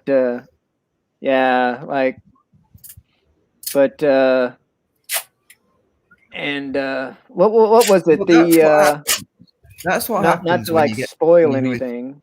Yeah, that's sorry to I think interrupt. Adam's That's what taking up his couch again. That's what happens when you get passionate fans talking about a show. They will just sit there and they will bullshit, and they will come up with better ideas than the story writers CBS has employed will ever come up with. Well, I think it was some of the same. Wasn't it some of the same writers? I think it was all. I think it was all of the main writers except for Michael Piller, who passed away, I think, in the late '90s. And yeah, I mean, it felt just like an episode of DS9. I mean, they honored the characters. The roundup was very well done. There's a roundup. Spoiler alert. And you know, I was in. I wanted to see more. I mean, there were a couple of threads that they explored, and I was like, well, don't do that with Dr. Bashir. I don't like that. But they didn't explore that. I think you hit on the key point there, though, when you say they respected the characters. Only if somebody is a fan of something will they respect the characters when they're writing a new story. Yep. If they're not a fan of it, they've got no connection to those characters. Like Rian Johnson obviously had no connection to Luke. So he felt no That's why Marvel comic books sucks and DC comic books sucks and Disney Star Wars suck. And you know, if they were to actually put people in charge of these departments of writing and editing and show running or whatever that actually have a connection to the story, and it's like there's so much stuff that hasn't been done that could have been done. Here's the thing: if I was the CEO of Disney or whatever, I was making the decisions of TV or movies or heck, even Marvel Comics, there's no reason why day one of not acquiring Lucasfilms, I wouldn't have a Indiana Jones Captain America crossover something. There's no reason why I wouldn't have a Mr. Fantastic messes up again while screwing with the space-time continuing and all of a sudden there's a crossover between Star Wars and Marvel Comics. There's no reason why that couldn't happen. Heck, now that they own the Fox properties, there's no reason why we can't have a Deadpool Predator crossover or a Punisher or Wolverine Predator crossover. You know, that would be interesting. Heck, do they have Terminator or is Terminator Warner Brothers? I think they're Warner Brothers. I don't know, but they used the Fox Quicksilver on the last episode of WandaVision. Oh, cool. Well, hey, maybe JJ will do we'll do a DC, you know, Batman Terminator crossover. Well, I still, think the trouble with that sort of idea is you're risking going too far and just it doesn't. Like I check said, this out. What if it doesn't exactly have to be a TV show? You could do comic books first, and then you could play with a TV show or cartoon series, and then move your way up to a movie. You know, I would have done that as a fan of this stuff. I would have done these things. You could have Arnold come back as the Terminator and as Mr. Freeze. Think of how cool that would be. No. Terminator versus Superman. No. Ideally, if somebody's sensible in charge of all of Marvel, they would use the comics as testing grounds to see what sells, what's successful. And exactly. Use the things that are successful, put them in TV shows, and I think they kind of have, but to a degree, Feige. But they still made the Captain Marvel movie anyway. well, Feige has actually come pretty close to anything trying to make anything good with Marvel. Now, the Captain Marvel thing, I believe, came down from corporate. And anybody who's followed the comics, Captain Marvel, even if it was Marvel, has always been like a background character. Was there because while Fawcett and DC were fighting over the rights of Captain Marvel, mostly because he resembled Superman too closely, the name went up in the air, and so Stan Lee was like, "We're licensing that. We're getting on that while we still can," and that's why they have the that movie though. The thing with that movie though, like, you know, God forbid that Bree Cheese Wilson or whatever the hell her last name is, Larson. Yeah. God forbid she get advice from a man. So they made Marvel a freaking woman, you know. That was a mistake. And you see, here's the thing: Carol Danvers as Miss Marvel, before like they started doing all this crap, before she was Captain Marvel, was actually not a bad character. She had an amazing rack. and then they gave her an Ellen DeGeneres haircut, and they flattened her chest, and I don't know, but she was still never like a fun person to be around in the comics, but she was not like super feminist Nazi bitch. So it's just the way they just took things and ran with it and made them this way and that way. It's like, okay, stop trying to theorize. If you're a fan of the books, please write and draw them. If you're not a fan of the books, hit the bricks, pick up a project that you would rather be a part of, you know? Yeah. Well, that's the thing, isn't it? You want people who are there because they love the IP and not there because the IP is a big platform for them to use. That's what they're doing. That's what they're using the IP for, as a platform. So I like the way you put it though. It's like he's basically saying Captain Marvel character had no personality, no charisma, no nothing. What are we going to do with her? I'll just give her big tits. No, the best thing that happened with Captain Marvel was when Rogue stole her powers. Yeah, I don't follow the comics, man. Rogue. If it's not in the movie, I don't know it. Yeah. Okay, Rogue from the X-Men. Yeah, me too. Yeah. Okay, Rogue from the X-Men. Okay, gotcha. Okay, but you saw the X-Men cartoon, and the X-Men cartoon was pretty close to the comics. Yeah.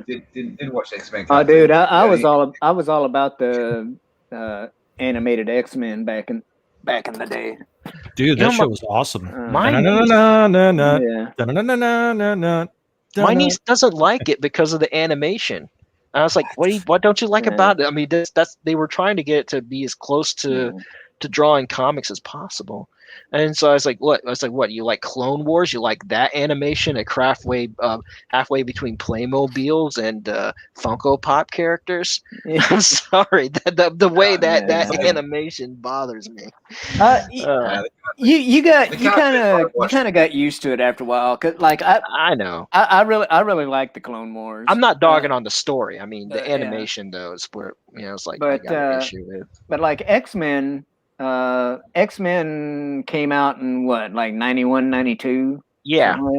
Yeah. I had already graduated high school by then. I was already out of high school like a year or two at that point.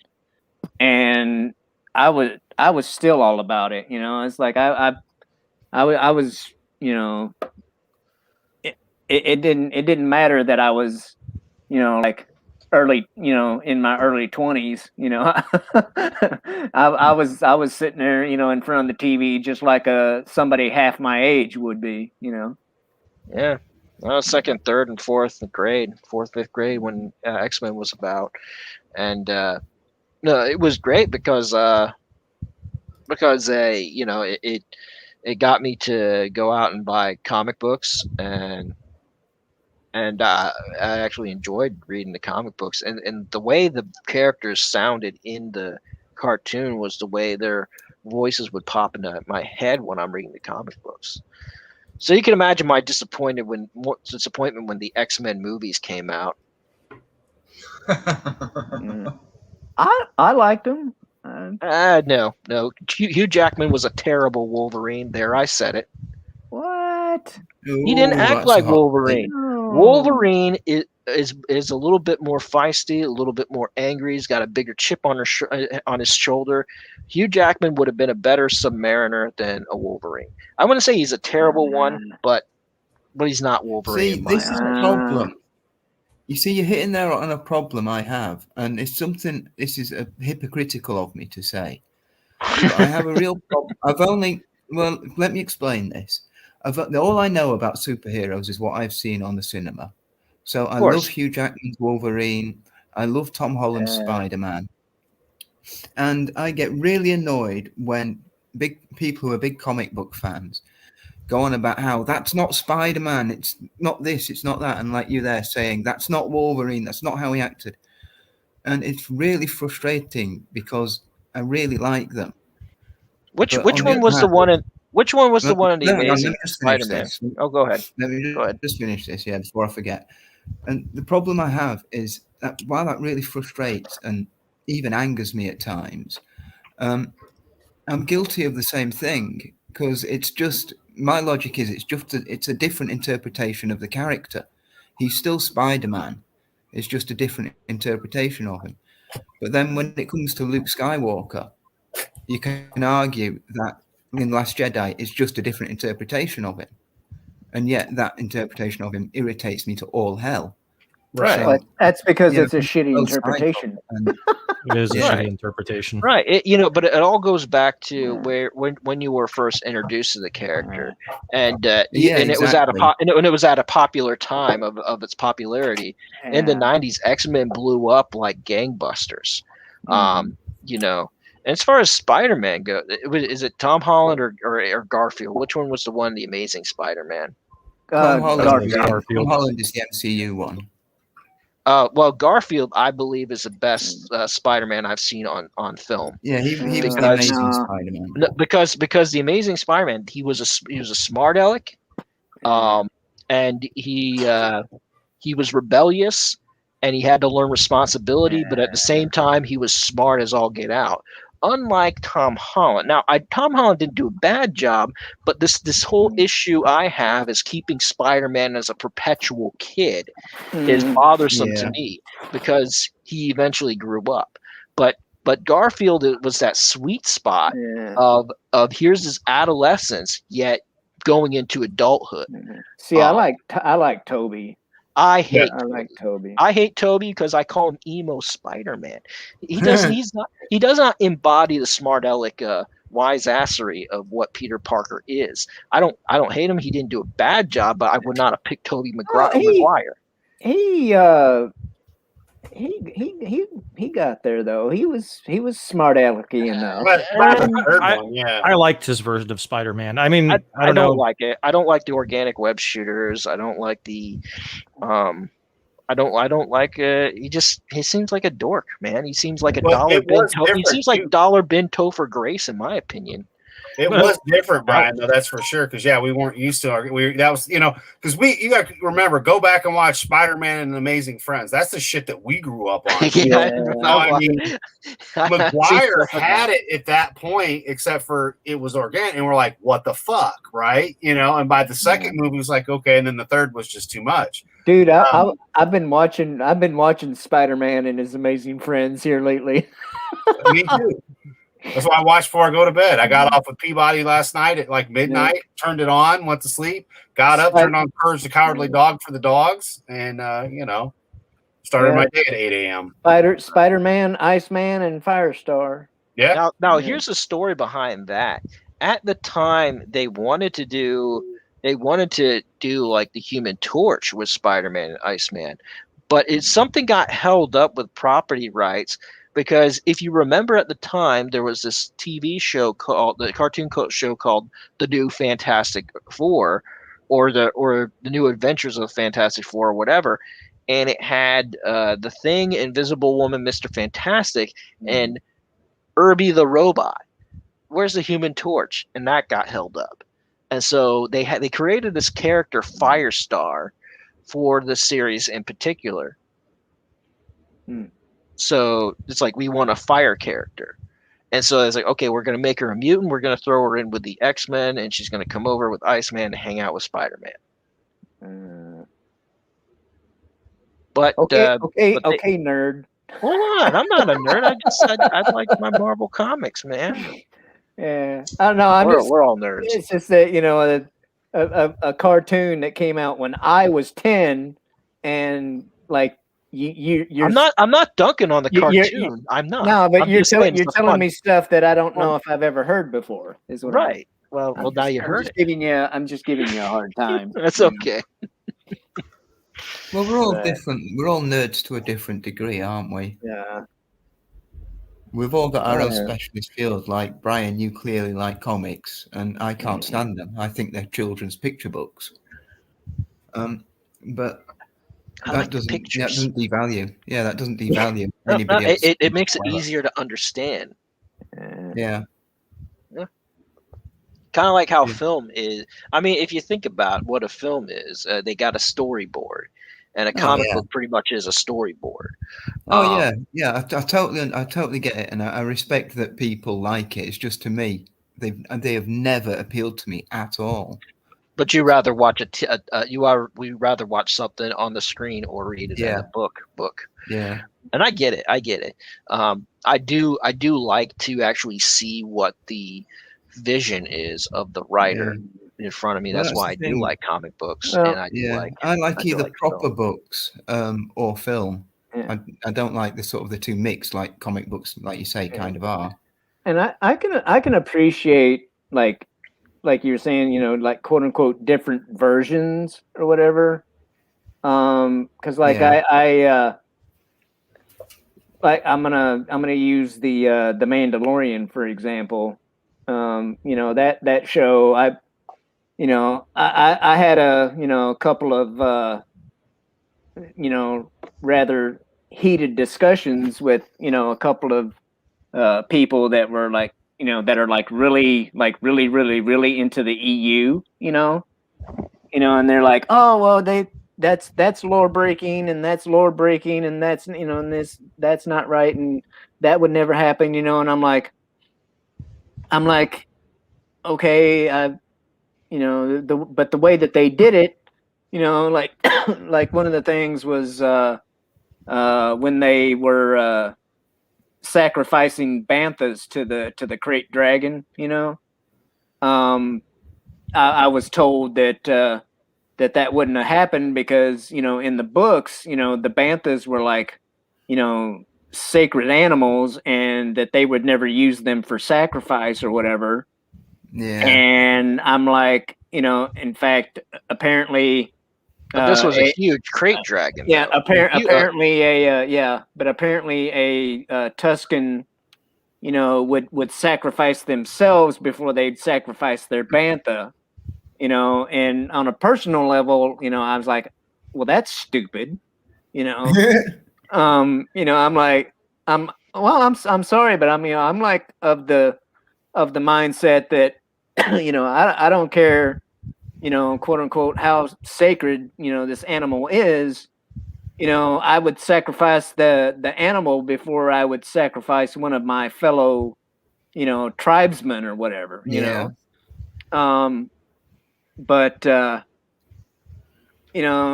it's, I can appreciate, their devotion, but sometimes I think that some people get so wrapped up in the lore or whatever you want to say that they can't appreciate a different take on it. Maybe they're a different tribe of sand people and they don't have the same beliefs. You know what I would say? This is how I would say. You know how Hindus kind of worship a cow and like would actually stop traffic for a cow being in the road. Yeah. It won't budge until that cow moves. Yeah. Nothing will. They won't force the cow out or whatever. But that cow is not to be touched. Yeah. Now that's one of the you could reasons why say I'm not a Hindu. At some point, if there was this creature or this thing saying, "We demand cows," or it's like, or you die, they'd rather prefer cows than you. I guarantee you, there's going to be a good part of that populace that are going to say, "Kill the cow, let us live." I see what you're saying. What you're saying is like you've got a Hindu temple. They worship the cow, and then Ronald McDonald shows up, and they hand over the cows. Well, I think it's slightly different here. Ronald McDonald shows up with a fully automatic Mac 10. I'd be scared by the big clown. I'd be scared by the big clown. Like, let's use hand India over the cows. Hand over the cows. Let's use India as the analogy then. Maybe it's not the Hindus, maybe it's Sikhs. Maybe we got the Sikh version of the and I don't know if they cows or not. Okay, so maybe we got the Sikh version of the sand people, okay? Which I guess you're not allowed to call them sand people anymore. I'm sorry, Tusken Raiders. I guess sand people has negative connotations and is not. They're woke. They gone woke. If you're going to go for Sikhs, instead of hand over the cows, it would be hand over your towels. Oh God, that was terrible. That was I dreadful. know. But I give you a towel. But the problem I had with the Mandalorian, right? Like in the same episode of what you're talking about, where they're sacrificing the bad thing. I didn't find it. I didn't have a problem. I don't read the expanded universe. I don't care about the expanded universe. I just watch the movies. I watch the series. I watch whatever I'm watching. But how the fuck did he learn Tuscan? You're talking about a very closed society. That's and movie they're a very magic. aggressive society. They're very closed. So how the fuck did he learn Tuscan? It's he traveled a lot. He was a bounty hunter. He had to get his paper. I or know. his I credit. know. They The took that Tuscans are very pen close. and they It's very said, and he could talk Tuscan. That's how they did it. Yeah, it's plot Yeah, armor. they had a magic pen. A magic pen. Yeah. It's all the pen. This pen right here. It's all this pen's fault. But no, you bring up Same way Yi in the Force Awakens. You know, you got Rey and she can understand BB-8. Yeah, blame the pen. Yeah, no, you bring up the EU, Tim, and that's an even trickier one. That's not like having 3 different versions of Spider-Man on film, because with the EU, officially that all got decanonized. So officially, none of that counts. So everything they do on The Mandalorian, none of it's law breaking. It might be continuity breaking within the show, yeah, but officially, none of that is law breaking. So that's even. I think that really frustrates EU fans as well. Makes it even worse for them. Well, Yeah, and going back to Spider-Man, I do like the Tobey Maguire one, but I do think they should have given him a mechanical web spinner. Yeah. well, see, that's one of the things I liked about Toby's version is, you know, to me it should have always been that that shooting, you know, having organic, you know, having organic web shooters would be part of the mutation, you know. Yep. To an extent, part of the only when he was mutating, but then he But then- mutated then- back. Then you know, that was a Man Spider saga. I like the that, problem is- but I like that saga in the cartoons. I thoroughly enjoyed it, so I was But- kind of hoping to see something like that in one of the runs of the movies that we've had. With But not. I don't like the organic web shooter aspect just because of like you've gone so long with like him having a web cartridge, and that's kind of how it goes.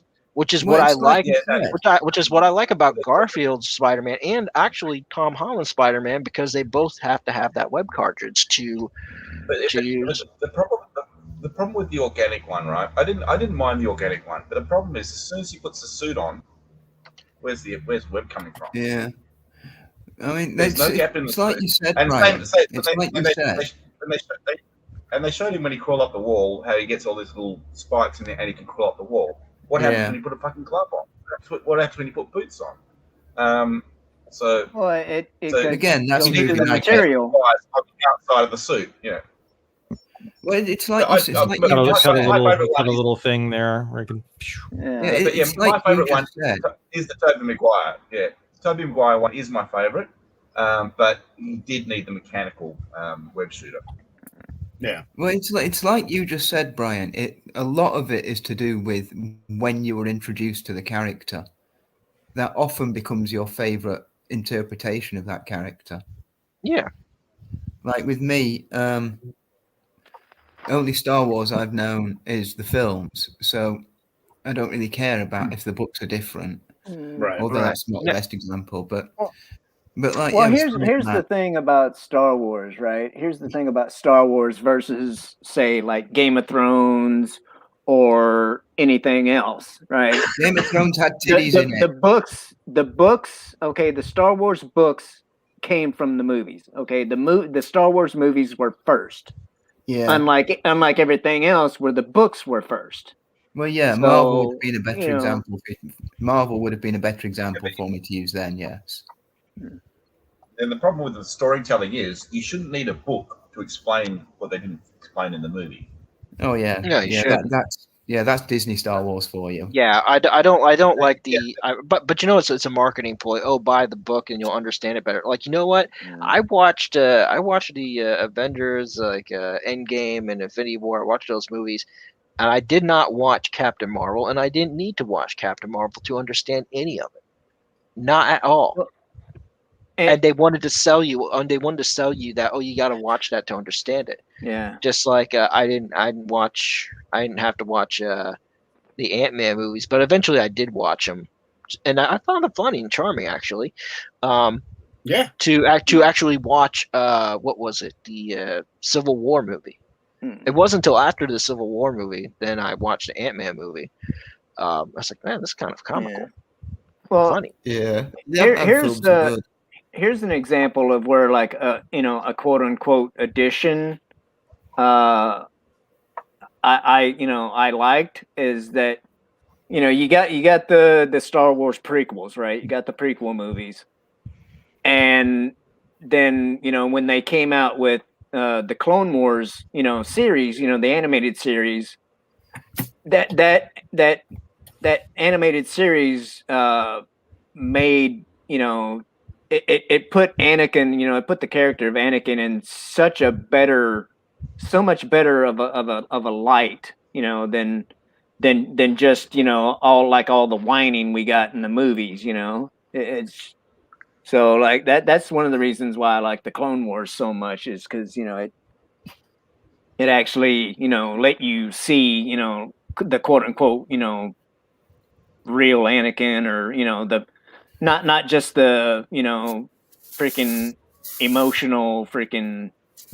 Well, yeah, I've heard many people say that the difference there is the Clone Wars added to the story. You didn't need to see the Clone Wars to understand the films, but it added to the story. Whereas with the Disney films, there are plot holes in them that you need to read the books to understand. And that's the big difference. Oh yeah. You could watch the prequel movies and not watch Clone Wars and vice versa. Yeah. It's but you put the two of them together and it makes each one makes the other one better, when you've seen both of them.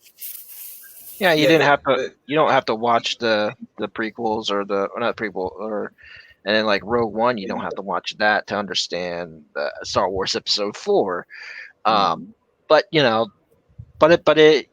you enjoy that sort of stuff, great. But I don't like the premise of how, and I blame the big corporate marketing, not individual fans, but big corporate marketing saying you have to buy this to understand this, and you don't always have to, or you don't always have to watch it or read it or whatever. And here's the thing about you shouldn't have to. Yeah, here's the thing, you should be so enticed to want to buy the books and be. I haven't bought any of the Disney sequel trilogy novels or whatever, right? Aftermath and all that crap. Because of what I've heard about them, I mean, when I have people quoting freaking what's his name, freaking Cuck Weindig, Chuck Weindig. When he writes the TIE fighter went all wibbly wobbly, it's like dude, my 10-year-old write a better fucking story than wibbly wobbly, or it's like, but yeah. You can buy the novel with Top Gear. Mm-hmm. Buffeting. Yeah. Oh, dude. Wibbly wobbly, timey-wimey. I miss that show so much. Well, now Top Gear. It's a good show. Now, if you want to watch Top Gear, you have to. It's called the Grand Tour. Yeah, I never liked Top Gear. To be fair, I never liked Jeremy Clarkson. Oh man, I love Top Gear. Well, they started getting a little stale after a while, and they kept trying to go a little bit too over the top with some of the stunts. But some of that Top Gear was hilarious, like the part where they painted Richard Hammond's. They went through the deep south, and they painted like man love is good, okay. And it's like, you can't be coming through this hit town with that painted on there. And one of them had like a Hillary bumper sticker. Country music sucks. And then all of them. So all these. these people He just like was started president, pelting it, yeah. throwing shit at him. It was great. Yeah, And I then mean that's pull the off, thing. they No, rush off, that pull on the side wasn't of that the wasn't road, Hammond's car walk though. off. Yeah. That wasn't Hammond's car though. No, That was no, Hammond was in the Ute and actually said "man love" on the side of it. Yeah. Yeah, Hey, man love is Shellback. good, okay, or man love is okay, good, or something like that. Yeah. Shellback, I gotta dip out, man. I got a tree guy coming in the Yeah. morning, man. right on. Happy Hey, birthday, Yeah, man. appreciate you popping in, man. Oh, no problem. See you, Thanks for having Brian. me. Later, guys. All right, See you have a later. good one. Bro. But No, the problem with Jeremy Clarkson is May, Jeremy Clarkson's very entertaining, but I find he can get irritating after not long. but yeah, no, May was the one that they were always picking on. I can't Yep. remember his first name. Well, James not really. May. James, They're always trying to kill Hammond. yeah. Well, yeah, he almost got killed a couple of times, didn't he? Well, yeah, Several times. Yeah. yeah. No, I think the premise of the show was one, try to kill Hammond, two, pick on May. Yeah. Yeah. But the and dude, like the one of my other favorite episodes was when they were like going through it was like the Amazon or some jungle or something, and yeah, that was a good one. But and the Hilux episodes were freaking awesome too. They did everything they could to kill that truck, and it just kept on going. I'll tell you one bit I do remember is, do you know Reliant Robbins, the car? Never heard of him. It's a When little they turned into a three-wheeler space shuttle? car. Yeah, it's a little three-wheeler car. It's got one front wheel, two back wheels. I remember he drove one, and he was basically testing how fast you could go around corners before you roll over. I can remember And one he- scene, yeah, went around the every- corner, rolled over, and just as somebody was walking past, and he's like, sort of, "Hi, can you push me back over, please?" Every corner he went around, there was people walking down the street, and they always push the car back up. Yeah, exactly. Yeah, I But remember I that. like the one where they turn the Reliant Robin Wright, whatever it is, into a space shuttle. That actually went really well, except the exploding bolts that's supposed to separate it from the main booster failed, and the whole thing just went boom. Are you But guys? it- You guys are it- talking about that? You guys are talking about that one car that's only got like one wheel out in front. Yeah. Yeah. But No, yeah, I they stuck, remember they one stuck it on scene with a, that. they stuck it on a rocket and launched it, and it actually Yeah. flew really well. Yeah. Well, is that the same one where when they put the foot down, there was so much power it lifted the front wheel off the ground? I can remember that's happening as well. I remember one of them the wheels come off the ground, but I don't know if it's the Robin. I can remember they did actually one scene where they hooked up a car so that they put somebody in it who thought they were driving, but basically in the boot they'd rigged it up so a professional driver was driving using video screens. And as the person was driving along, every so often the sort of professional driver would just take control and just spin it out or something. That was quite amusing, just watching them panic as the car just suddenly flew off one direction. I haven't seen that episode. I don't remember seeing that one. Yeah. I've seen most of them. I've got some of it on DVD, but I don't remember that one. You know, Top Gear is a weird show because it started out as a serious sort of TV journalism. They were doing proper reviews of cars when it was Clarkson, Tiffany Dell, and Quentin Wilson, I think. It was like a serious TV journalism, but then it became sort of more of a light entertainment kind of show. Yeah. Well, the first time I ever saw it, it was Clarkson, Hammond, and May. Yeah. I told you it was back before then when it was like, yeah.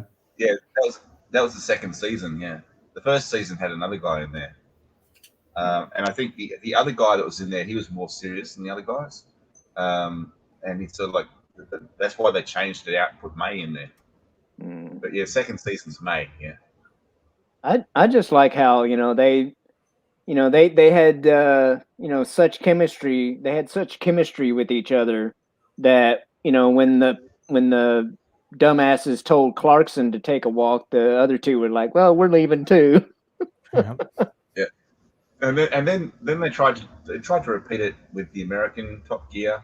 I think they actually had an Australian Top Gear, and they tried to do another UK Top Gear, and they all failed. Yeah.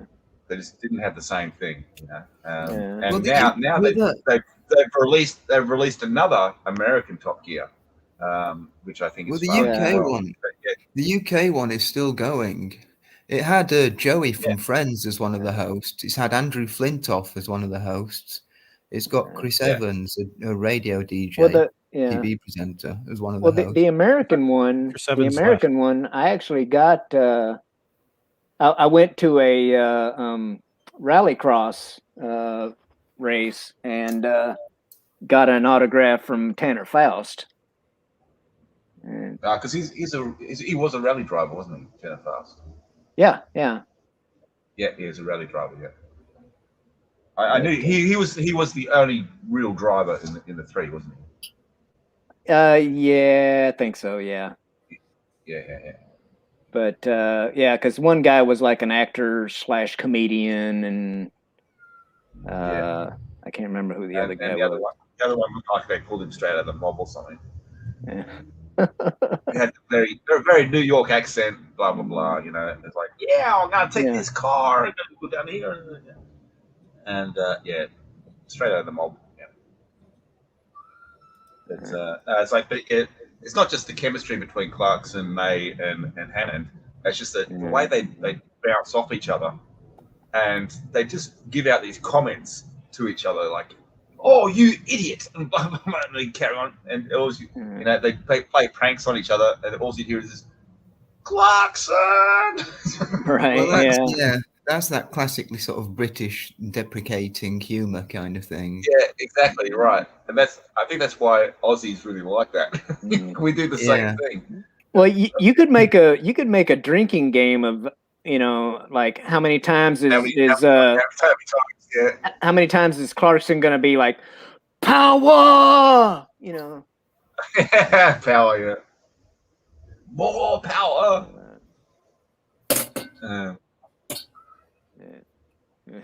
Some say he's this, some say he's that, but we call him the Stig. Yeah. Yeah. Some of the lines he used are really good. Yeah, and I also really liked the episode where they actually revealed who the Stig was, and everybody was like, "No wonder." Yeah. No wonder he's tearing around the track, because it was Michael Schumacher. And it's like, as they revealed who the Stig was, everybody went, "Of course." Well, didn't they do that a couple of times? Because that's the thing. They revealed it as Michael Schumacher, but that was all just publicity. It was never Michael Schumacher. Oh, was it? No. He's never the Stig. The real Stig, his name, I don't know who it is. I can't remember his name, but it has been released now, and he's a professional driver, but he's not a well-known name. I think he's a stunt driver or something like that. But yeah, I can remember when they revealed it as being Schumacher, and everybody just went batshit crazy. Yeah. I thought it was the Stig. I think he was doing it though for at least a little bit. No, he wasn't. People thought he was, but it has since been revealed that he was never actually the Stig. I'm gonna have to Google this now. Google the Stig. But you're gonna have to go through pages and pages. He's once been said to read. I think there's probably an article about every professional racing driver. It's could this person be the Stig, or could this person be the Stig? And there he is going around Gambon listening to the Carpenters. Yeah, exactly. He likes to listen to Beethoven or Megadeth. Well, actually, wasn't there one where he's driving around the track listening to? There's a CD on how to talk a different language or something. He's learning a different language. All sorts of shit like that. Yeah. Yeah, That here was we have him always doing funny. 200 miles an hour listening to the Archers. Yeah. And today he's listening to Amazon bird calls. There's so many bizarre shit with him, but I did really enjoy that series. The only thing I actually didn't like when they did the reviews on the cars, because these are cars I could never afford, I could never own. I can look at them and think, yeah, that's pretty enough, and everything, but I don't need to know all about it because I can't afford the fucking thing. Well, that's one of the changes they made, because back in the day, like I say, it used to be the three guys, and it was a serious sort of motor journalism, TV journalism thing. So they did review more sort of regular cars. They did the flash cars as well, yeah, because that brought in the viewers. But they also did reviews of sort of affordable Now, family cars. My favourite was definitely the challenges where they say, they give them £1,000, Yeah. they give them £5,000, and they have to go out and buy a car. Yeah. They were my favourites. And they take these cars out and just punish them. It's like, especially when they went across. Yeah, one of the best running gags though was the when they had the Koenigsegg, right? And then they had that they had the list of like all the cars and stuff, and the Koenigsegg, they purposely mispronounced it and whatnot, and the name tag was like 3 feet long, But yeah, no, I can remember. They had one name tag. Yeah, Yeah, but the name tag was like. But I love the it's hanging out both sides of the board. Yeah, I love the where they had the different celebrities, and the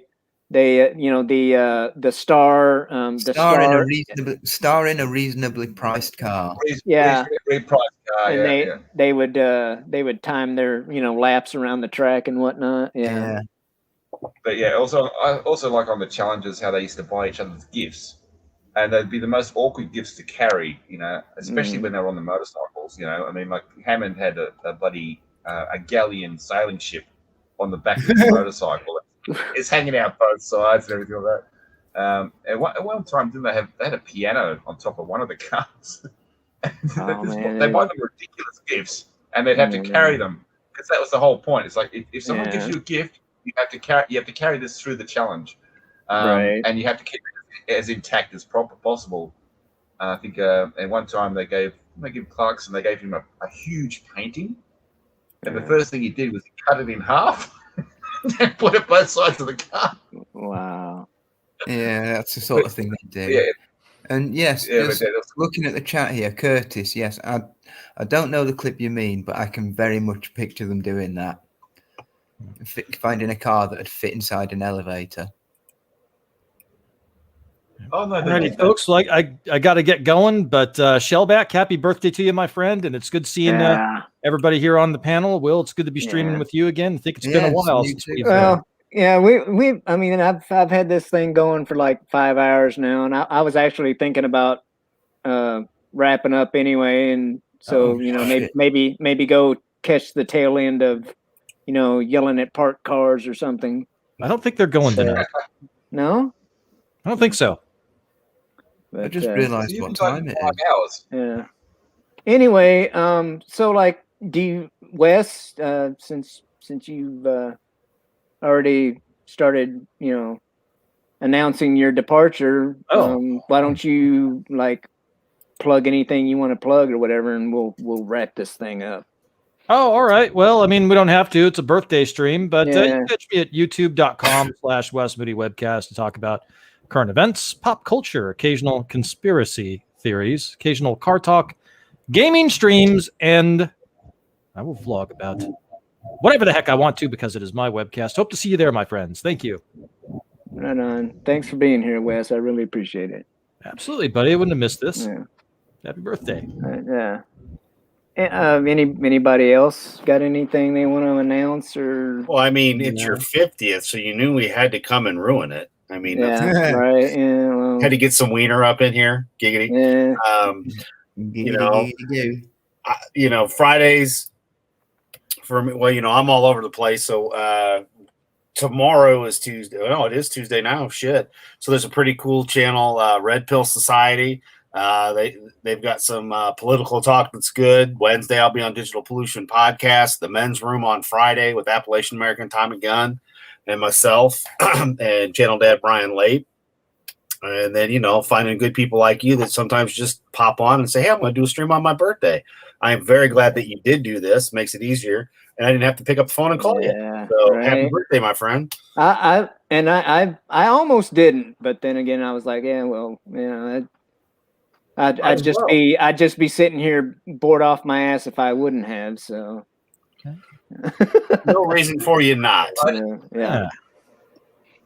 Well, Right. Joe, I just want to say happy 50th birthday. It's great to talk to you again. It's been a while. And you made it, man. You made it. Yeah. You caught up to the Peabody. Yeah. And thank you for having me. Yeah, thanks for being here, man. All right. Well, what about you, Will? You got anything to? No. Yeah. No, I'm never. I mean, I'm always up for No? it. If somebody wants, Yeah. I'm always up for it if somebody wants to invite me somewhere, but I don't make any content or I don't have any regulars or anything. So Right on. I'm just happy to be here and celebrate part of your birthday with you, good sir. Yeah. I'm glad you stopped in. I really appreciate everybody that came by, whether you were brave enough to come on the panel or not. But anyway, yeah, it's been like 5 hours and 5 minutes by now, so I'm just gonna go ahead and call it here. I appreciate everybody coming by and 1 hour for every decade of life. How appropriate. Right. Well, hey, yeah, I guess if you look at it that way, yeah. Thanks, Wes. My keen powers of Yeah. observation. Right. All right, everybody. Thanks for tuning in, and we'll see you when we see you. And as they like to say in the naval community, fair winds and following seas. Good night, everybody. See ya. Good night.